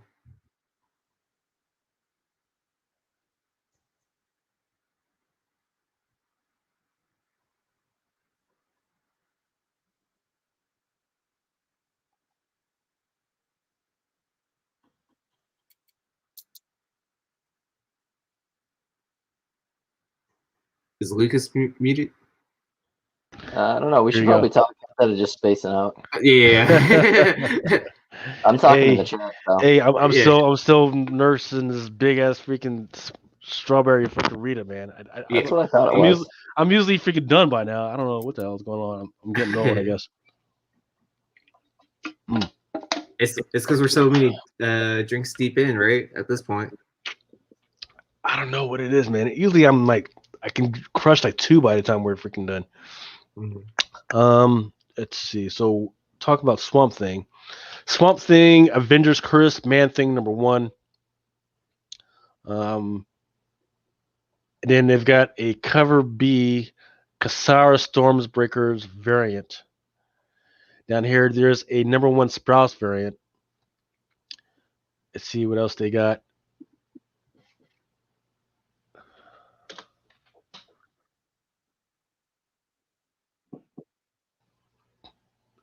Here we go. This is the incentive for that. I'm trying to see. Oh, that looks so. Cool. Would that be like a design variant still then? Oh yeah, it says design variant. Yeah. So if you remember, actually let's pull it back to this one. So because I've already talked about this one for a couple of weeks. You know, this is in that same Gleason Webhead variant style, right? Mm-hmm. It's like okay, whatever, you know, but it's still better than, you know, doing Spider-Man over and over again, and it's actually still way better than the Carnage Gleason variant. And I was like, okay, that's fine. And I think this is still just a regular. Yep, this is just a regular ratio 1-1. But the one that's interesting is once again the one that I just showed, and that one's is that a 1-20? That is a 1-10. Okay.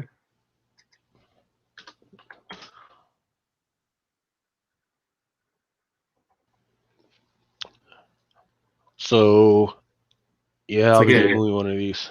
It's kind of like a negative design variant, huh? But I like it. Usually they're trash. Right. That's probably what they should be doing for the rest of these, right? Just give me a black and white sketch and leave it at that. Well, I think the background with the grids makes it look a little bit better instead of just all black. Makes it pop a little. Oh, that'd be pretty cool. Oh yeah, you can see the little grids, like, you know, the little squares. Looks kind of cool. Yeah. More forgiving on the spine ticks then, huh? Oh, that would suck. I like that Beta Ray Bill one. Which one? This one? All of them. They're cool looking. I like Beta Ray Bill. That is cool though. Right. So there's Beta Ray Bill, Kelly's Black. There's this one. Uh-oh. Tiny. Man, that reminds me of like 90s art. Yeah. Who's that all the way over to the right? The Stegman looks nice too. This one right here? Yeah. Stegman always draws beefy monsters. He's pretty good at it. Yeah. And that looks better than mine. Right. So what you do need to know is, let me see if I can punch it up. Is there is this one's going to be a 1-100.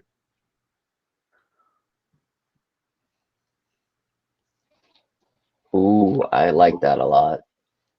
Yeah, but enough to pay you $100 $100 for it? I don't know, man. And what's the cover? $4.99 or $3.99? And there's what, 5 different covers? So yeah, it's $4.99, so it's going to be a lot more than that. Christ.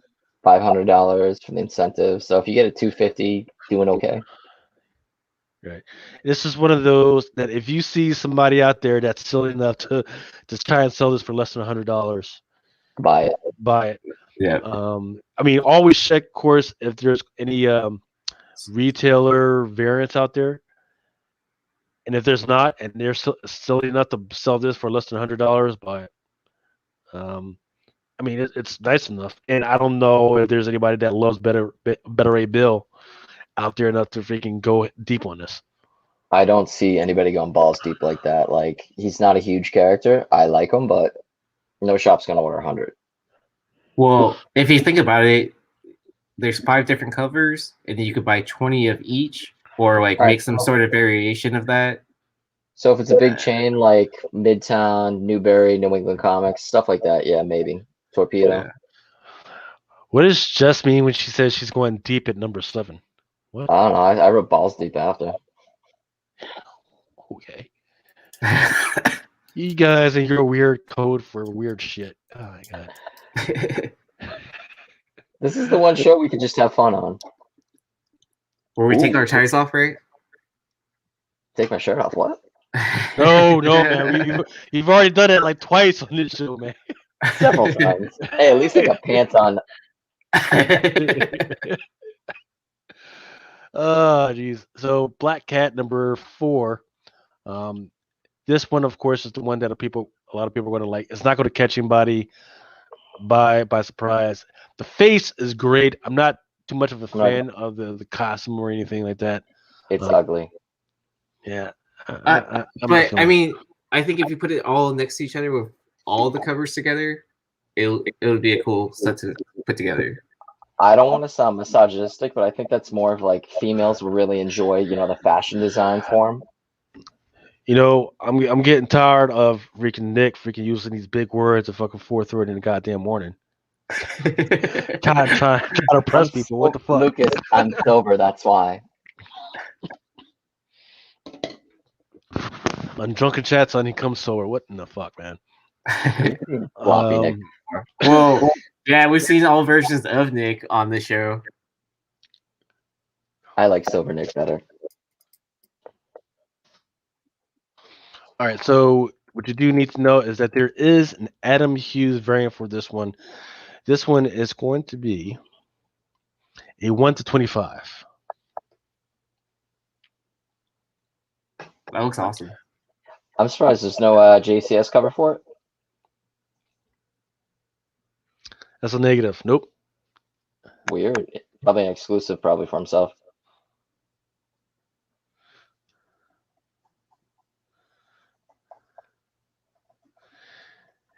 Captain America, number 28.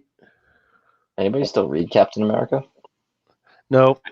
Ooh, I like that cover, I think I know one person that still reads Captain America, and I don't even think they're caught up.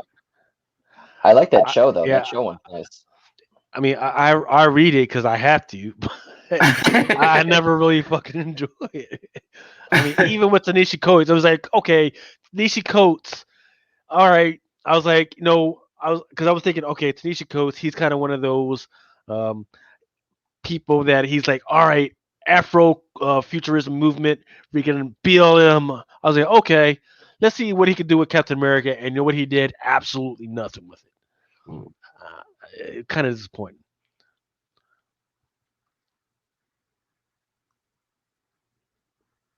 Let's see.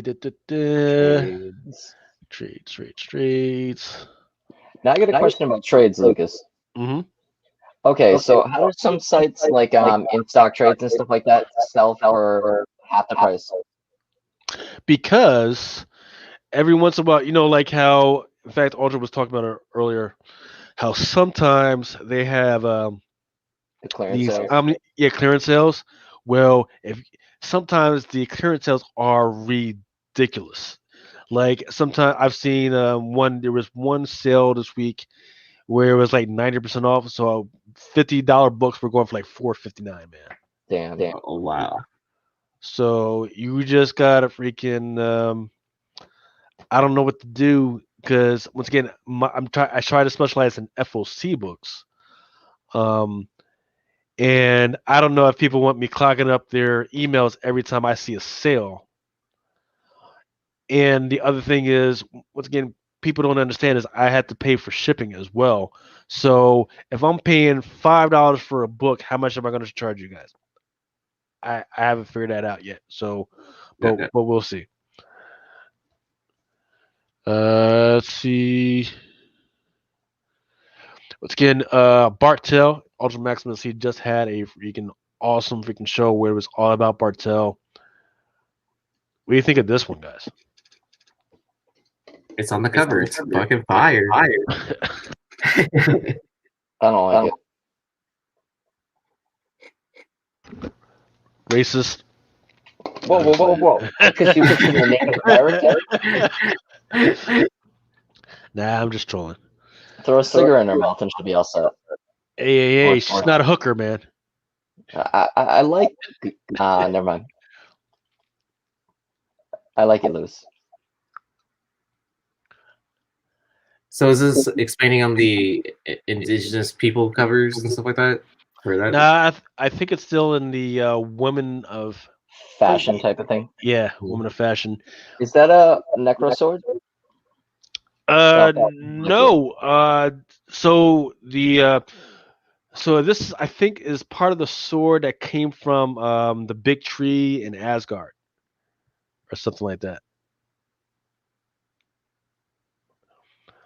But she had to go to some other kingdom because the guy just happened to have it, and he's like, "Hey, it's mine." He's like, "Well, I know it's yours, but no, it's not yours anymore." She just took it away from dude and just ran away. Whoa.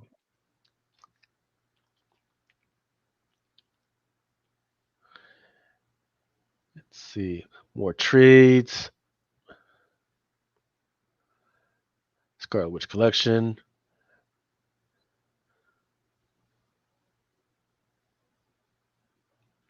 Silk.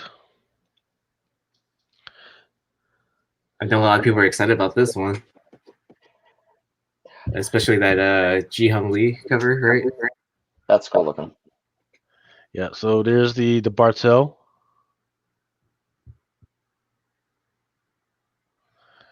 Yeah. There's that Ji Hung Lee. This is one of my favorites. Yeah, the Wu. I didn't even notice that. That's cool looking. No, the design variant I like better. Scotty Young. Yeah, I like how they put all the detail into around the scarf around her neck on the design variant. Yeah. Scotty Young's overrated at this point for me. And you just need to know that there is a 1-100 of the Silk #1. For Scotty or just in general? For the Ji Hung Lee. The Ji Hung Lee. Yep. Okay. And just checking real quick, making sure I didn't forget anything. Oh, and then 608.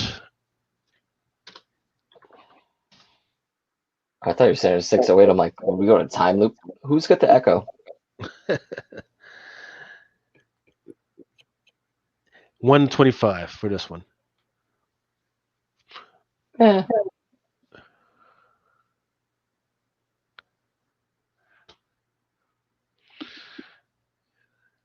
Checking. More trades.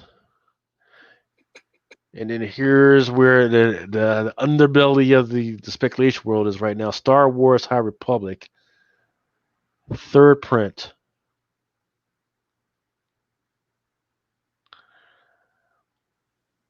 I gotta ask, what is all the hype? What's what? What is all the hype with the High Republic? I don't get it.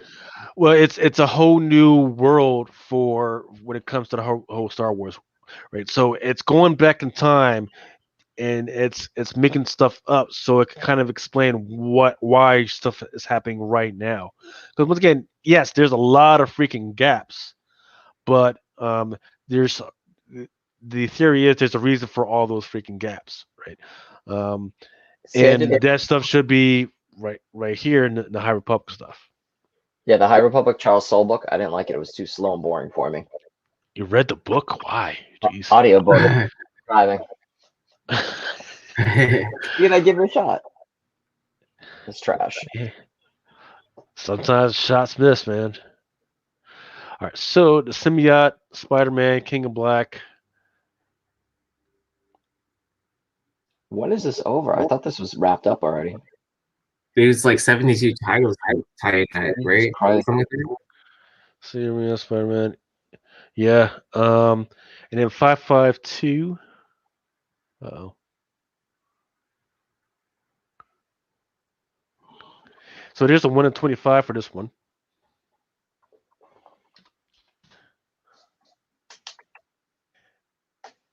And it's ridiculous that they do this because actually, you know what? It's not bad. That's pretty doggone good. coming from all the other stuff that they've been putting out, this is pretty damn good. Until they change the color on it and make it a third print. Yeah. No, what are you talking about? 25. 1 to 25 black and white for second print, right? Now they make the background like purple. Hey, this isn't a Clayton Crane cover where you just change the colors. What the fuck? I'm reading the comments. And when shots miss, love it. Love I hat when it's too slow, and when shots miss, not my hair. Ah, jeez.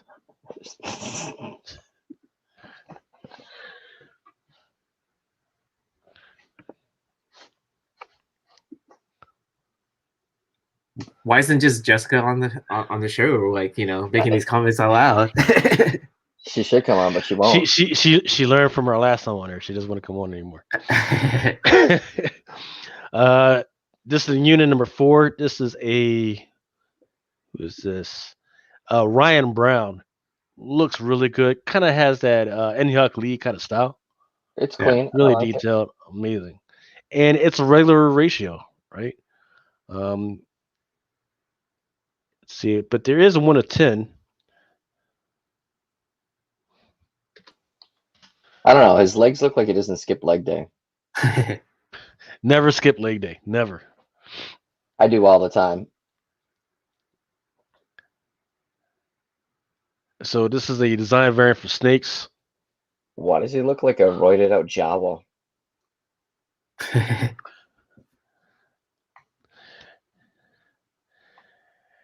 See, USA agent. Nobody's reading that. Nobody cares. Here's a Venom number 200 poster. Nobody cares about that one. 628. I think the thing that people would most likely care about is the Jen Bartel X-Men number 19, Emma Frost, Woman of History. It's not bad. I like that. It's too Lady Gaga for me, man.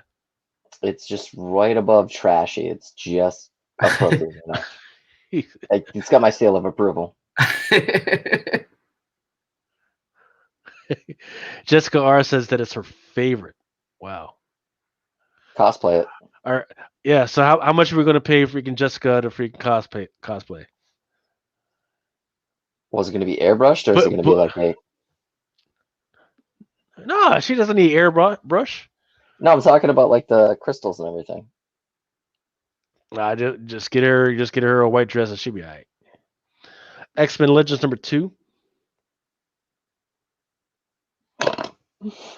And it's got a Christopher action figure.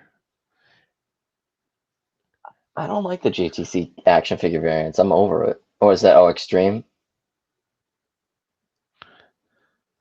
Yep. And there is no incentives for this one. Moving on to Dynamite. I wish I'd get behind Vampirella. It seems like it's so much fun and I'm missing out on something.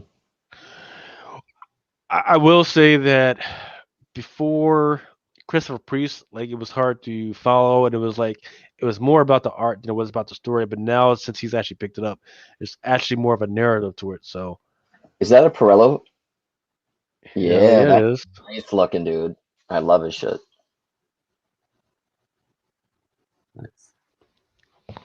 It's got that biomech feel with sexy women. I like it. Between the legs, nothing but horns coming at her. His little vines trying to go up in between the legs. We know it's what like a Giger feeling.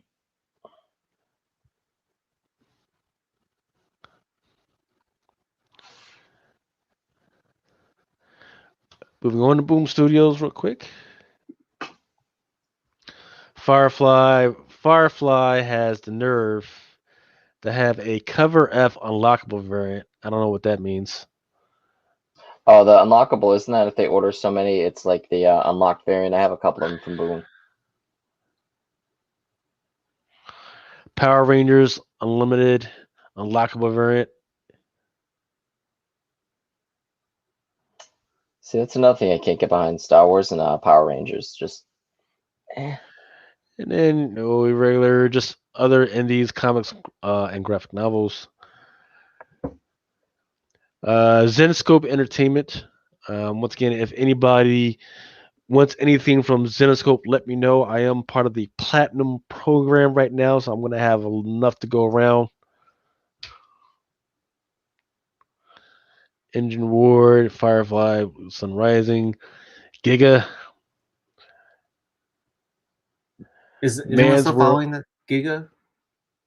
Yeah, I stopped. It's just, yeah. Okay. It's like, yeah. Man's World by AWA. This looks interesting. Has kind of a Army of Darkness Ash. feel. Yeah. That's a clear homage ripoff. Yeah. I love the girl. I love her look, but the dude, I can't take it, man. Zoom in. Is his hair actually red or is that the light? Like, is he a hipster? Yes, he is a hipster, and his hair is pink. Ugh. I've had pink hair, but whatever. I have too. It's hard to keep up. I will tell you that guys with pink hair, they do skip leg days. So it's what happens when you're in a punk band, you know. Mercury and I tell you what, man, freaking this Mercury and Andolfo on Secret. Oh, when I also was talking about that sounded cute and fun. Wonder if they got a trade. I got. I buy it as a trade. There we go.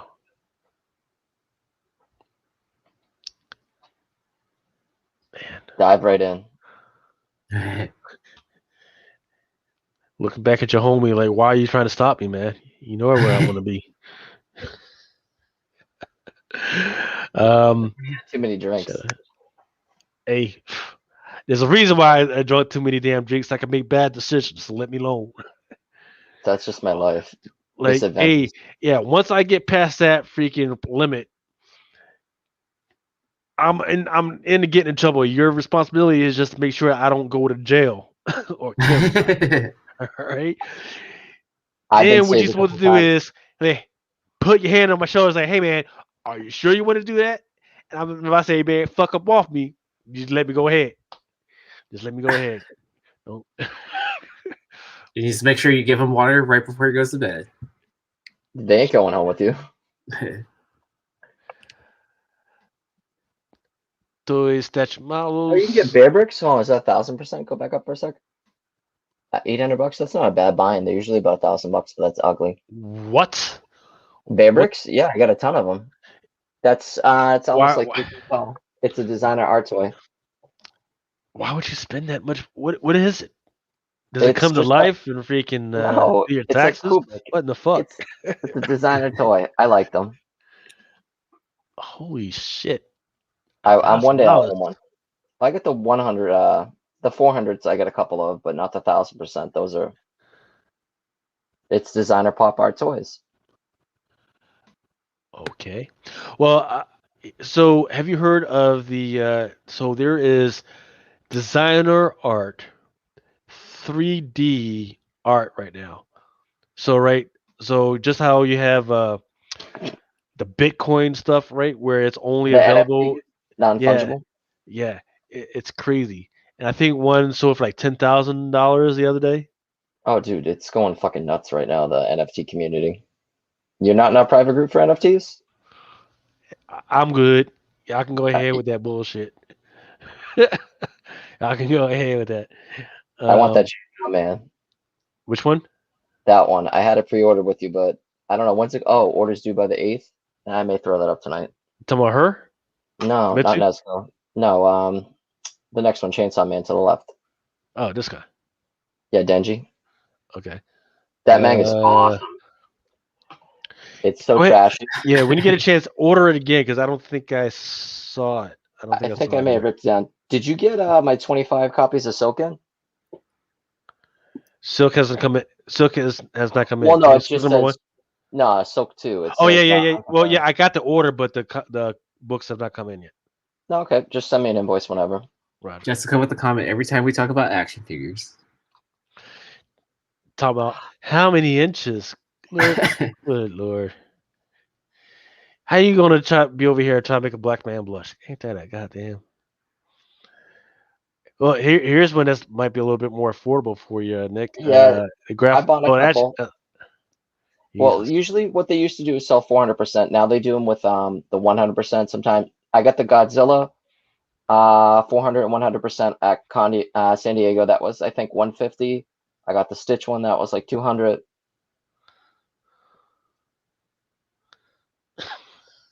She's just like too picky. Why?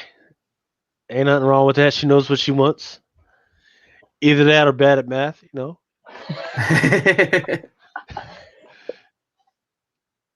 What are these Harry Potter cards? Yeah, see, beer bricks are a huge thing. With the graphics, didn't they do something with like Andy Warhol? Yeah, and then they're doing Basquiat now too. Okay, nice. Basquiat, Keith Haring. Oh, that's awesome.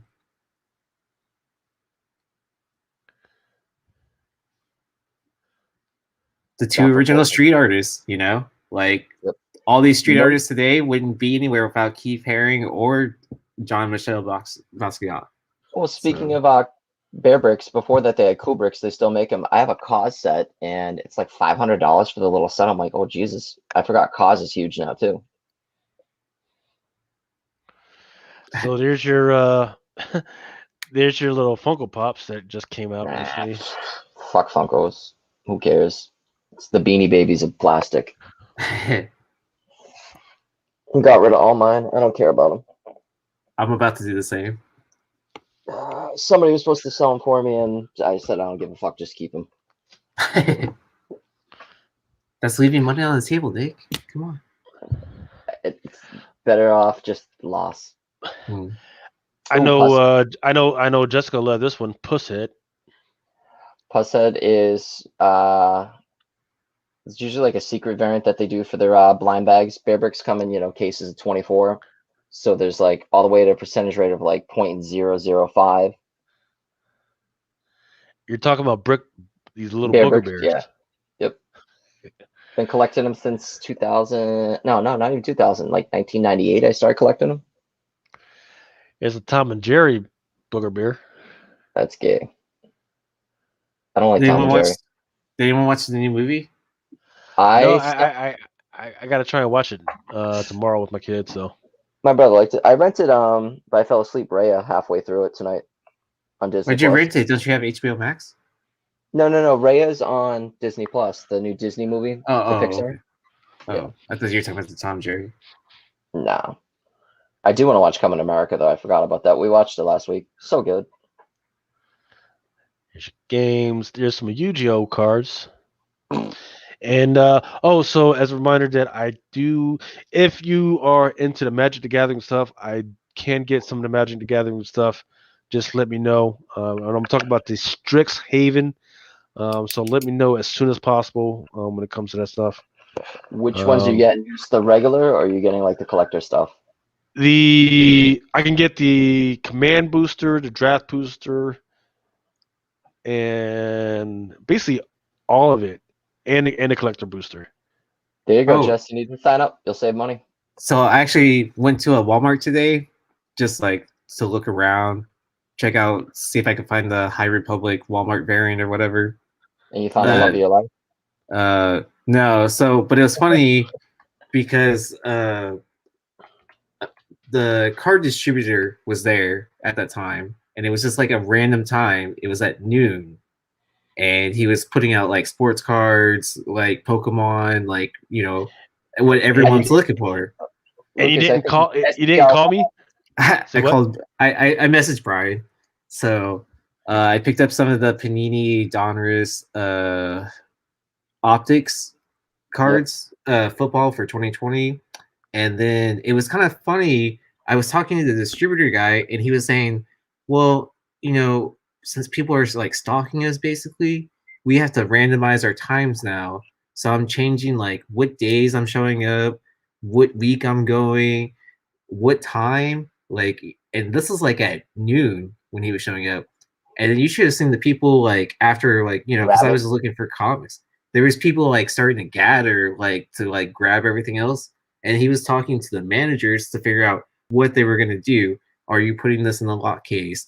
Like, are you going to have security watching over this, handing out only one per person? Like if you look at this Pokemon box, it sells for $50, but then it sells for online for 1,000. Like these, the optics cards, they're $40. They sell for whatever, So I'm not gonna lie, I bought a couple boxes of optics, but You flip them. they're on eBay right now. But I don't know if anyone will buy them. So we'll see. But if they don't sell, I'll just sell it to Brian for cost. Put the link out, man. Oh wait, you can't put the link in the Private chat. I'll put it up. Yeah. All right. So if anyone's looking for 2020, let me get the list out for everyone.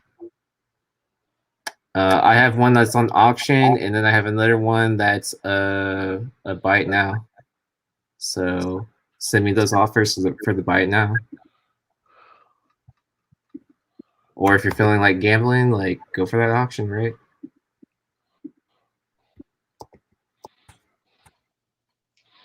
Sorry. So there's no manga to look at? No. We went through it. There might be some in the final order. You might have to search for it by title. Oh, I already know what's coming up for the next 2 months. Let's see, comments.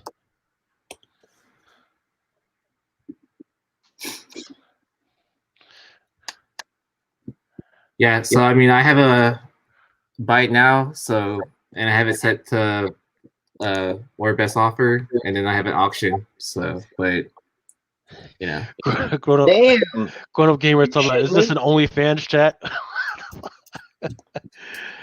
No, but it can be. If Jessica hold on, join in with us. Come on, Jessica, I need you. I'm trying to start a freaking gamers chat where we freaking sit around, talk, and freaking actually play freaking games, but nobody wants to. What system you got?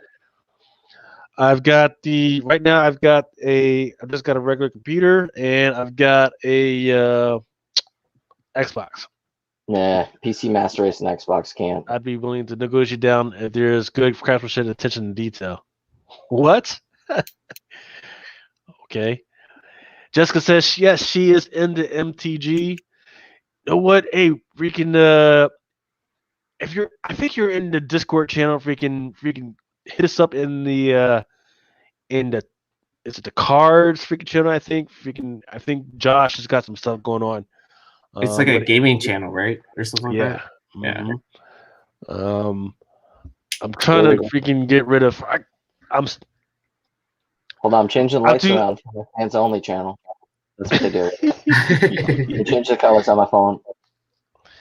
I just I'm too lazy to put the freaking I've got this Kaldheim collector's booster, but I'm too lazy to actually put it up for auction right now. I think a new set just came out too, right? Kaldheim came out. Yeah. I forget what the name of it was though. Yeah, I think my brother just bought a box.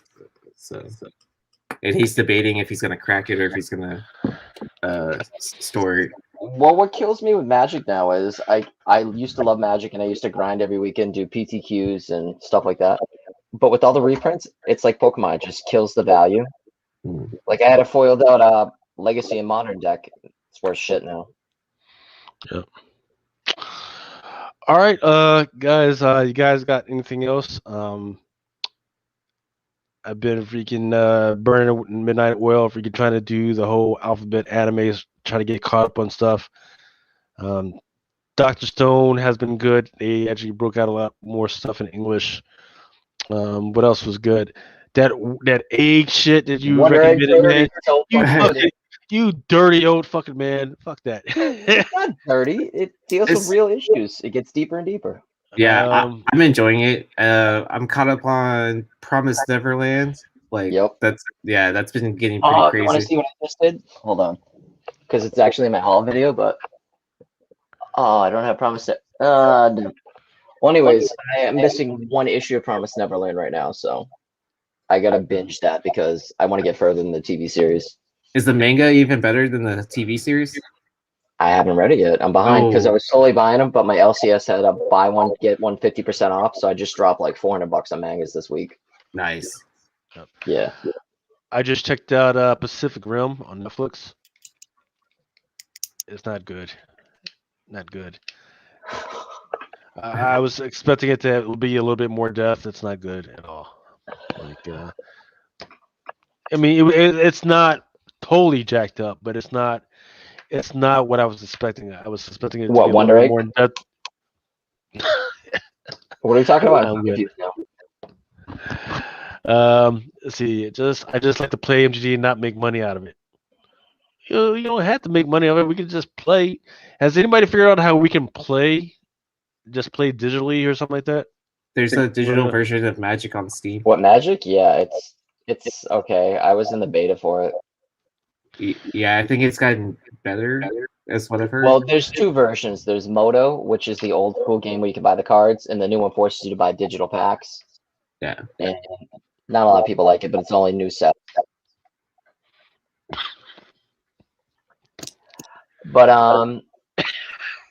yeah, it's just I saw that like 2 minutes ago, man. All right, everybody. Once again, thank you to everybody that's been listening and freaking hanging on with us, man. If you haven't already, just check Comic Crusaders out on freaking Instagram, Twitter. We got a Discord channel you can hook us up with, hook up with us on. We need more subscribers on our Instagram. And once again, make sure that you subscribe to Ultra Maximus channel. He needs freaking joins down in there as well.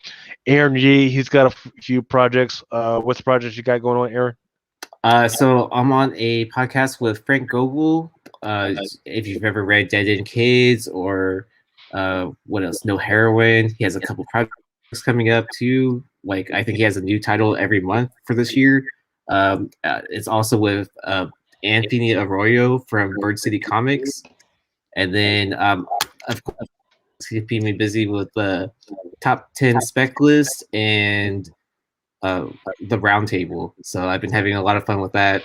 And then, you'll see me with Nick and Lucas here with the anime alphabet. When we get around to it.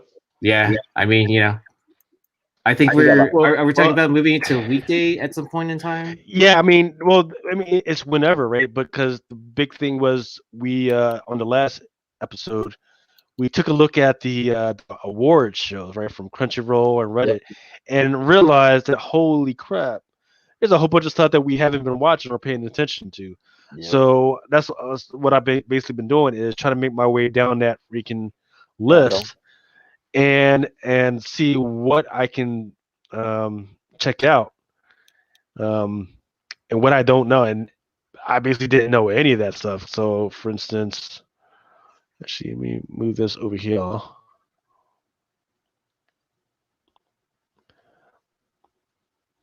Like I'm caught up on anime, but I'm getting balls deep into manga now.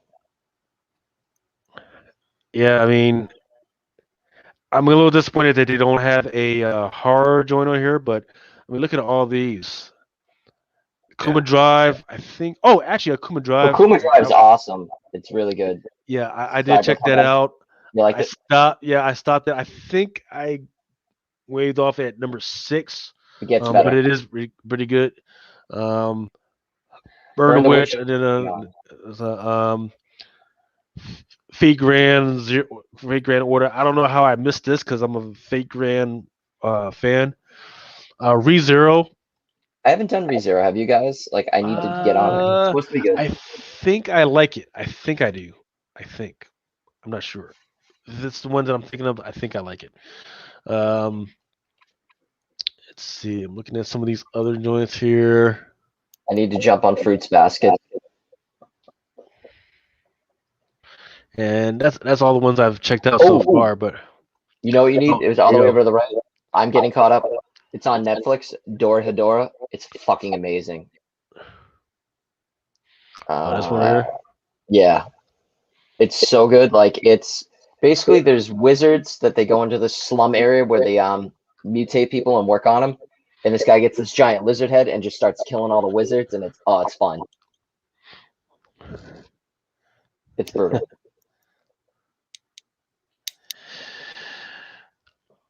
Lord have mercy. Hey, I tell you what, man, freaking. So Oh, that's shit, I'm not why. here. Yeah. So I tell you what. That's why I want the Discord community to grow. That way, because what I want to do is I want to show movies and videos, and they don't block you out in Discord, right? So we could do all that, talk and everything, and chill out, and you could talk any type of way you want without freaking Sense me that. getting yeah. Um, I need so to get back on it. I muted that because it just goes off all the time. Is there a way to set it for certain ones you want open? yeah, I mean you can even Because that shit'll be blowing up while I'm sleeping. yeah, you can you can even mute it for certain times. Right? Okay. So if it's like 6 to 6, you can mute it for that time. And even then, like I wouldn't freaking have it on all the time, right? Yeah, and you can mute like individual channels, or you can mute like all of it. Right. Yeah, don't mind me as I'm posting stuff at 3 o'clock in the morning. I'm just freaking trying to get that stuff out the way, man. No sword art line, no sword art online love. But when the 4th season came out after the 2 gun worlds, I didn't like the new one. Grown Up Gamer, once again, if you guys have any type of manga that you would like us to pay attention to, go to the Discord channel, post that shit in there, and I'll freaking. I need to be posted in there. Yeah, post that stuff in there, man. Freaking like all the spec, all the Wall Street stuff, all the new photos and all that stuff. I post that shit in there, and actually, what it helps me do is I can go back to some of my notes or notes from somebody else, and I can go through that and freaking check all that stuff out. I like to look at it when I'm sober too, like because like sometimes I'll forget what we should chat on here. So, yep, always have a place to check your notes again. But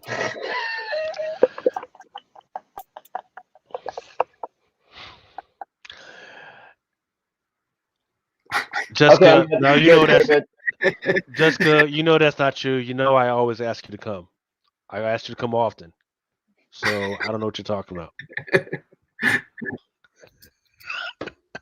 All right.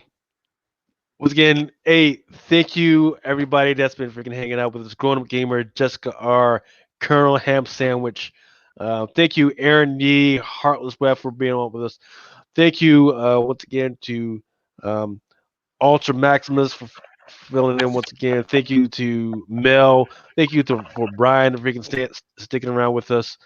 And once again, wish freaking Brian well, because he's got some freaking tooth issues that's been freaking killing him, and then he's still freaking soldiering up all the freaking time. Thank you to Nohelty for coming on and talking about his freaking book. And once again, I will be switching over to Discord right now, just hanging out in there. If you guys want to have freaking after talk, whatever, but I gotta shut this down because at 5 hours, people don't even want to listen to it anymore. Can I shut on my channel one last time? No, you cannot. Okay, go ahead, man. All right, so I'm trying to get followers. I've done 2 haul videos for mangas so far. Picked up about 100 mangas, and yeah, just check out my channel, Heartless Weed. Also got an IG. Please, I need subscribers. I want to feel validated, like it brings something to the table. Thanks. Why don't you go to TikTok? I'm thinking about that. Actually, Bolo told me I should try TikTok. Yeah, the people that they have on TikTok for comics right now, they're trash. They're absolute freaking trash. Well, I was doing my research for the past month on just manga and anime reviews. Like, the quality's not good. They're like on their cell phones going, "Oh, I bought this." You're like, dude, where's the quality? I can see 1080p, but they're like, look at this. I'm like, that looks like trash. They're trying. I'm not hating on them. It's just step your quality up. Oh Lord! All right. Well, once again, I'll be hanging out on freaking Discord. Once again, thanks to everybody. Oh, I forgot to say thanks to Blind Adam. Once again, if you guys have any suggestions on how we can improve or any type of content you would like to see, absolutely freaking send me an email to lucastafashina@comiccrusaders.com, or once again, just go freaking hit me up in freaking Discord. Thank you, guys, and stay safe. We are out.